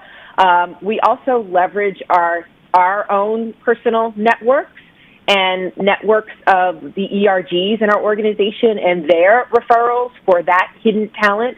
But in terms of a secret sauce for where to look, you look everywhere, right? You look everywhere there's potentially an opportunity for someone diverse, and you do it before the role is available, right? Because when you're doing it, when that job description is available, it's kind of too late. You're sourcing people consistently throughout the year, even without a role, so that when those roles do come up, you can put that candidate forward, and that candidate has also been prepared and understands what the culture of your organization looks like, so they can kind of get through that hiring process a bit easier. So that's just some of the things that we do at DTCC. Very helpful. Erica, let me turn to you and see if you could maybe share your thoughts on the same question. Yeah, Goldman Sachs has been really intentional around its leadership pipeline. So, and even for the fact that 67% of our last partner class started at the firm as analysts, I don't downplay our entry-level hiring goals and our vice president representation goals, because that's what's going to keep us on track to our leadership pipeline. Over the last couple of years, we've been very intentional in looking at our leadership pipeline, making sure we were retaining our managing directors, that they had platforms to become partners, making sure we were investing in accelerating the leadership opportunities for our vice presidents. And we've had record diversity. We alternate classes. So every other year is a partner year and every other year is a managing director year. So starting in 2018, we had a record year for partners. 2019, we had a record year for managing directors. And 2020, we had a record year over the record year for partners. So, it is a multi-year process. It's not something that you can say, let's, tweak the leadership pipeline or think about leadership pipeline this year and think that the next year it's going to show up. So it takes real intention. But at this point, the investment that we've put in, we sort of expect every year will continue to grow. And, if I think about our 2019 MD class, without any double counting, say for, a woman and a person of color, over 50% of that class was diverse. So really for each class, we're looking at 50% diversity any way you slice it, which we feel great about. So we do think setting goals and being intentional and making sure that you are not in the position where you're saying that person isn't ready. You've got to plan out 18, 24 months. What makes somebody ready? What succession plans are they on? What skills do they need to build? What visibility do they need to have? What exposure, et cetera, so that by the time that time comes, that they are well positioned for that next level opportunity. Can their role be expanded? Do they have broad span of control?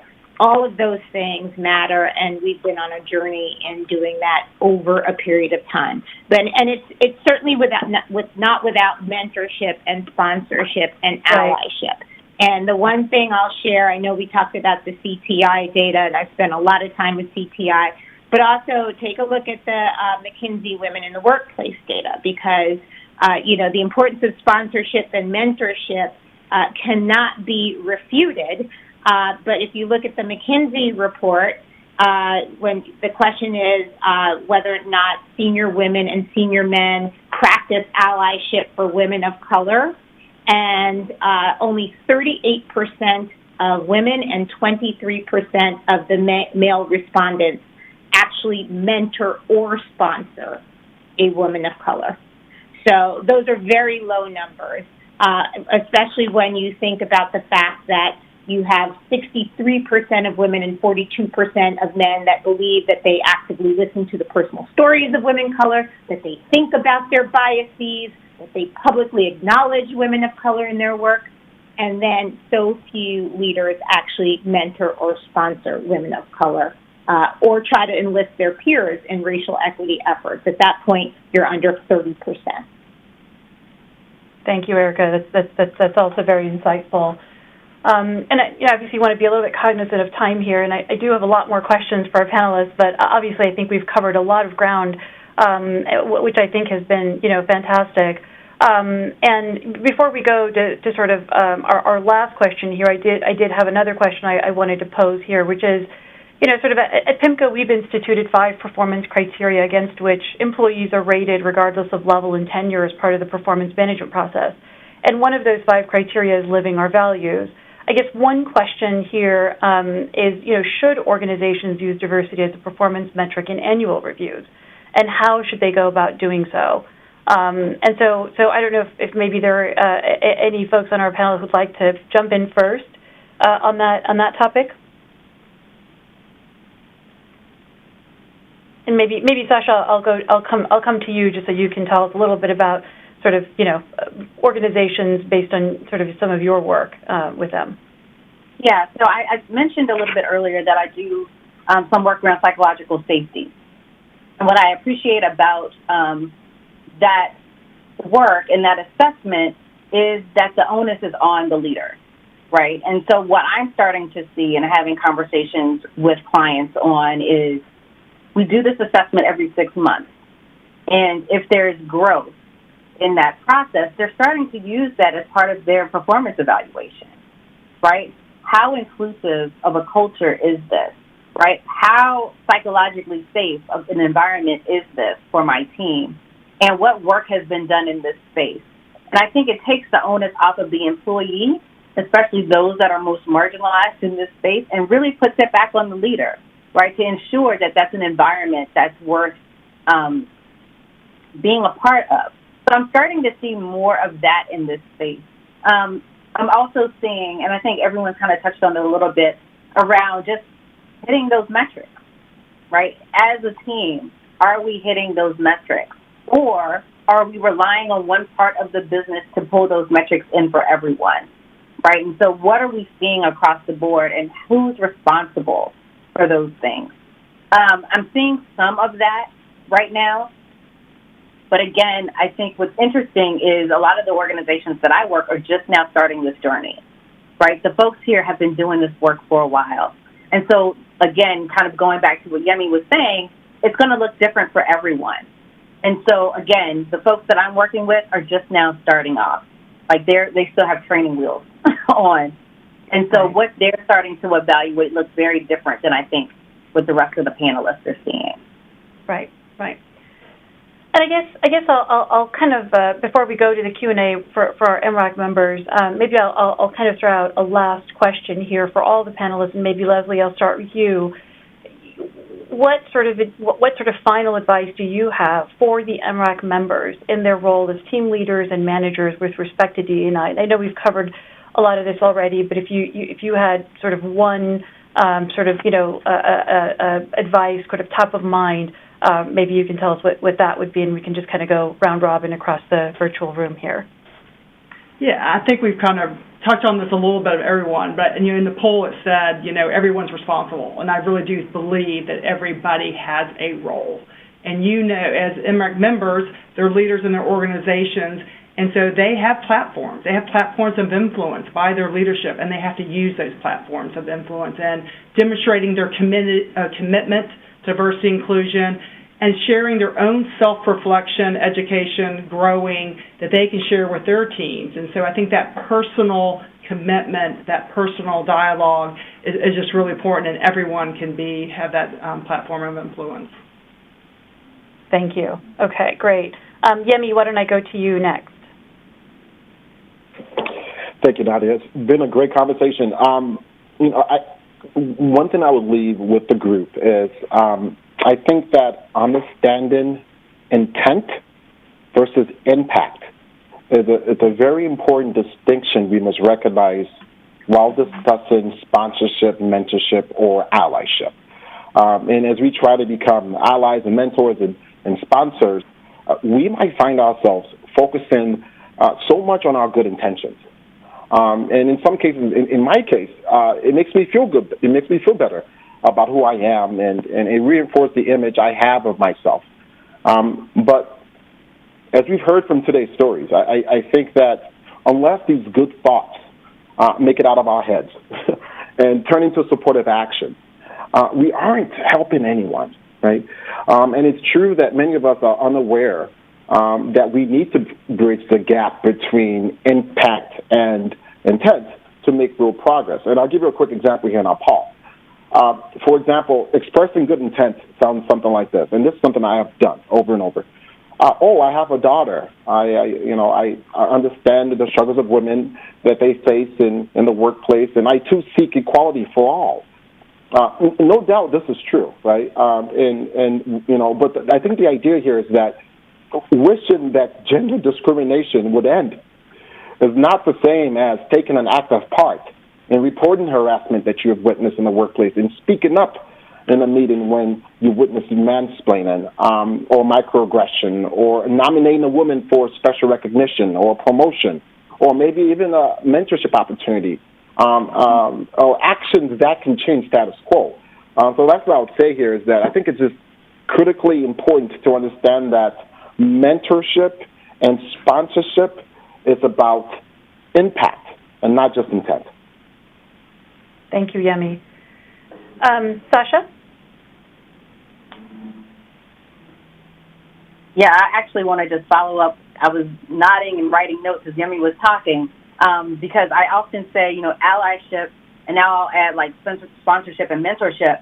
Those are verbs and not nouns, right? And I think oftentimes people, when we saw the survey results just now of the large number of people that consider themselves allies, it's not a self-appointed thing, okay? It's the folks that are most marginalized, would they consider you an ally and your actions?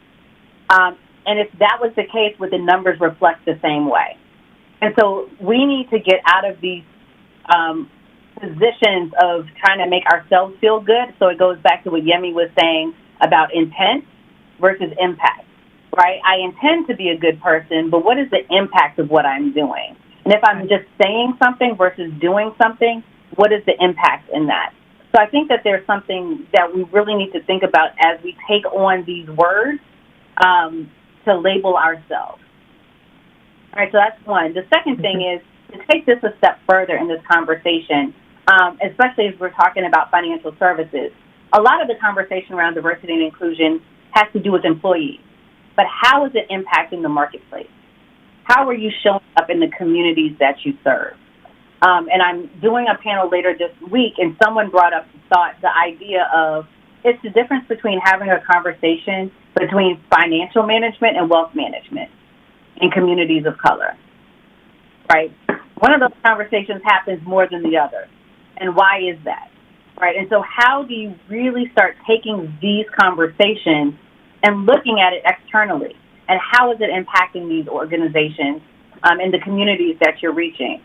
Again, to the point of what are we doing around disability? Is your website even accessible to your clients, right? What do you do for those that may be hard of hearing that are coming into your offices? And so really thinking about this beyond just employees, but how can you be a multicultural, diverse organization and make that a part of your company DNA? Great, thank you. Let me go to Erica next, and then we can wrap it up with Keisha. Erica? Thank you so much. And Sasha took a lot of my material. So, I do think everybody really is focused on allyship and even that above and beyond what we've always talked about when it came to mentorship and sponsorship in the current environment. And everybody should feel like racial equity and equity for all is their struggle, right? We should take the struggle on as our own, stand up, speak out, be an upstander. Even if you feel intimidated or you're uncertain, you need to stand up and speak out. Silence is endorsement. And make sure that you educate yourself, because you might feel uncertain because you don't have that level of familiarity, but the information is there. It's easy to Google. You can go to any website and educate yourself. And just because you educate yourself doesn't mean that you have to be an expert in diversity and inclusion like we are and to know everything. You want to be an active listener. You can acknowledge that the conversation is not about you, and you're not expected to have all the answers, but you are expected to have the conversation and listen. And we all, there's nobody on this Zoom that or Webex that doesn't enjoy privilege. And privilege comes in many forms. And whether or not we're talking about white privilege, whether or not we're talking about the privilege of the educations we all have enjoyed, whether or not we're talking about the privilege of the organizations we work at, financial privilege, whatever, we all have privilege. And we need to transfer the benefits of our privilege to those who lack it. And that will make a tremendous difference for everyone involved. Thank you, Erica. Thank you. And Keisha, last word. I have nothing.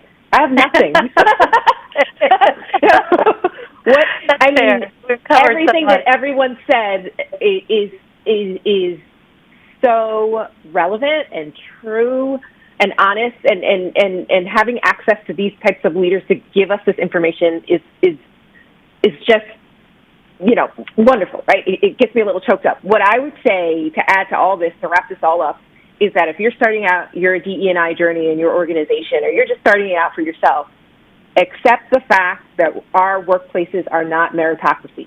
We want them to be, we aspire for them to be, but they are not.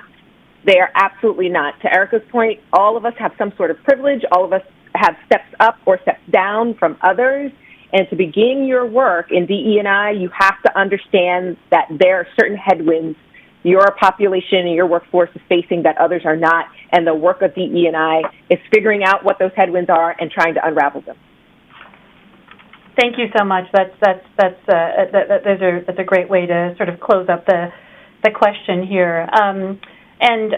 So before I thank the panel, I'd like to first move to see if we have any questions from our Mrac members, and I'd like to now open the floor for questions from the membership. As a reminder, members, please use the raise hand feature to ask a question or use the chat.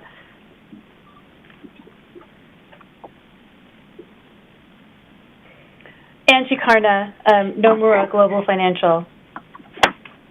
Thank you, Nadia. Acting Chair Benham, Nadia, Alicia, I really want to thank you for putting this on the agenda for the Mrac today, and all of our panelists. Your thoughts and insights were incredibly valuable. It's amazing to hear what you're all doing, and I took copious notes for taking back to my own institution. My question, frankly, for all of the panelists, we talked about the fact that this is really important. The issues around diversity and inclusion are critically important from a business perspective. They're critically important from a risk perspective to make sure we have diversity of thought in all of our institutions. My question for you is you noted at the outset that progress is still happening slowly. So is there a role for the CFTC, who regulates so many important financial institutions, and other regulators in helping to move along progress in this space?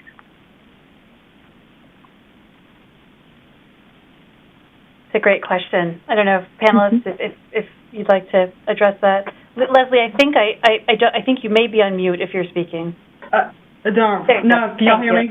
Okay. Yep. So, as a regulator, our actual regulator actually does have diversity and inclusion regulation. And so I do think it's very helpful in that it sets at least a minimum standard of what organizations should be doing towards diversity and inclusion. Now, I by no means say that's the end-all and be-all. If this sounds like and feels like compliance, then that that journey gets derailed, right? So it really is about that business case and everything we just talked about today. But I do think it helps, and at least providing a minimum platform and helping, give some guidance and give some emphasis from a regulator standpoint. Thanks, Leslie. I'm not seeing any further questions from our Mrac members, and in the interest of time, what I'd like to do is just turn to our final poll question, and would like to ask Avi to please display the results of that final poll. The question is, in light of the events in 2020, are you optimistic that we have a meaningful opportunity to make real progress around racial equity and inclusion within our industry? Okay, thank you. And obviously we didn't know the answers to these questions before we put them out there, but it is always nice to end on a high note. The response here is that generally our Mrac members are optimistic. The answer is yes, 75% voted yes, and 6% voted no, and 19% did not provide a response. So with that, I'd like to again thank our esteemed panelists today for your time and very insightful discussion. I certainly have learned a lot and have taken a lot of notes. A special thanks to Alicia Lewis for all of her hard work in helping to organize this panel and just helping to sort of think through the questions and the organization. So thank you, Alicia, for all of your work. These conversations obviously are just the beginning, and there is a lot more work that needs to be done in building a more inclusive workplace in the industry. But we do hope that each of our members will continue these conversations at their respective firms and that our members were able to benefit from some of the discussion today. And so with that, I am going to turn it back over to Alicia. Thank you again to our panelists. Thank you for having us. Bye-bye. Thank you to all of our panelists. That was such a dynamic discussion. And as Nadia said, it's probably the first of many. So again, thank you for your participation. And, well, now it's time for closing remarks. Commissioner Berkovitz? Thank you, Alicia, and there we go. Thank you, Alicia, and thank you all the panelists. Excellent last panel on diversity. I appreciated the various perspectives and experiences and thoughts. Very worthwhile and gave us many things to think about. I'm looking forward to the recommendations, digesting the recommendations from the other panel, discussing it with the members of the committees and the community at large and my colleagues at the CFTC. Thank you again, Alicia, Nadia, and Chair Benham for sponsoring this and organizing this excellent event. And thank all the Mrac participants for their time and attention and thoughtful discussion and recommendations. So thank you very much. Be safe. Thank you, Commissioner Berkovitz. Commissioner Stump? Thank you, Alicia. I, too, wanted just to take a few moments to speak about the last panel. I took copious notes, and I learned quite a lot. And a couple of highlights for me and takeaways were, this concept of distinguishing mentorship from sponsorship that Keisha recommended or noted, the real competency gap that we have that I believe Erica mentioned. I appreciate that Angie brought up the regulators' role and that Leslie was able to provide some insight there. And then I learned a new word, intersectionality, from Sasha and Yemi. And I think there's some real lessons to be learned with regard to intersectionality. Perhaps it can be applied in some of the progress that we've made thus far with regard to gender diversity that I've personally experienced improvements in my 25-year career. And so I just want to commend Acting Chairman Benham and you, Alicia, and also Commissioner Berkovitz for bringing this up during his last advisory committee meeting. The opportunity to gather such a group of leaders in the financial services world presents a good forum for this progress. I mean, after all, we are all problem solvers, and that's why these advisory committees exist, to help us at the agency solve problems. So I think this is a good forum to have these discussions. And with that, again, there was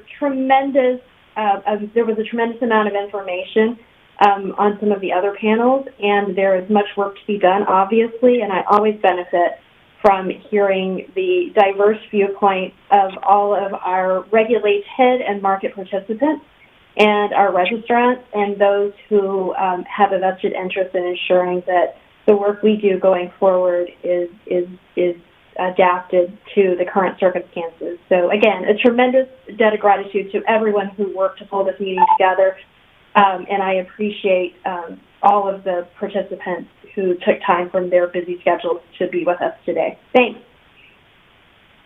Thank you, Commissioner Stump. Commissioner Quintens? Yes, thank you, Alicia, and thank you to you for organizing such an exceptional meeting today, and again to Nadia for her stewardship of the committee and the dialogue, and of course to Acting Chair Benham for his thought leadership on so many issues over the course of the last number of years that seem to pay a lot of dividends in the meeting today. I'd like to associate myself with Commissioner Stump's remarks around the last panel and how thoughtful and impactful some of that discussion was in terms of providing some type of concrete actions and principles and thinking framework to be able to take in addressing these issues and moving them forward. All the presentations today were wonderful. I would, in particular, it may seem like a small issue to everyone else. It's long been something that I have advocated, but I would, in particular, like to recognize the recommendation that came out around the de minimis threshold. I've long called for a full-scale rationalization of the swap dealer registration and de minimis dealing framework, including moving away from notional value as a poor measure of activity and a meaningless measure of risk, as well as exempting exchange-traded or centrally cleared swaps from that calculation. These suggestions have always made intuitive, logical, and regulatory sense and fit well within the four corners of the CEA, certainly as much as anything else that we heard today. And in what I view as somewhat of a rebuke to the Commission's inability over the past number of years to make further progress, even though some progress was made, in rationalizing that, in my view, again, unjustifiably designed de minimis threshold. I was glad to see such overwhelming support of a broad and diverse coalition to recommend those changes. I've still yet to hear any substantive, thoughtful rebuttals to these proposals, including today, that are really based on policy outcomes as opposed to any implicit bias that exists, either institutional and situational or political and philosophical, as opposed to focusing on the policy outcomes and effects or that further promote sound regulation and resilient markets. We've studied this issue at length. We've had 4 studies on this topic. We don't need another. We just need action. And I'd encourage either the acting chairman or the next permanent chairman to bring that before us. But again, my compliments to Acting Chairman Benham, Alicia, and you, Nadia, for a great meeting today. Thank you. Thank you, Commissioner Quintens. Chairman Benham? Thanks, Alicia. And first and foremost, Alicia, I want to thank you for your leadership. A really wonderful day, and one that took weeks and weeks and even months to prepare for. As the members know, we initially planned to meet in December, but because of the thoughtful work around a few of the subcommittees and because of some of the challenges of finding consensus, which is okay, which is right, which is the appropriate, I think, strategy, we decided to hold off until today so that we could put forth a lot of really fantastic work and ideas that the Commission will consider in the future. So, Alicia, thank you to you, and especially with respect to that final panel. That was tremendous. As I think my colleagues pointed out, I think that's the sort of first of its kind for us as an agency, and one, I think, within the context of an advisory committee that both help support ideas and advise not only the Commission, but also the other Mrac members. So it was really great to hear from Sasha and Keisha, Yemi, and Leslie and Erica as well, and their expertise. So, Alicia, thanks to you for putting them together, Nadia for asking great questions and moderating a fantastic panel. And to the others all day, it's been a long day, so I'll wrap up shortly, but Tom Whiff, Bob Litterman, Lisa and Stephen, and of course, Lee and Alicia for all the great work. Many of you know the amount of work because you're on the subcommittees, but for those who are watching, these individuals as co-chairs and the subcommittee members have devoted and committed hundreds and hundreds of hours to come up with these policy ideas, to find consensus, to work through differences. And there's still more work to be done, as we heard from a lot of members, as I pointed out in my opening statement, whether it's around CCP risk or market structure or climate, and certainly the LIBOR transition, and of course, D&I. We have more work to do. I certainly will do my part as acting chair now, working with my colleagues to ensure that we continue to work towards finding solutions, resolutions, and consensus on these issues. Markets evolve constantly. We see market dynamics change frequently, and as a market regulator, we need to address these changes, move quickly, and engage both with stakeholders here within the advisory committee, but all market participants. So thanks again to everyone. We will look forward to the next meeting later this year, to be determined at this point, but we'll regroup in the next few weeks and think about the future plans for the committee and the work to be done. But I know we do have a few work streams within some of the advisory committees that have work to complete. And then a special thanks to Commissioner Berkovitz, Stump, and of course Commissioner Quintens for your participation and sacrificing the day, which I think hopefully bore some fruit because it was a great discussion. We enjoy working with each other as always, but also learning from each other and what we prioritize and what we care about within the context of our own advisory committee. So as much as I appreciate and am grateful for their support, I am always happy to support them and the work they do within their own advisory committee. So be well to everyone. Stay safe. Hopefully we can look forward to maybe seeing each other soon, maybe at the end of the year or at some point in the future. But in the meantime, be well. And we are here and available if any issues pop up. And I will hand it back to you, Alicia. Thanks again. Thank you, Chairman Benham. I want to thank everyone for attending today's meeting and being so engaged. This meeting is adjourned. Thank you.